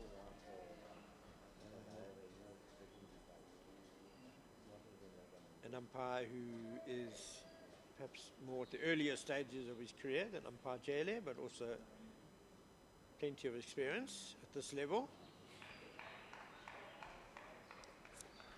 And that's the end of another very tidy over by Malusi Saboto, 206 for 8. Compliments to the groundsman, compliments to the pitch that is giving us this cricket. Like you said, Malusi Siboto, quite gentle pace, but when he gets it working, it's getting to work. But look at how beautifully each delivery is carrying to Ryan Rickleton. You won't see that, oh, he needs to go down on one knee. But also, at the same time, when you're a batter, you need to take time to get in, take your time. And once you do get in, you do get rewarded for your strokes, like we saw with Makanya. Leg slip now for Bjorn Fortuin to Merrick Brett, who defends well, first ball. Then Bjorn Fortuin is getting bounce and turn on day one. A little bit of turn. It's slow turn. I don't think it's anything too threatening for the batsman, but as this pitch dries out and with the hot sun, I think we will see in the second innings a bit more turn, and certainly, as is typical of SuperSport Park, a bit more inconsistent bounce, which is why this has a reputation as a result pitch. Living dangerously there, Merrick Brett, going back to the arm ball. That's why Fortuin was excited, arms on his head. You spoke of the concept of slow turn. Break that down for us further, Ken. Well, obviously, when you get real Bunsen burners, raging turners like you get in India, the ball pitches and kind of zips through and turns very quickly. So it's difficult for the batsman to adjust. In this situation, you can almost hang back a bit on your back foot and wait for the turn and then adjust your shot and play, because the movement of the ball is not happening quickly. It's not ragging, as they would say in really spin-friendly conditions.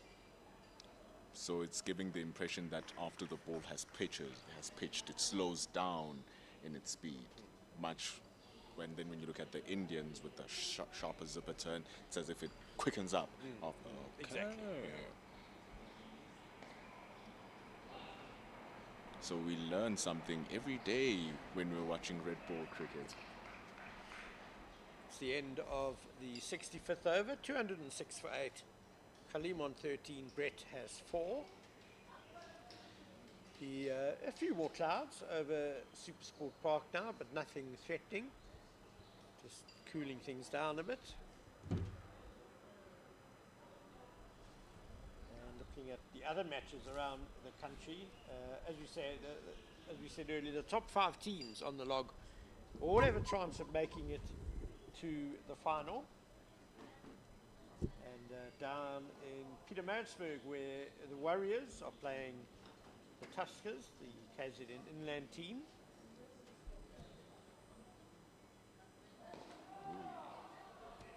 And the Warriors are 188 for 2.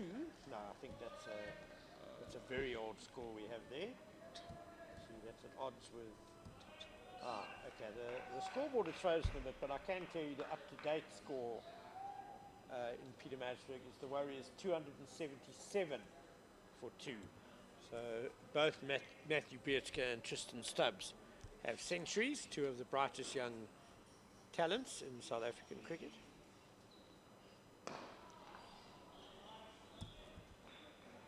And then at Newlands, where the log leaders, the Dolphins, are taking on Western Province, we have another 100 there. Daniel Smith, the opener, has scored 106 Tony DeZorzi scored 72 as they put on 179 for the first wicket. Western Province winning the toss and batting first, also going very well. 263 for 2. Slashed away but into the ground and straight to cover. Diane Khalib will be upset about that. One of the few out of character deliveries from Malusi Siboto where you have an opportunity to score. Such a crunching shot, but straight to the man. He gives you so little, Siboto, that when he does, that was short and wide, you really want to put it away.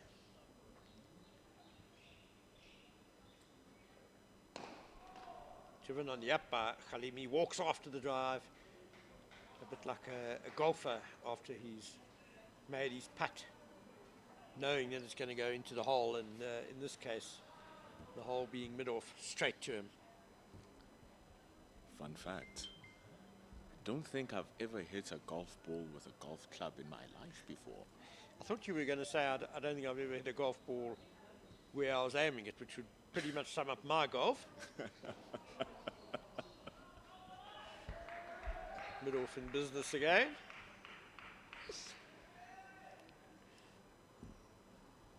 In the other game that's underway in Paarl, which doesn't really have any bearing on the final, the Dragons from Northwest won the toss, elected to bat, and are 224 for 4.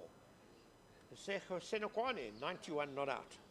Opening batsman continuing his good form this season, and a good drive that by Dayan Khalim through the covers. The fielder's chasing after, it's teasing him, puts in the slide, but too late. Over the boundary the ball goes. One of the better fielders in Bjorn Fortuin, running that down, teasing shot. Happiness for the Titans as they start now finding a little bit of a rhythm. Hopefully it continues for them is what they're wishing. But it's important for the Lions now not to lose their head, because it's so easy that right at the end when you feel like you've done the job, just click off for a little bit. We've seen it many times. The tail wagging, if you like. Khalim is not a tail ender. Merrick Brett, we believe, has some ability with the bat. And if the Lions just lose their intensity and the focus of it, maybe just kind of waiting for the second new ball, before you know it, the Titans could get up to 270, 280, and then they'll be eyeing 300, which would be a good score on this surface. So important that the DP World Lions bowlers and fielders maintain that intensity, their focus, not just let things drift here. Bjorn Fortuin to carry on. Lovely flight and dip. Very interested to see the usage of the leg slip and how they're going to put him into play. With Bjorn Fortuin very straight or outside the off stump.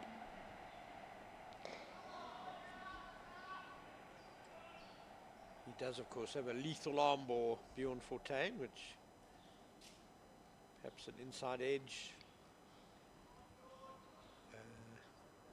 Should the leg slip maybe be at short leg, I wonder? Exactly crossed my mind. I'm seeing Dominic Hendricks inside a helmet, so it's normally Joshua Richards who takes up that position. The extra bounce that he's also getting might be a problem. All defence, Merrick Brett, at the moment. It's a good test of the number 10 batsman's patience. How long can he block the spinner for? Mid-off is a little bit deeper than usual.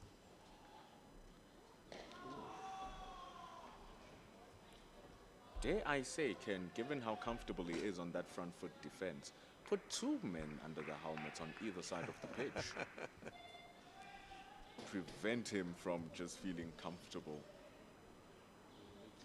Mid-off now dropping back, closer to the boundary. Wider, tossed up. He's chopped that to the deep point, has Merrick Brett for a single, takes him to 5. 211 for 8. End of the over, Brett will keep the strike. What a climatic end to the series. It's been building up slowly and slowly and slowly. And now it's D-Day for all of these teams. Like we said earlier, the Momentum Multiply Titans will be feeling disheartened by the weather down in KZN, where they couldn't complete a victory versus the Tuskers. Now they here, 8 wickets down on 211. The possibility of them batting out 100 overs is also seemingly slipping away. Yeah, you get bonus points for the first 100 overs only as Malusi Saboto continues. All beautifully bowled. Actually spot just outside off some back of a length, gets good bounce. And Merrick Brett comprehensively beaten. If you are just joining us, we'll give you a reminder of the log positions, just to show you how close the CSA 4-day series first division is. This is the last round of league fixtures, and of course the top 2 sides go through to the final, a 5-day final. The Dolphins are currently top on 103.52 points, not earning any bowling points so far down at Newlands. So the Titans have actually now edged ahead of them. They were on 102.0, 1.52 points behind, but they've now got over 2 batting points. So Titans edging ahead to the top of the log at the moment. The Lions were in 3rd place going into this round, 95.50 points. So they started the match 6.5 points behind the Titans. They've closed that gap a bit because they've got 3 bowling points. And then Western Province, 92.5. So just over 11 points behind the log leading Dolphins. And even the Warriors in 5th place are in with a shout. That seemed away down the leg side. The Warriors in with a shout of making the final. They're on 84.60 points. But they will definitely need to win their game against the Tuskers in Pietermaritzburg.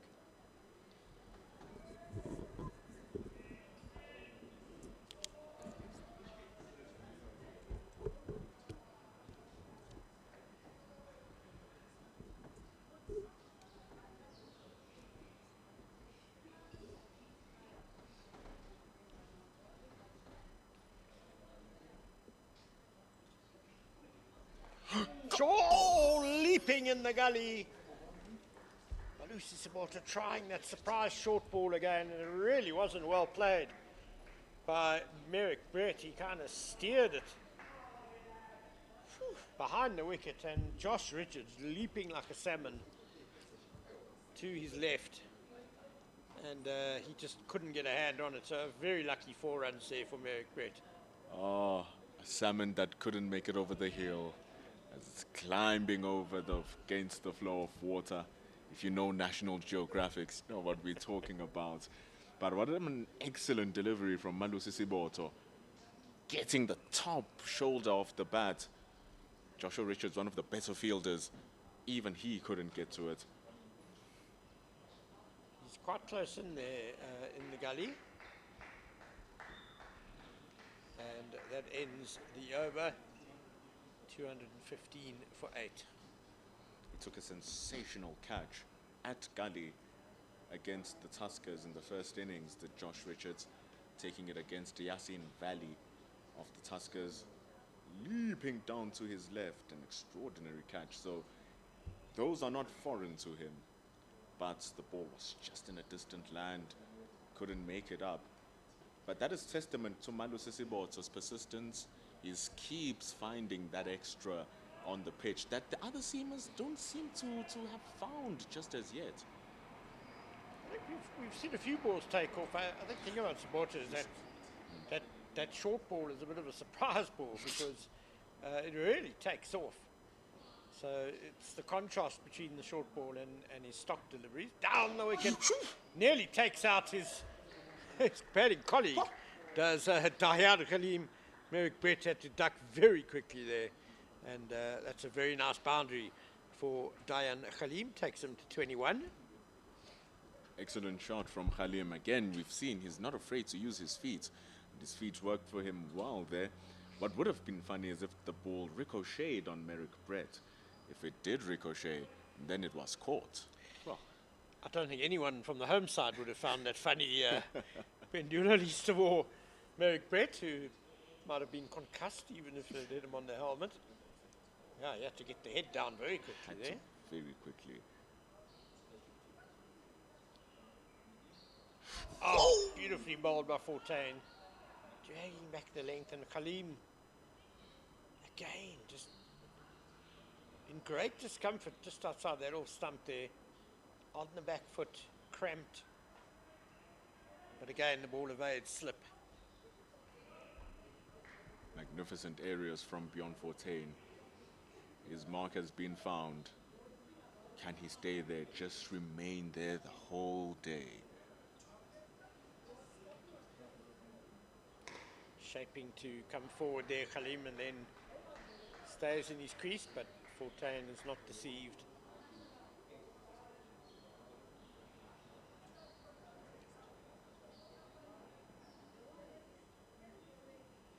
Now go forward! Beaten in the flight. Had to try and get back to it so he wasn't stumped. And all he can do is steer it to slip. A sharp catch by Vian Mulder. But he's one of the better slip fielders going around. That is so good. That is such magnificent all-round cricket. Wonderful delivery from Bjorn Fortuin. Notices that Khalim is going down the track, pulls the length, pushes it wide. Dayan Khalim, noticing that he's in trouble, has to throw the bats whatever he can. And what sharp reflexes from Vian Mulder. He's been excellent with the ball. He now grabs a fantastic take. And it's 9 wickets gone as the DP World Lions grab their maximum bowling bonus points. Yeah, we were discussing Josh Richards and what a good fielder he is in the gully. It's a very good Lions fielding side, to be fair. And starting with Vian Mulder, one of the best slip catchers going around. He's very good there. You've got Mitchell van Buren, Josh Richards, Bjorn Fortuin, who are all fantastic fielders in the ring. And another sharp catch there by Vian Mulder at slip. So 219 for 9. Khalim is out for 21. Beautiful bowling from Bjorn Fortuin. You simply cannot take him out of the wickets. Nearly impossible is the left arm spin bowler. And it brings in batter number 11, the last man for the Momentum Multiply Titans in Junior Dala. It's going to be a tough one here to stomach for the Momentum Multiply Titans. And you speak of the fielding of the DP World Lions. It's no coincidence. It's no coincidence that their coach for the past couple of seasons who brought them so much success is now the fielding coach of the South African national side in Wandi Gwavu.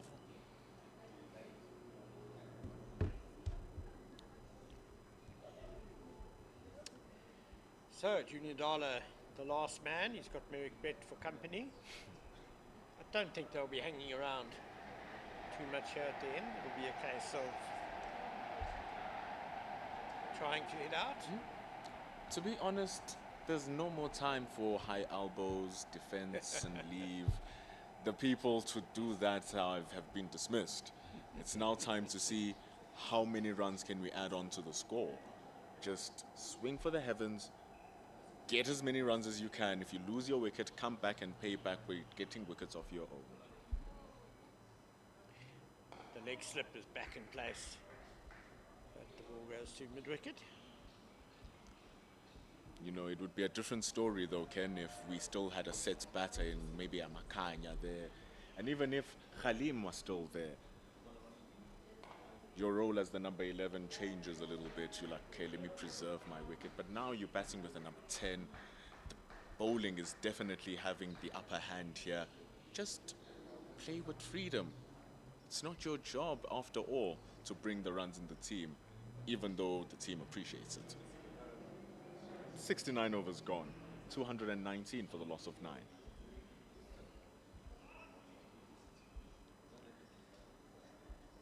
Looks like we could well be having a change of bowling at the Henops River end. No, Malusi Saboto He has so many overs always in his tank. He's got great endurance, and he will continue bowling his 17th over of the day. 2 for 27 so far. He's had an excellent outing. Short pulled and just down to fine leg for a single. He's been rather phenomenal, hasn't he, Malusi Siboto? It's fun to watch when he gets going, not fun to face. Like you said, started his career in the Free States professionally. He played and won a couple of championships. That highly successful period of the Titans between 2014 and 2017. It's part of that winning side, so he knows this ground, does Malusi Siboto.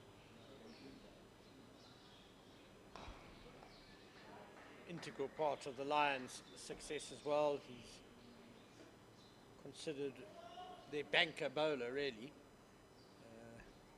I remember a couple of seasons ago he bowled something like half of all their overs in the 4-day competition because of injuries to other bowlers, and he was just relentless.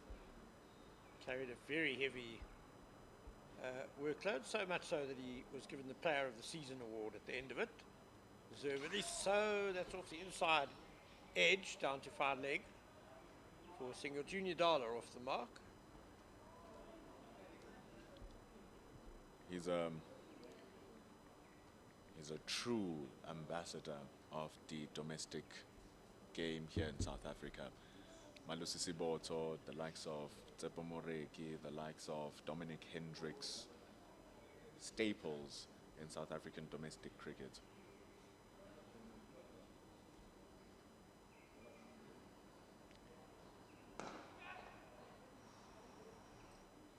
Mid-on has to put in a dive, so an easy single. Yeah, the Lions certainly, they provide enough players to the Proteas, but what they've done well is they've looked after their depth. They've looked after their pipeline, so even when the Proteas are not available, they still have a very accomplished side that they put out, always competitive. And hunting a place in the final of the 4-day competition. At the moment, you'd say that they're very well positioned to get there. 222 for 9, the Titans, on the first day. No better time to get a wicket than when you're on a Nelson. Final ball remains.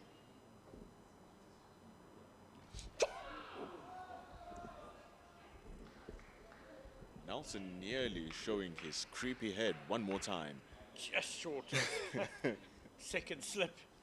With a good save to stop the ball running away to the boundary by Josh Richards. And the end of the over, and we're going to have a commentary change. As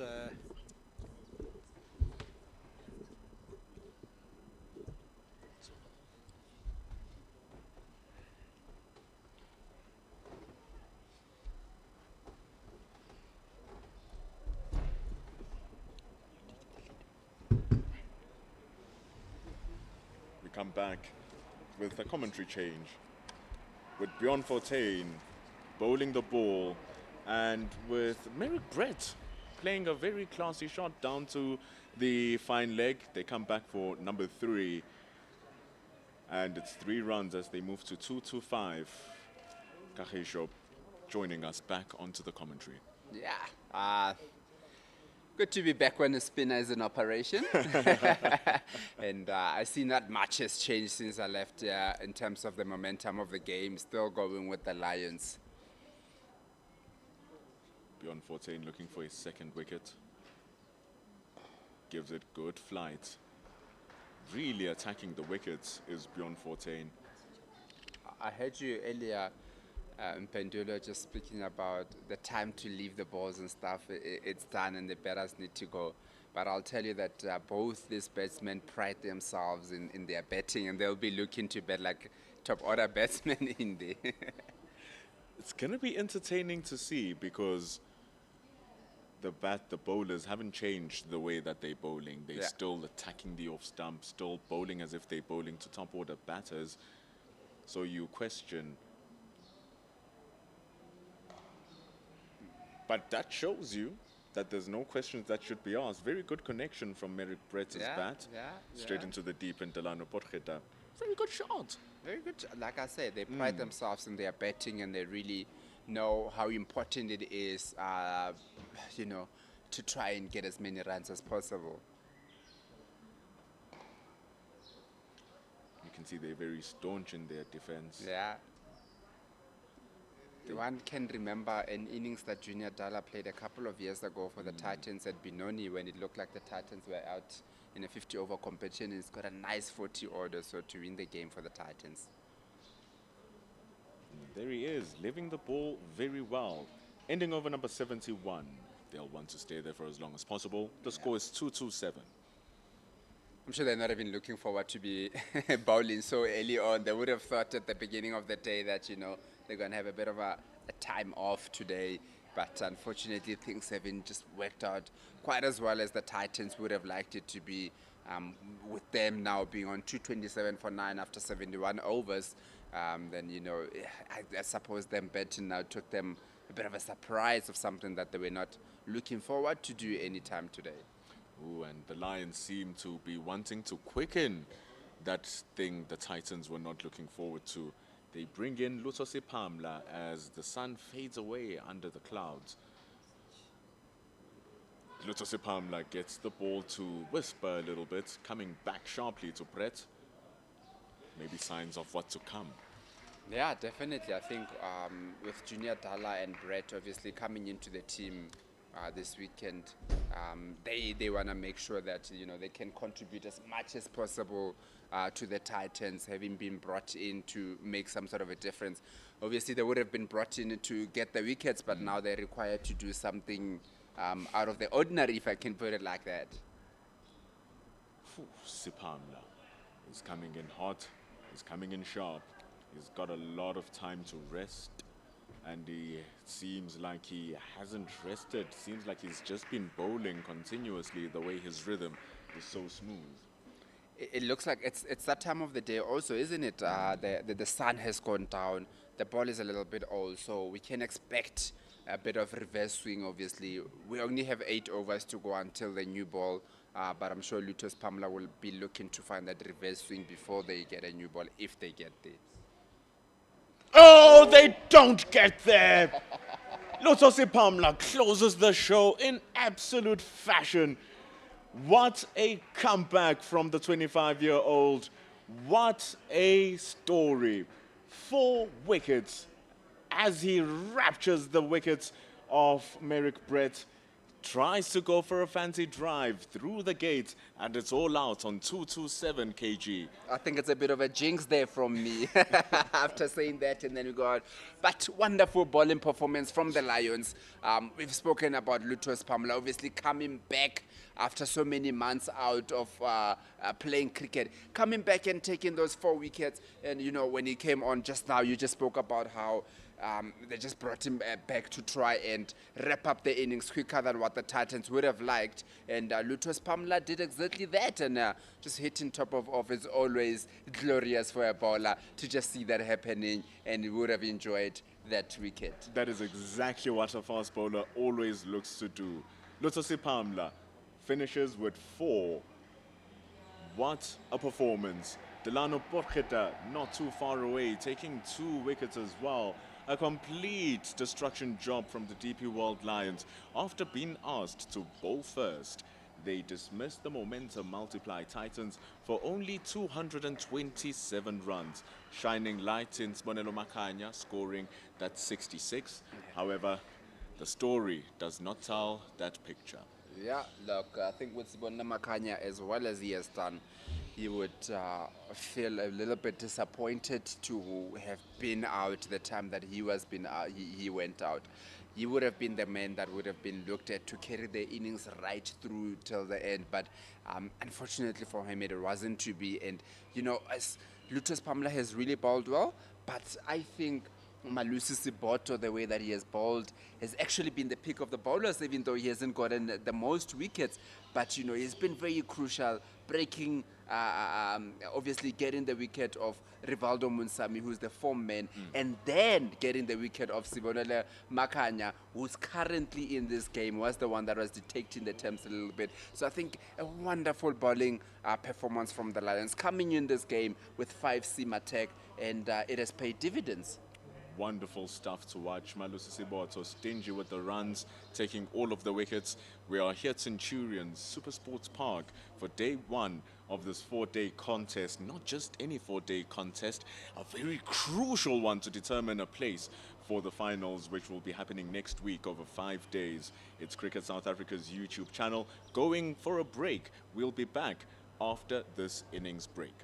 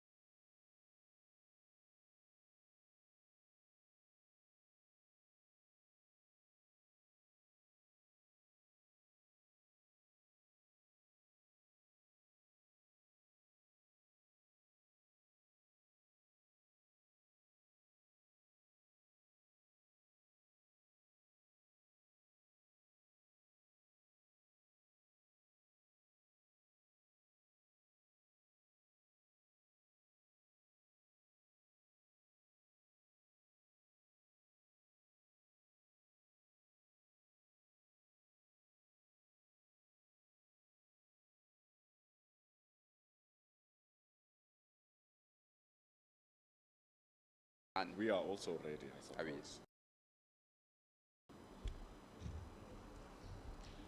We come back. Innings change because 227 runs was all the Titans were able to put in. Dayan Khalim scoring 23 of those runs will now open the bowling for the home team. Joshua Richards, who's a little bit low in confidence, looking for runs.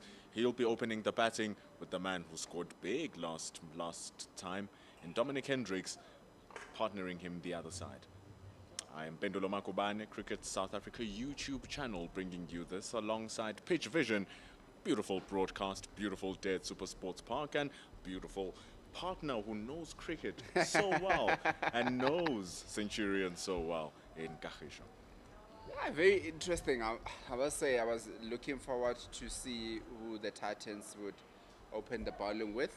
And I must say, interestingly, to go with Dian Khalim having Coben Bosch, Junior Dalla, and Merrick Brett in the team. Oof. Hits the deck hard, Dayan Khalim. We saw a little bit of his exploits in the SA20 playing for Joburg Super Kings. So here he is with the red ball. Even the last time, I remember when I commentated here against the Dolphins, he was the one with the red ball, new cherry as well. I suppose the kind of skills that he brings into the bowling, because he moves the ball around a bit, and we did speak about how there is assistance on the pitch with obviously a bit of a green cover, so obviously they're trying to make use of the conditions as quickly as possible. Sun is also going to start dimming a little bit. These two have been on the field the whole day, standing at the slip cordon, so their concentration cannot fade even for the slightest bit. Yeah. And now they have to come in and start in a new campaign. It's a little bit hazy, Niana. It's going to be difficult also for the Titans, obviously, with the left and right combination up front. Dominic Hendricks in his traditional semi-crouch stance. Very patient batter.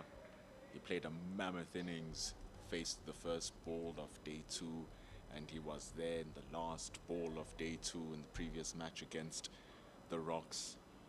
Showed the true Dominic Hendricks kind of innings you'd tend to expect from the Lions captain. Yeah, definitely. I mean, it's just a gritty batsman that always looks untroubled when he's in really good form. And, you know, last week obviously came in, he's got a big 100 for the Lions. Dayan Khalim, though, hitting his areas right from the start. He hasn't put a foot wrong so far. And the thing is, when you look at this quartet of Titans bowlers, Merrick Brett, Junior Dala, who now has the ball, so about to pass it to Dayan Khalim, and Coben Bosch, who's standing at third slip. When you look at all of these 4 bowlers, any one of them can take the new ball, any one of them can be the first or second change, which just speaks to the quality of the seamers that the Momentum Multiply Titans have brought forth.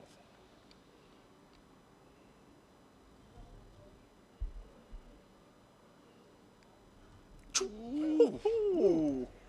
That's a good leave. Yeah. I'll take that as a very good leave from Dominic Hendricks. A very good encouragement there, I would say, from the bowling team.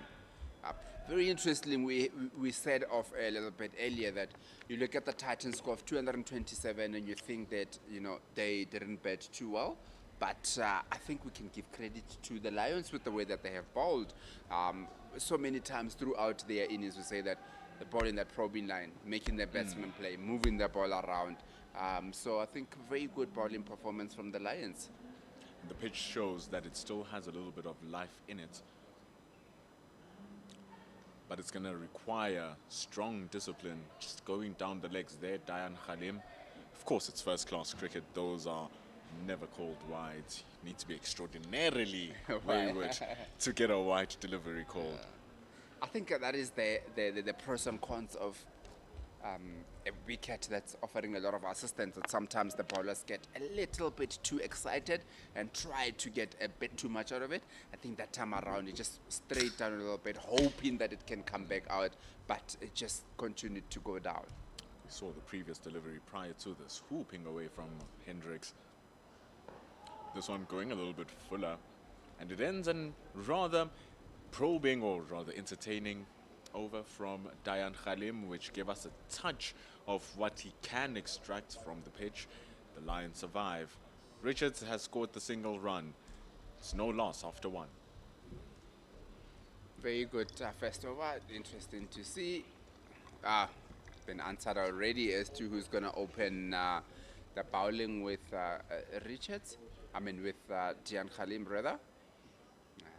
I would have thought, they would go for one of the quicker guys, and I think Coben Bosch and Junior Dalla are a bit quicker than the two opening the bowling, but, I think maybe it's probably one of those things that they're going to play that enforcer role also, both of them from the other side. So very interesting to see Merrick Brett into the attack from the West Lane end.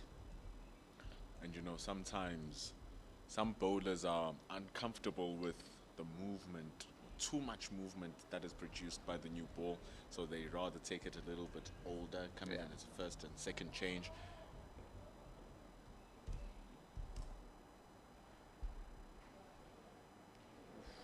That one just drifting down the legs from Merrick Brett. It looked well when he was warming up. Looked like he was hitting his areas quite decently as Merrick.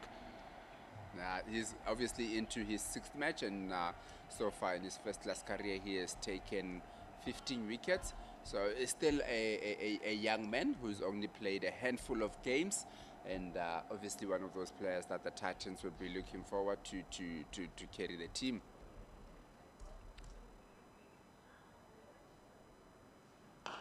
Joshua Richards will be wanting to get his eye in, as a long time to bat. Still scheduled for 23 overs until the end of the day's play. It's a long time to get yourself in the hopes that he'll still be here tomorrow. Then he can continue building up from that start. Yeah. I think Joshua Richards would actually be happy to see Merrick Brett coming from this side, especially when he spoke about how he's been looking to get himself back in form, and what better way than to be facing up an inexperienced bowler up front.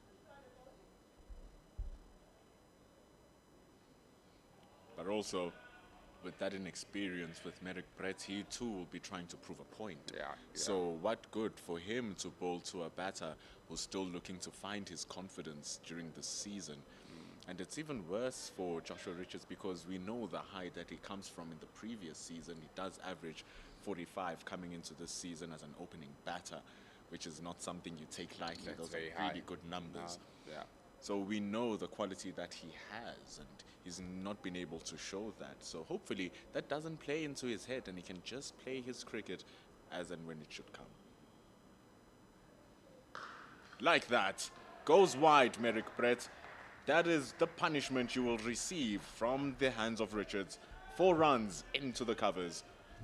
A very good shot there from Richards, just making sure that the first opportunity that he gets to hit the runs, and he pounces on it with Merrick Brett, just bowling it a little bit wider than what he would have wanted, giving him width, and with that, Joshua Richards says, thank you very much. A man that is looking to score runs, and then he just got a bit of a loose delivery there. Magnificent shot. The foot movement from Richards was exemplary, shifting his weights down and back to crunch that through the covers. But then here's the thing, you get a connection to the ball that is nice. The next ball, the tendency is to just feel for the ball.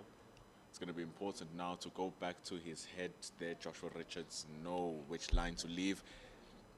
From our angle, that one felt just a little bit too wide to the stumps to engage. Yeah. It does do that, doesn't it, the game of cricket, when, you get a little bit too excited after, having been in a bad patch and getting a nice ball to hit for 4, then, just get excited and can get carried away with the match. That's like that. Even your oosh speaks about how good that ball was from Brett. Yeah. Good bowling from him. Just that one loose delivery, giving freebies to Joshua Richards, who still had to put it away, and he did. The deficit is 222 at SuperSport Park. Double Nelson. Oh, the Union Buildings where the statue of Nelson Mandela, yes? Does it? It's around the corner somewhere here. Yeah, I'm not too au fait with Pretoria and Centurion. It should be about 17, 18 kilometers from here. Ah, that's not too far. In Acadia, not too far at all. Yeah. Nelson, come do your thing. For who? That's the question. Here's Diane Khalim. He'll be bowling to Dominic Hendricks. 2-full, punished from the captain. Isn't too much of good form for you to deliver those, so you must go fetch it from the boundary. I think there will be disappointment there from Dan Khalim. The previous over, he looked to be a little bit more probing, but this time around, just giving a bit of a freebie to Dominic Hendricks to get off strike. Wonderful shots from Hendricks. A juicy half volley. Wide open covers. And off it goes. What a way to start your scoring. It's 9 for no loss.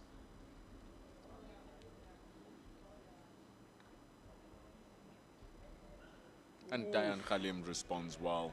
So does Dominic Hendricks.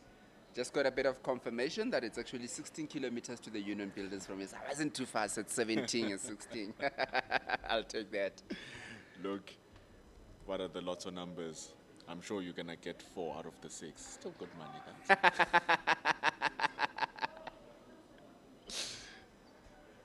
The deficit is 218 here at SuperSport Park.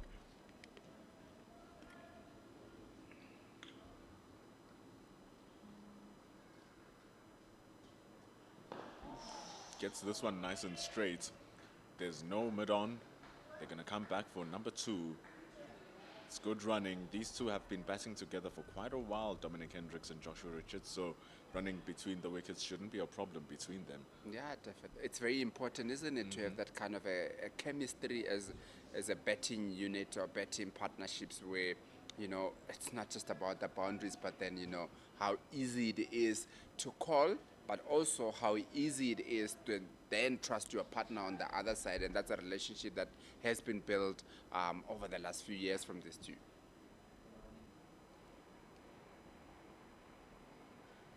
Ooh, Diane Khalim rushing Dominic Hendricks. And what you love to see in return from the Momentum Multiply Titans is the constant chatter. The 3 men next to the wicketkeeper have not kept quiet at all ever since we've started. Let's go, even if it's 4, let's go, good bowling. Yeah. Just keep your bowler fighting for you.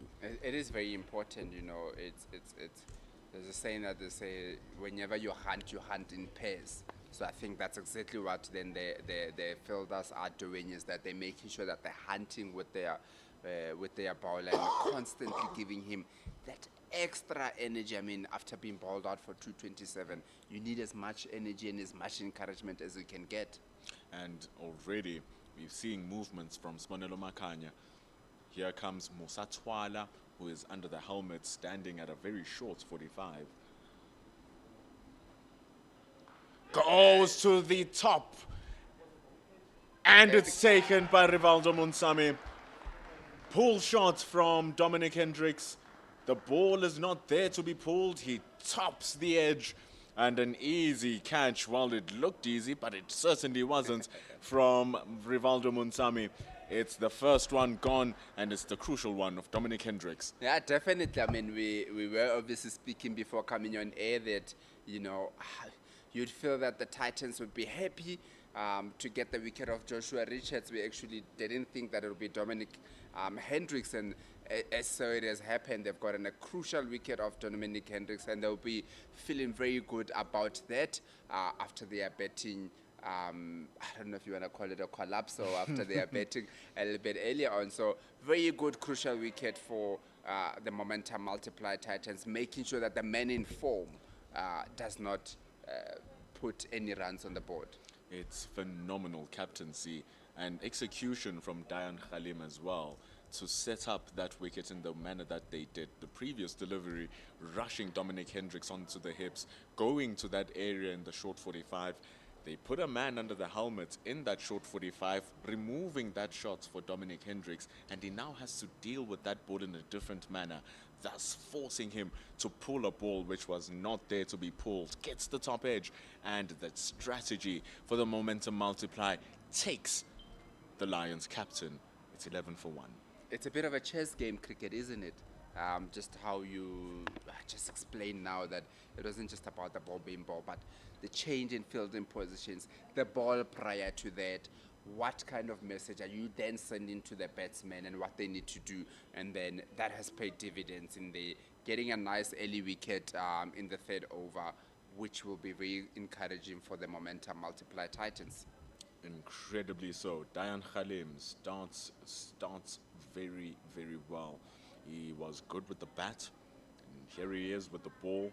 We saw from the very first ball, KG, that he is going to be hitting the deck hard. He's going to be running in strong, and he's going to be accurate. And it has paid off. 1 for 7 in his 11 deliveries. I'm sure the momentum multiply Titans will also be happy to have 2 right-handers at the wicket. They can settle a little bit more.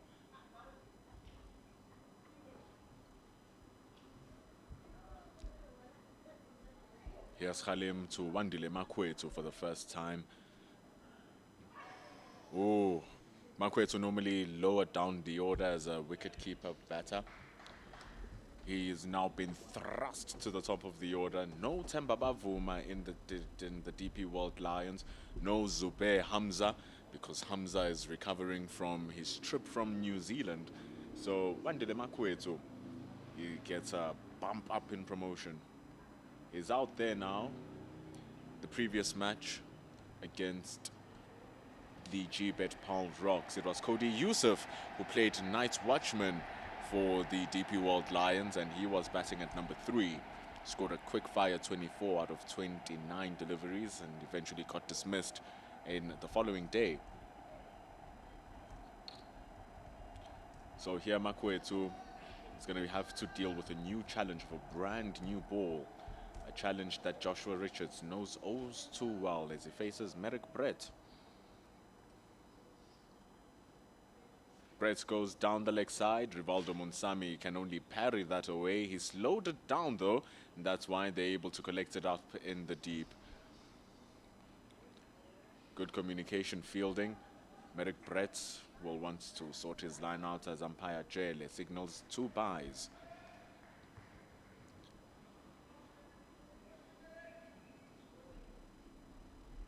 It's going to be happy days for the Titans as they were able to capture the wickets of Dominic Hendricks. Joshua Richards has a chance of making it happen here for himself and his team. Very big innings for him, coming into it, and obviously spoke about the importance of the results of this game in particular. Ooh, getting into his pads.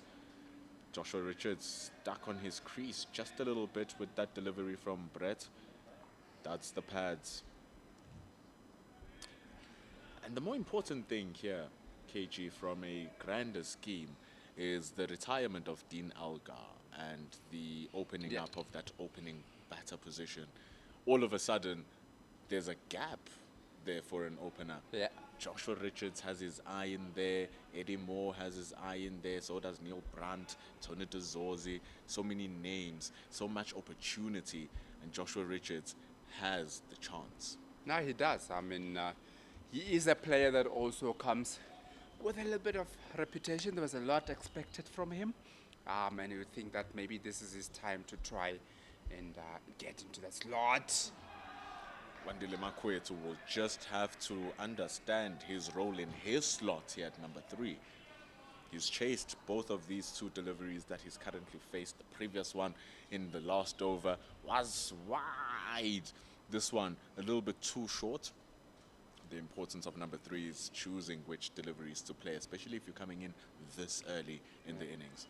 Bit of a Navy start from him, Wandile Makwetu. Obviously, he's a man that also hasn't scored too many runs this season, and we'll be looking at the opportunity to score the runs.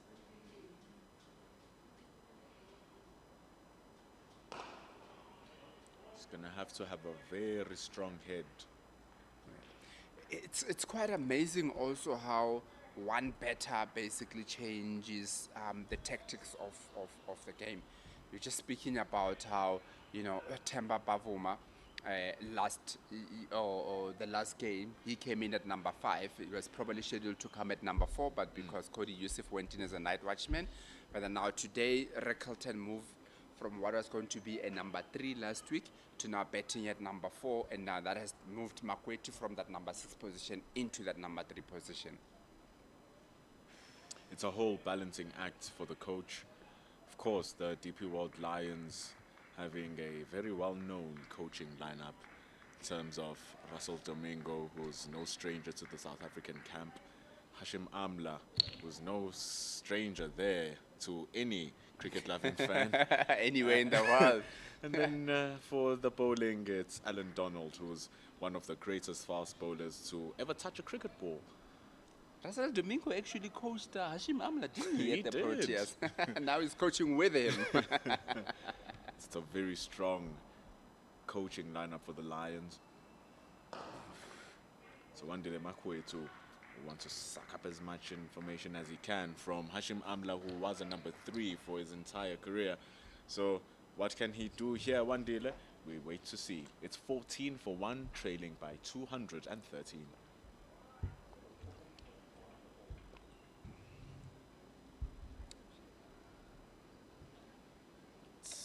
15, it's a quarter to 5 o'clock local time here at SuperSports Park. The sun has slowly faded away. It's a cooler time to be fielding now, much more happier times. Yeah. Yeah, definitely. I think they'll be looking at it. It is a touch darker than what it was about 30 minutes ago, so the Titans will probably be happy to have some sort of external assistance.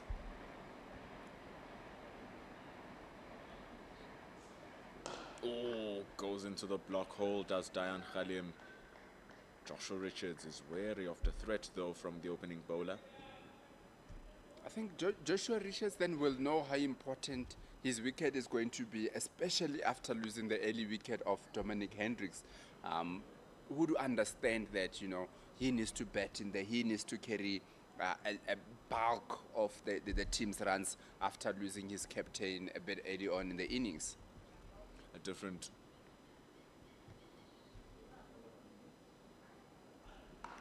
element to Richards' game is going to need to show. He likes playing his strokes, does Joshua Richards, and he has an abundance of them. But sometimes he just finds himself flashing at one that he shouldn't be flashing. That is some of the important things of becoming an opening batter, is choosing which balls to attack. And interestingly, actually, during the break a bit earlier on, I managed to see Temba Bavuma just getting into the gym here with Layden, who's the SNC for the Titans. I just wonder what's happening there. Is Bavuma going to join the Titans now? But Joshua Richards joins the ball with the covers. An extraordinary shot. Short and wide from Dayan Khalim. Cut away for 4 by Joshua Richards. Be very disappointed with that, Dayan Khalim. I think as much as we've gotten, the Titans have gotten a wicket early on, just feel that they haven't been consistently in those channels that they would like to be in. There's just been a couple of boundary balls, and they've really allowed the batters to be able to hit the ball to the boundary. They'll be looking to pull that back.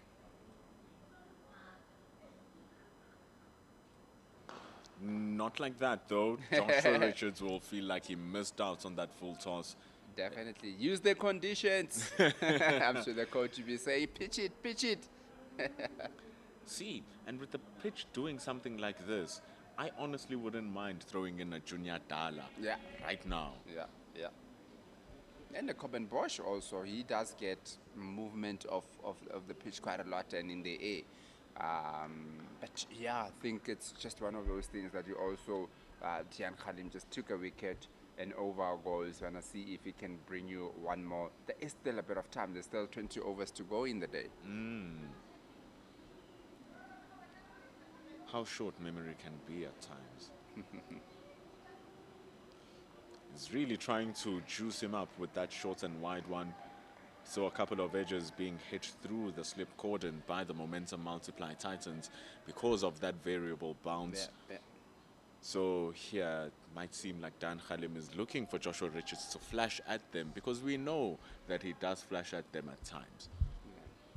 It's very the way the game of cricket is evolved in terms of the information that the opposition now have of the people that they're playing against.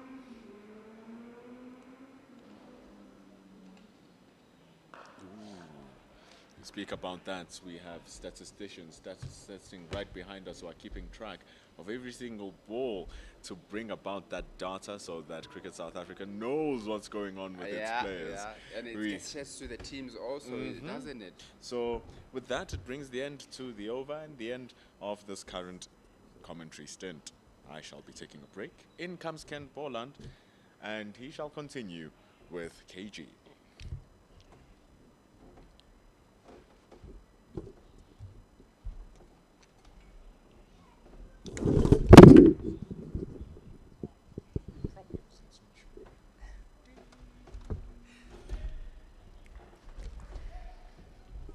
But welcome back, Ken. Apologies for causing a bit of chaos. My return. And Merrick Bad just balls 1 full to Wandile Makwetu that says thank you very much for that full ball, and he hits it through the covers for a boundary. What a nice way for him to start this over from Merrick Brett. Yes, you and Pendula have touched on it. Wandile Makwetu in a bit of an unusual role for him as number 3. I fancy most of his previous first-class careers batted number 5 or lower, being a wicket-keeper when he started out. But he doesn't have the gloves in this match, so he has to fill a gap at number 3. So far, so good. As he gets off the mark, Merrick Brett continues from the West Lane end. That's better by Brett, good length. Yeah, as you touched on that, and we spoke about how the dynamics change a little bit due to Themba Bavuma not playing in this match, where last week Ryan Rickelton was scheduled to come in at 3, but then with Themba Bavuma now not playing in this match, Ryan Rickelton occupies that 4th spot where Themba Bavuma was batting, and then opens up an opportunity at number 3 for somebody to go up there. And in this case, as we said, Wandile Makwetu is not playing the all-rounder role, as he's not keeping in this match and is coming in as a pure batsman, and that's why he goes up to number 3.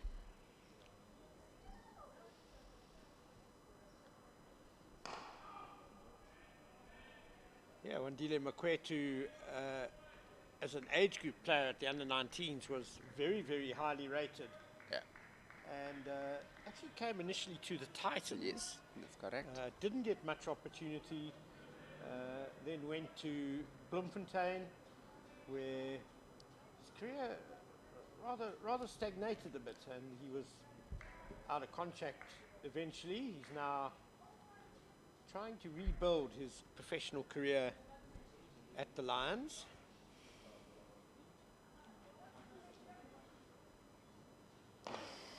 Full again for Brett. Very nicely steered that by Wandile Makwetu. Lovely controlled push through the covers.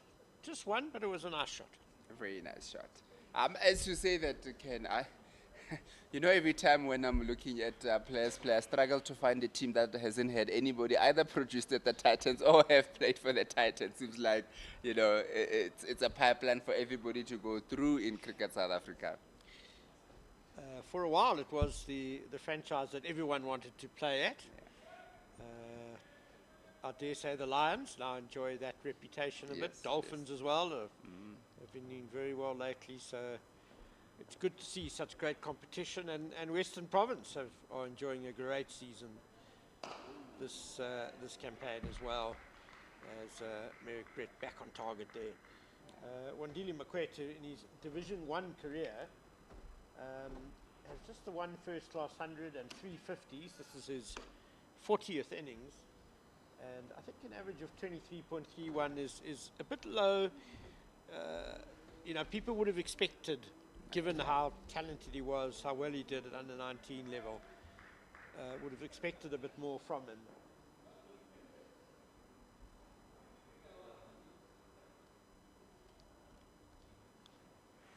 That one just comes back a bit from Merrick Brett. It's a good leave, though, by Josh Richards.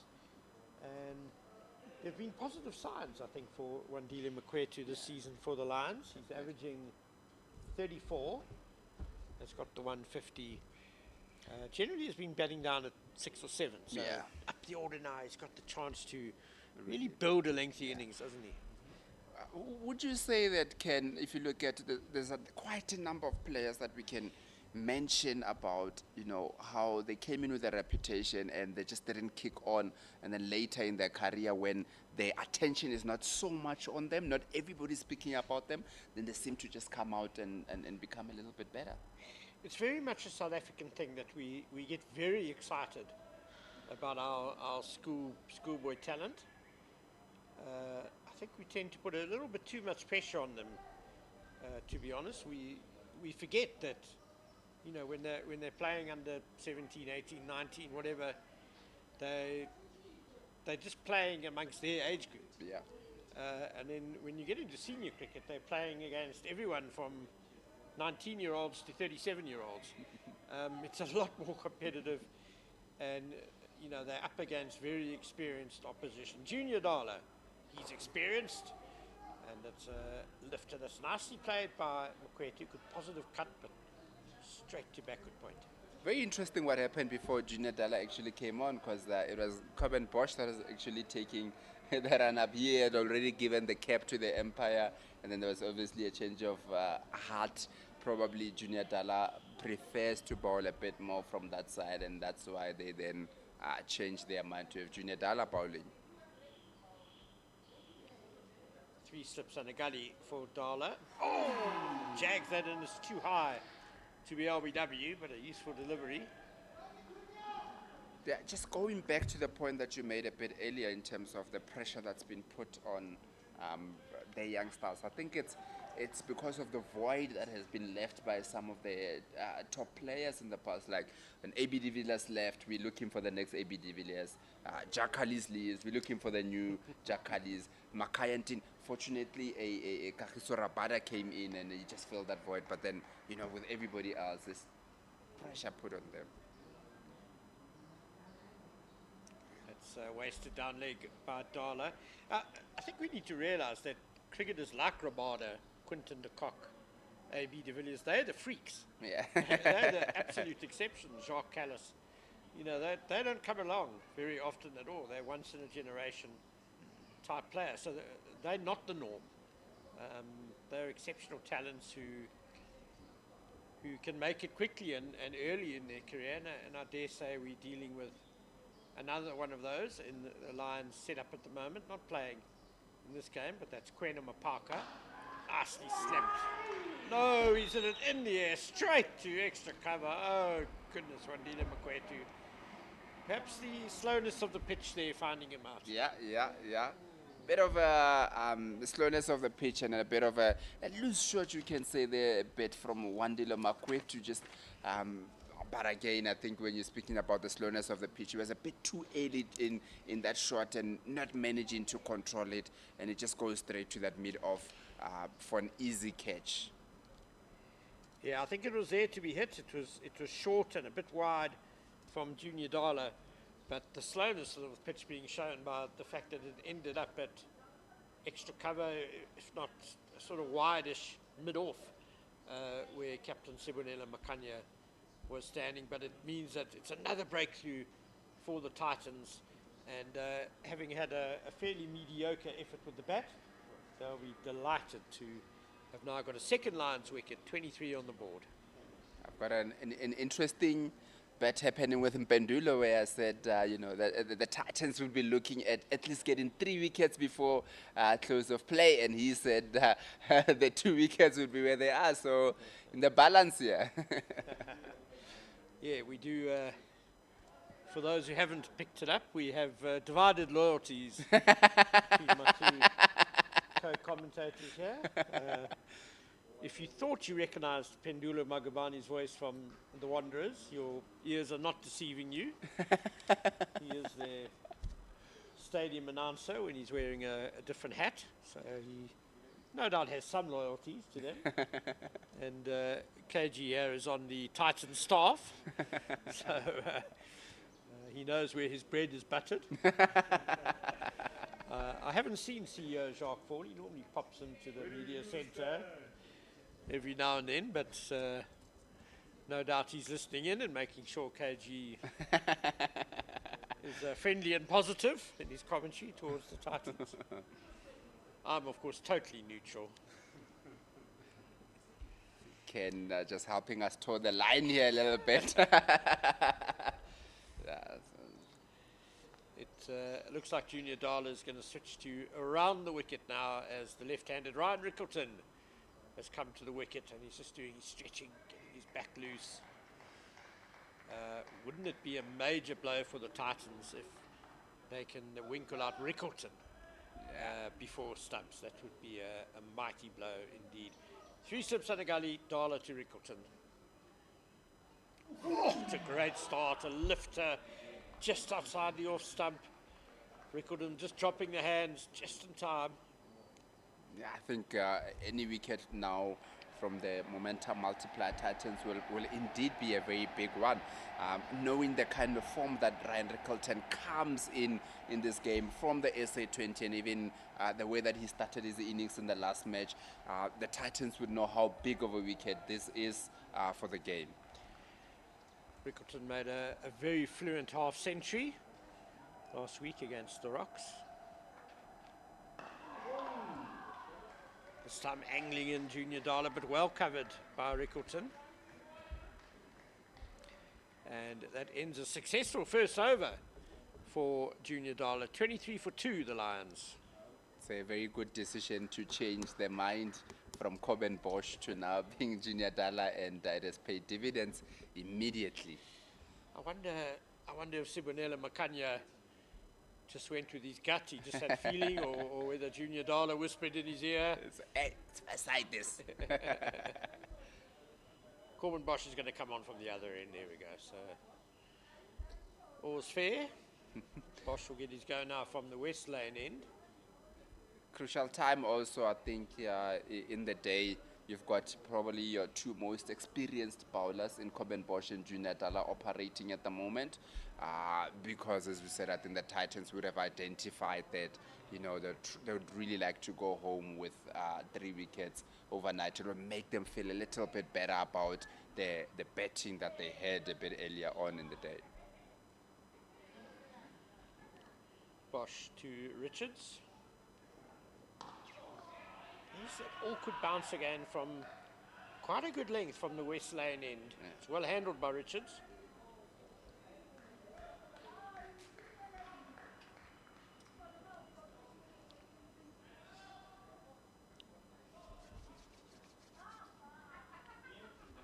So we currently have 17 overs to go in the day. I'm sure Sibonela Makanya will be looking to get as many overs as possible out of Coben Bosch and Junior Dala. I'll see if they can break. It's wasted by Bosch. We're not going to get all 17 in today. And in fact, it's looking a little bit murkier. There's more cloud cover away to the west. And when the sun starts to set behind those clouds, bad light could be a factor. Just been informed that there'll be good chemistry between the 2 batters, as they are actually the opening pair for the Lions in the 50-over cricket.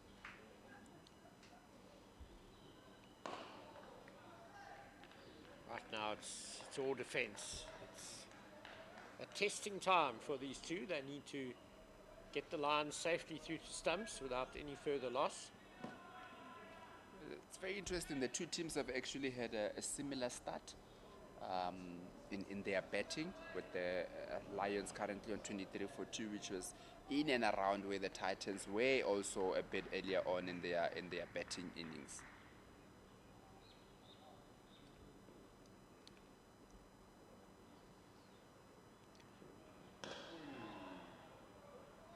Square leg knocks on, but they still won't get a single. Here from 18-2 this morning, we saw the Titans recover a little bit. There was a 53-run partnership between Matthew Kleinfeld and Diewold Brevis, and I guess you could say that Richards and Rickleton are a similar pair. Richards, the solid, typical opening batsman, and Rickleton is perhaps a bit more like Brevis in terms of exciting stroke player, more dashing player. They'll certainly be looking to dig in and put on at least 50 and to take it even further tomorrow.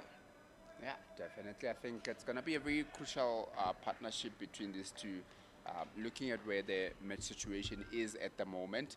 And as you say, I think they wouldn't be looking too far ahead at the moment, where their first goal is to make sure that they don't lose any wicket going into day 2.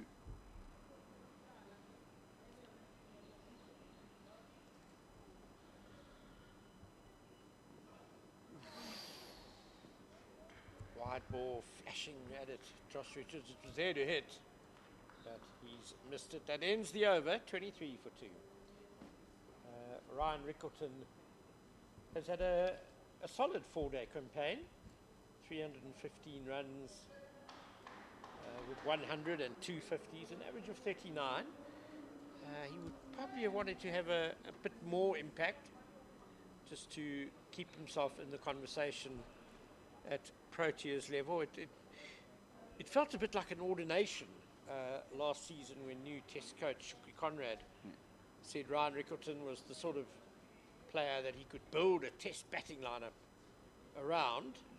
It hasn't really happened for one reason or another for Ryan Rickleton, but showed in the SA20 that he is certainly of international class, and he'll want to show that again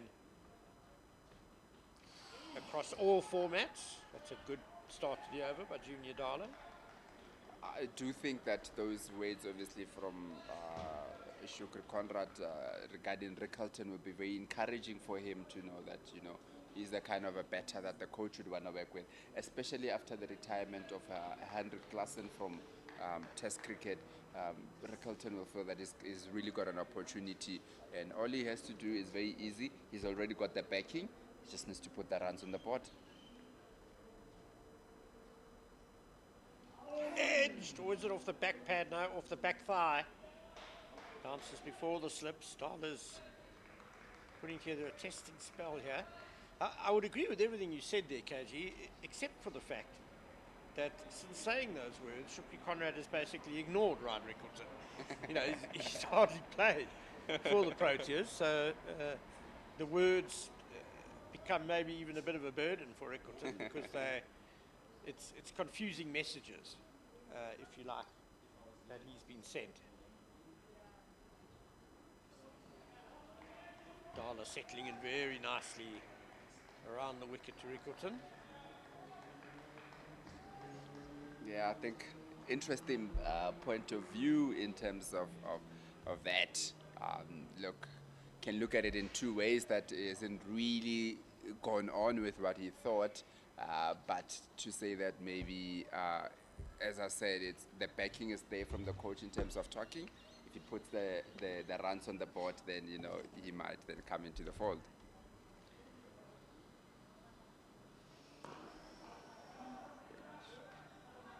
Yeah, I suppose, to be fair, an average of 39 in 4-day cricket this season doesn't really bang the door down, especially with Kyle Verreynne having a fantastic start to the season. He banged the door down.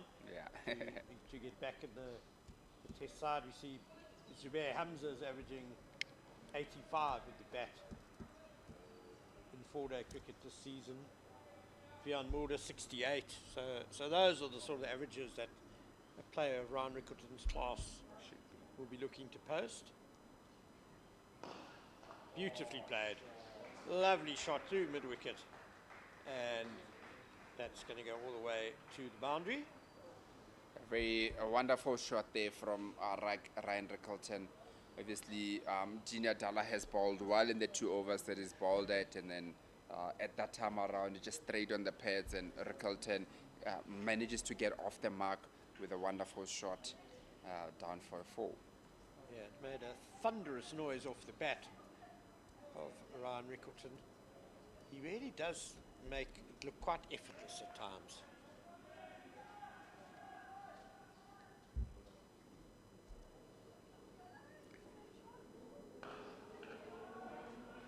Better line by Dala that time, and a bit shorter to end the over. 27 for 2, 9 gone, and the Lions are now 200 runs behind the Titans' first innings score of 227, having won the toss and elected to bat first. Well, I certainly thought 250 was about a par score maybe on this pitch. Have you? Yeah. What do you think, KG, given what you've seen now in the Lions' first innings? Yeah, no, definitely. I thought around maybe 270 maybe at some point. But with the start that the Titans had, I think, 250 would probably be a fair thing. I think they would be disappointed not to get a bit more runs on the board. Bosch starts off nice and full. Richard's very solid though in defence. I think in particular because for some time Sibonelo Makanya did give them a bit of hope to getting a bit more runs, and then unfortunately when the time that he went out, and then after that there wasn't too many runs that came after his departure. So I think they'll feel that very disappointed in how they ended their innings, but obviously they've started well with the ball now, and they've got time to almost make up for their batting. I think it's the sort of pitch where if a batsman gets in, then we saw Makanya looked pretty comfortable. Matthew Kleinfeld looked comfortable. Yeah. Once you're in for maybe an hour or so,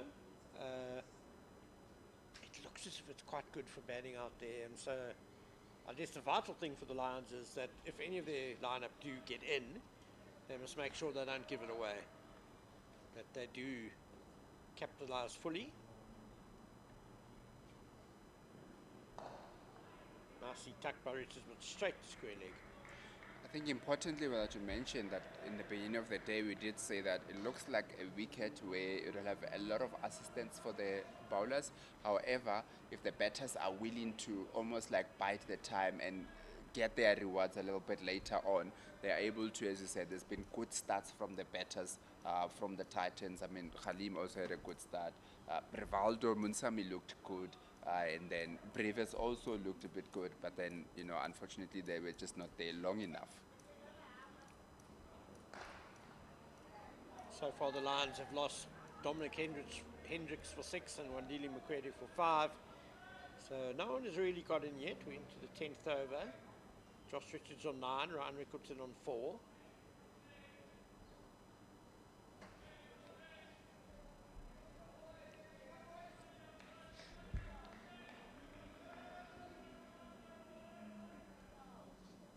It almost looks like there are two fine legs in place, but I presume the guy right on the boundary is the 12th man, just chatting to Junior Dala down there. It's a bit wide from Bosch the last 2 deliveries, which is not going to be tempted by those. Especially this time of the day, just to look to go through the day. This way, I'm sometimes a bit critical to our bowlers to say that, and to bowlers everywhere, that sometimes they just don't make the batters play enough. There were a couple of times also in the Lions where I felt like they were just a little bit too wide than what they should be. The other fine leg, I think, must have heard us because he's put on his yellow bib now, so you can now see he's a replacement fielder.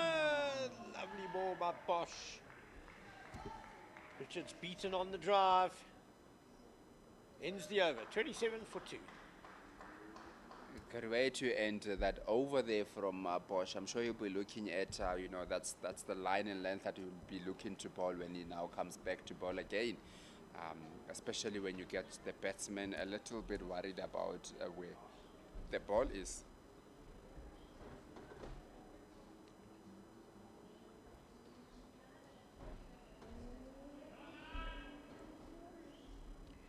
Junior Dala is going to continue his battle with Ryan Rickleton.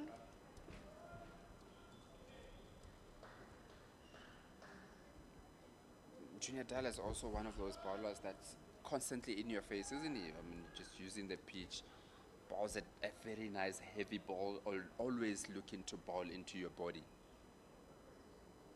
Oh, that's a beauty. Angled and nipping away. Rickleton well beaten, but he was playing inside the line. Junior Dala, he's got the pace to make it very uncomfortable for batsmen. And as you say, he likes to be in at your body. Bowls hard lengths. He's an awkward bowler to face. Yeah. Not very pleasant. 3 slips waiting, a gully.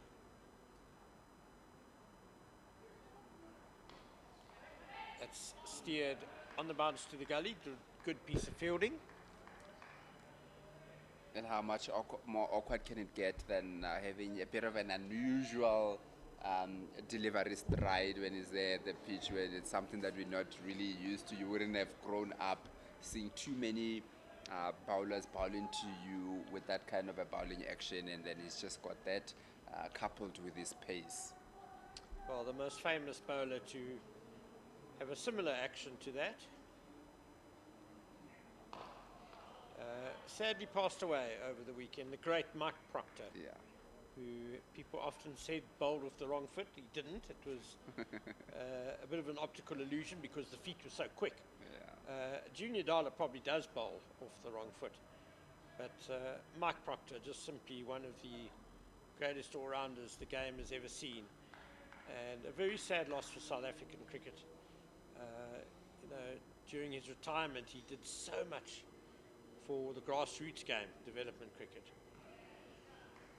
The only other guy who I could think of with a similar action was a guy called David Pryke, who played for Natal in the 90s. Barrel-chested, bustling pace bowler. He had a phenomenal Yorker. Always great with Ken in the commentary, taking us through some archives of some good cricketing lessons here. Just that I'm very old.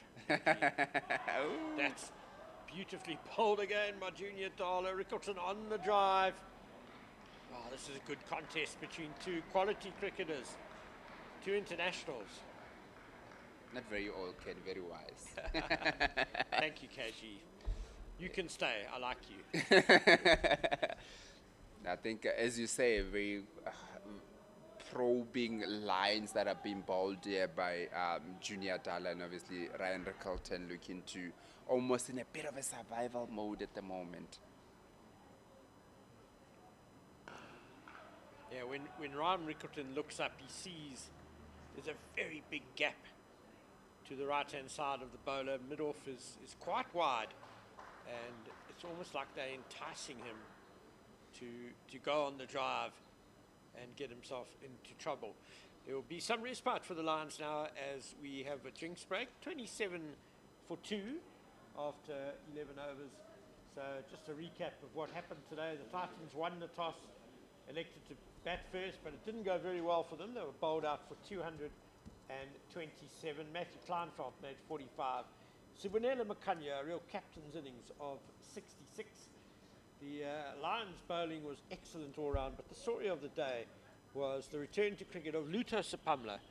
First match since middle of last year, and he took 4 for 48, and there were a couple of wickets each for Delano Potgieter and Malusi Saboto. The Lions then came into bat about half an hour ago,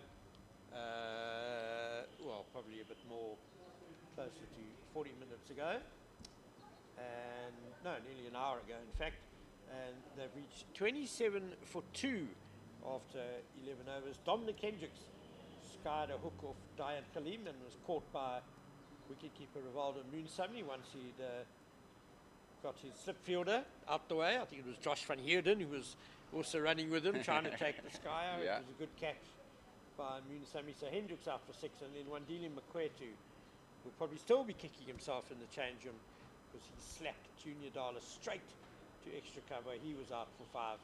Since then, Josh Richards has gone to 9 not out, and Ryan Rickleton to 4 not out. And we'll be back with you in a couple of minutes.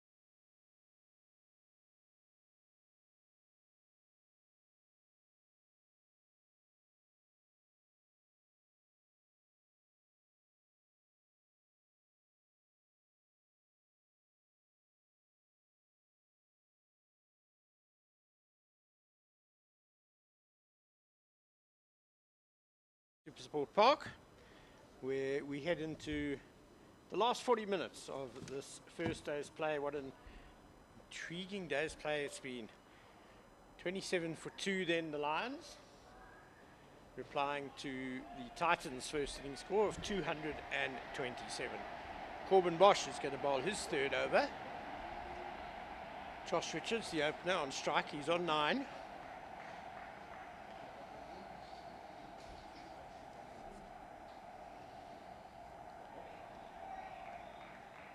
Three slips a gully for Bosch. Fine leg in place. And just a bit of cloud cover now at SuperSport Park. Bad light might come into play in the next 20 minutes or so. But either way, the match has certainly moved forward. Both these teams desperate for a result. The winner of this match will more than likely book themselves a place in the CSA 4-day series final.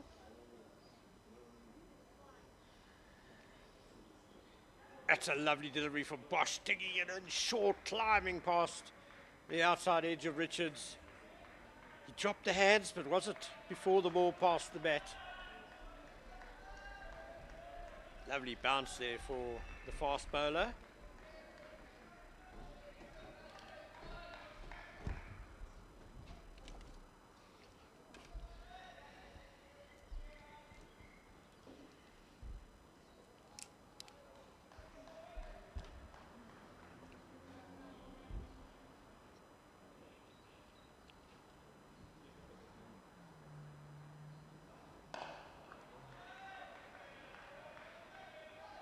Good stuff from Corbin Bosch.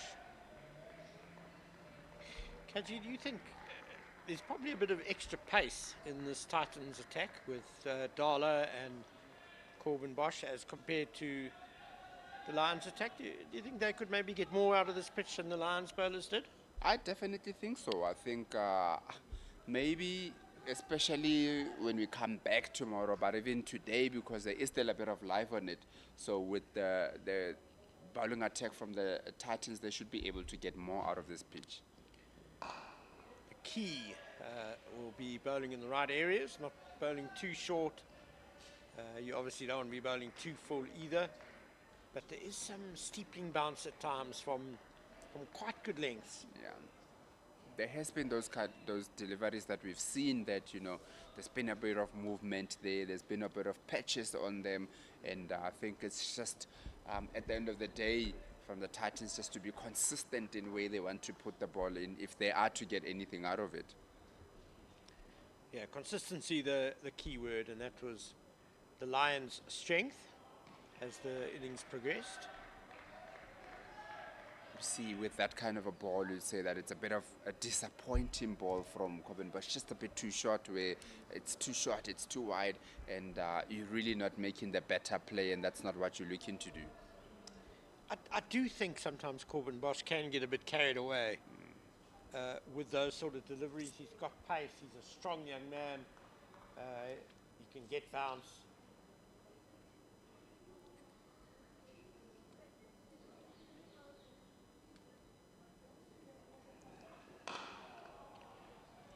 For someone who is obviously a quality fast bowler, you can see it with your own eyes, his record is actually surprisingly poor in Division 1. He's played this is his 25th Division 1 match, and he's got 49 wickets, but his average is 41.67, which for someone who's got obviously great abilities as a fast bowler, physical talents, that average is a bit high, isn't it? And I wonder if it's not because he can tend to just get a bit too short at times.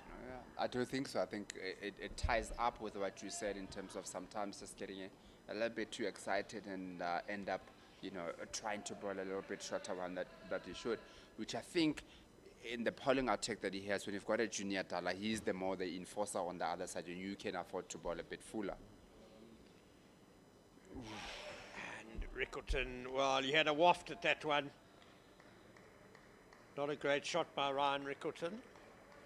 A lot of uncertainty from that shot, where it was one of those things that, just pushing at a wide one, and you end up asking yourself, it's a bit of a nothing shot, if you can call it like that, because sometimes you just say, you touch it, and then what's going to happen? You're going to get a single out of it, you're not going to get a boundary. Is there really a necessity for you to be playing that kind of a shot? Yeah, if you're going to go for it, then throw the kitchen sink at it. It was a little bit half-hearted from Rickleton. That's a defensive shot with more intent, though.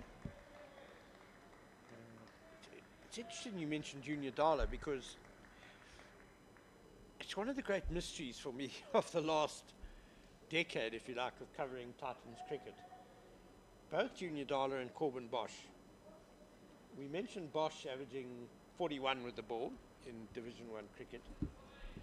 Junior Dala averages 47. And he's definitely a much better bowler than that. It's a bit of a mystery as to why he hasn't had more success, just in terms of averages in red ball cricket. He's obviously done extremely well in the white ball formats. That average is coming down, though, so I think he's getting better, Junior Dala. Getting better with age, I suppose. Because 34 this year, should be?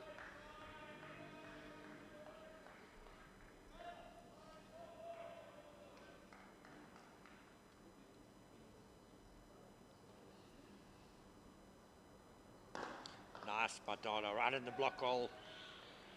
Bit of variation there. Well handled by Rickleton. It's been a good season so far for Junior Dala in 4-day cricket. In the 3 matches before this, he's taken 14 wickets at an average of 28, so that's very respectable indeed. Yeah.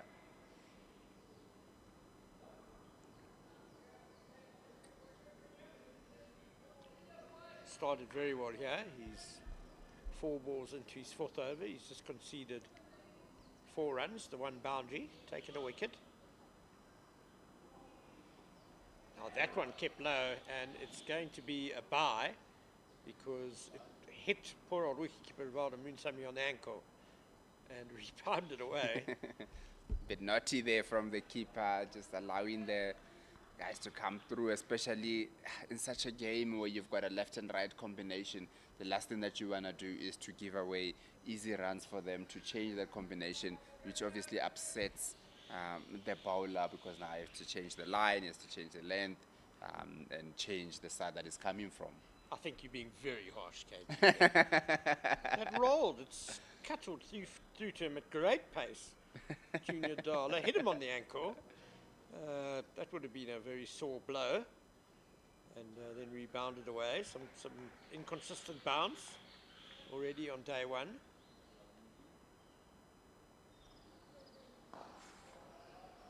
Back to over the wicket to the right hand, and is immediately worked away to deep mid wicket for a couple by Josh Richards. Takes him to 11. End of the over, 30 for 2. I think I was speaking on behalf of the bowlers. They never understand the reason why you shouldn't catch the ball, why you shouldn't stop the ball. Well, bowlers don't go on to the bowler's analysis, so, no need to moan and groan and carry on about it. Well, they're over it. They're having a nice chat after the over. No doubt Dala is like you, complaining that he had Rickleton under pressure, wanted him to stay there on strike, let him off the hook. Corbin Bosch is going to go around the wicket to the left-handed Rickleton. I think he hasn't bowled to him much actually in this innings, so it'll be very interesting to see how what kind of a game plan that he has towards bowling to Rickleton. Different challenge for Rickleton, but one thing's the same, and that's pace. Whatever happens, it's going to happen quickly from Corbin Bosch.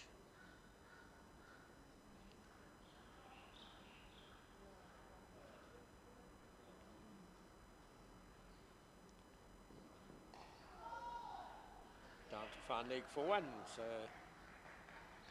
Rickleton immediately gets up the other end. Looked like it got Corbin Bosch interested there.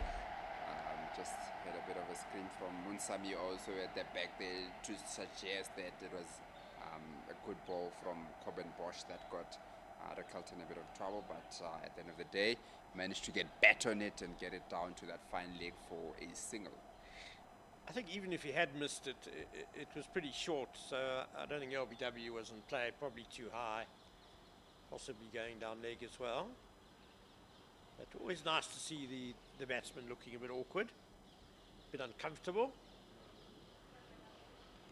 Oh, and there's great discomfort for Josh Richards. He's dropped the bat, he's in pain. That thudded into the gloves. I think this might be the umpire's cue to have a little discussion about the light. It's definitely a lot gloomier than it was. And Richards was in all sorts of trouble against that lifter from Corbin Bosch. Yeah, definitely. I think after that delivery, the two umpires just had a look at one another. I think they'll be very keen to assess the conditions here. And yeah, Josh Richards just looked mightily uncomfortable after that. And that's a man that's been there for 14 overs. So you would think, that he would have seen the ball a little bit more, would have been in better control of it. But it wasn't to be at that time. So umpires Jelly and Harris did have a chat. Not sure if it was about the light. They're now standing with the Lions batsman, who I'm sure would be quite happy to go off. 31 for 2. It's testing times. Two fast bowlers whizzing the ball around. Gone are the days, isn't it, when the batters actually used to be given an option of whether they want to stay on or not. Now it's totally up to the umpires, and what the umpires do use is obviously previous readings that they would have taken to come off, and if it doesn't say that, then unfortunately you just have to carry on with batting. I haven't seen a light meter come out of the pockets or being delivered from the match referee, so they would need to set a new benchmark for this game on the first day. Of course, this does take time out of the day as well, so it'll mean less balls that the Lions have to contend with this evening. They won't be too displeased with that. I think, as we said, that the most important thing for them this time of the day is just to ensure that there's no more damage done on them. And if they can come back tomorrow with 8 wickets still in hand, then it'll be a very good, I think it'll be a pleasing sort of end to the day for them. Yeah, it's been a good day for the Lions. They won't want to let slip the advantage here with the bat in the last hour or so. I'm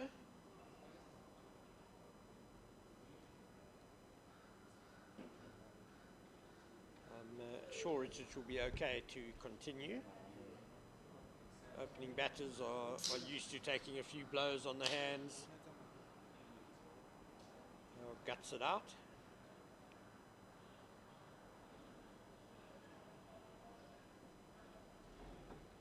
And the Lions entourage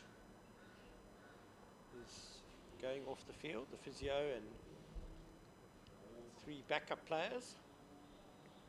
And if Joshua Richard would say, hey, why are you guys leaving me out here? It's not too fun to be batting out there with Coben Bosch and Junior Dala.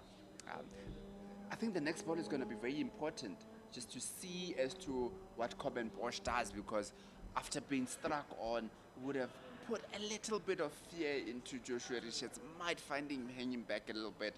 So it's going to be very interesting to see what the follow-up ball will be here from Coben Bosch. Does it go full or does it go short again, or what's he looking to do? And there's a backward short leg who has now been brought into place with the helmet on. So I think Richards can expect a few more deliveries aimed at his rib cage. Good leave.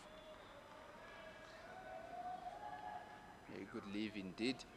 With that, I think Coben Bosch would feel a little bit disappointed that his follow-up wasn't a bit more threatening than what he would have liked it to be after obviously the previous ball. He would have wanted Richards to play, I think, ideally, to have to play at it.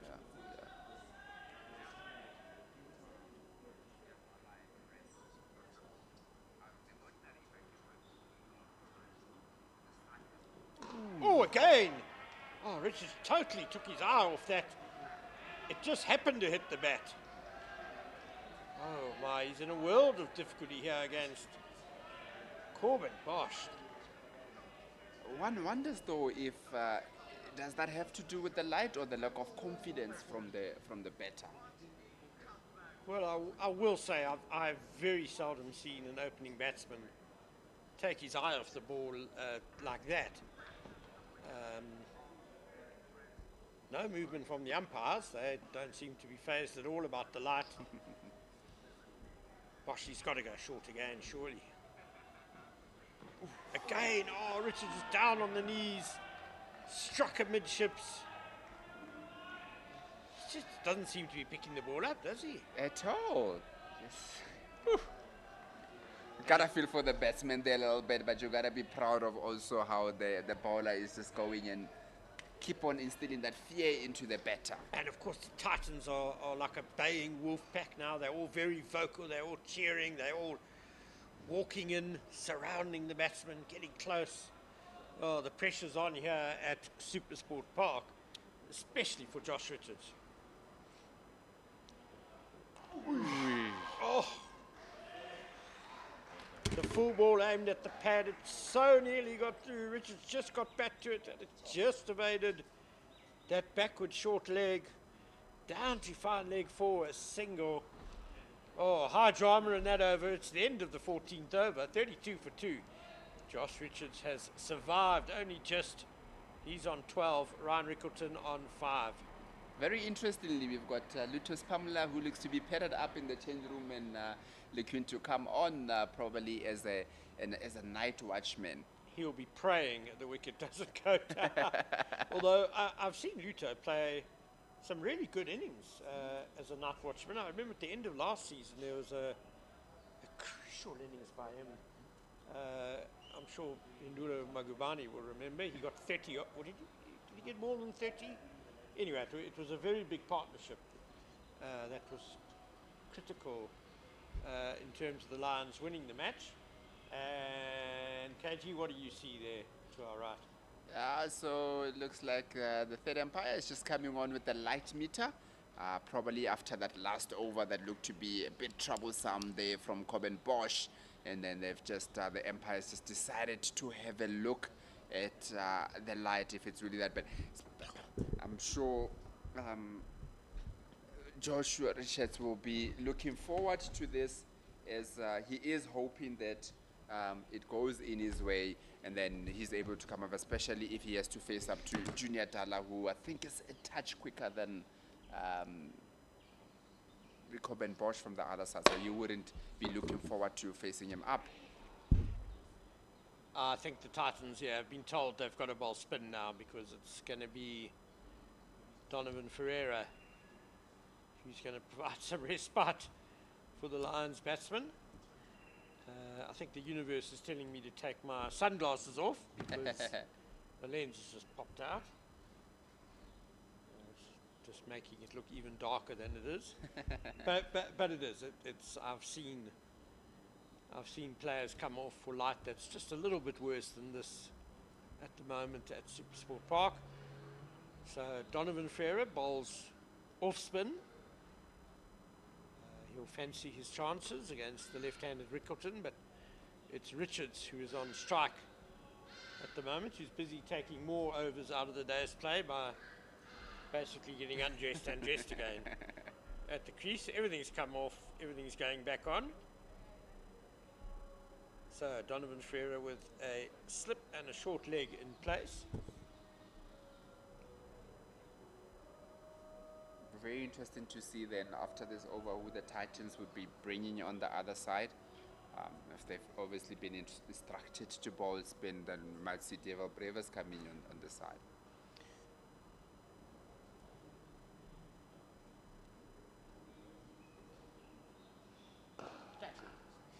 He looks much more comfortable, Josh, straight away. Bjorn Fortuyn, the Lions spinner, bowled 12 overs today, 1 for 20, so he had a good time with the ball. 1 to deep mid on.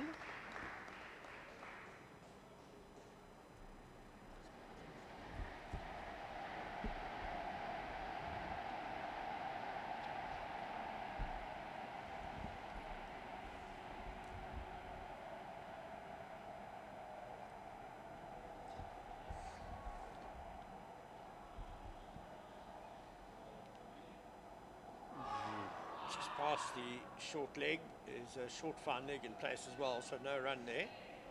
I think Donovan Ferreira will probably be excited to be bowling to a left-hand. Off spinners often like it when they're bowling to a left-hand batter, just to get the ball to leave them. Very much so. Very competitive individual, Donovan Ferreira. He'll not care about the reputation of the left-hander he's bowling to. He'll fancy his chances against him. Flatter.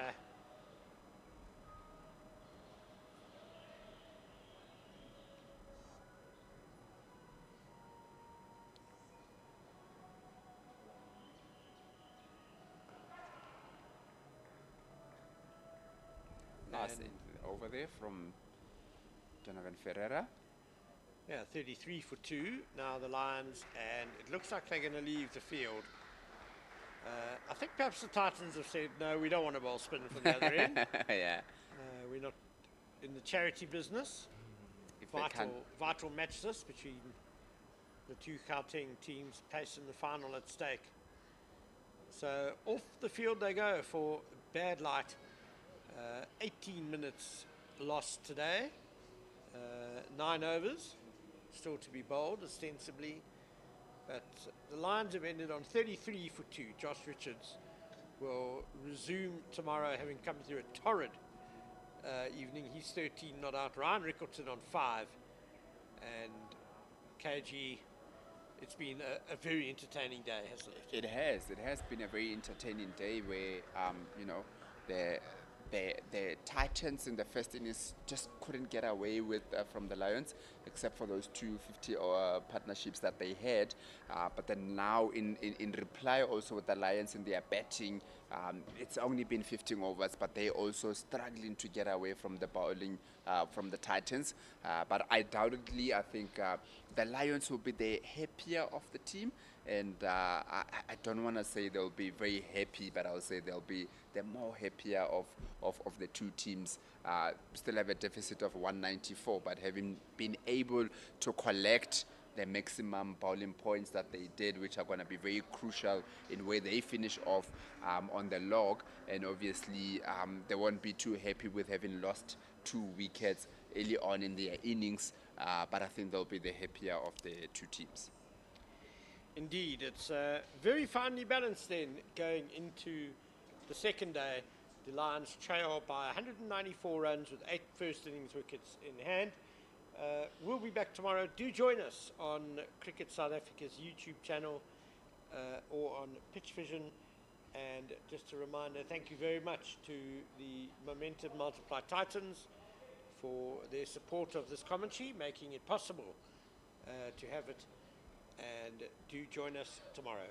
Good evening. And good night.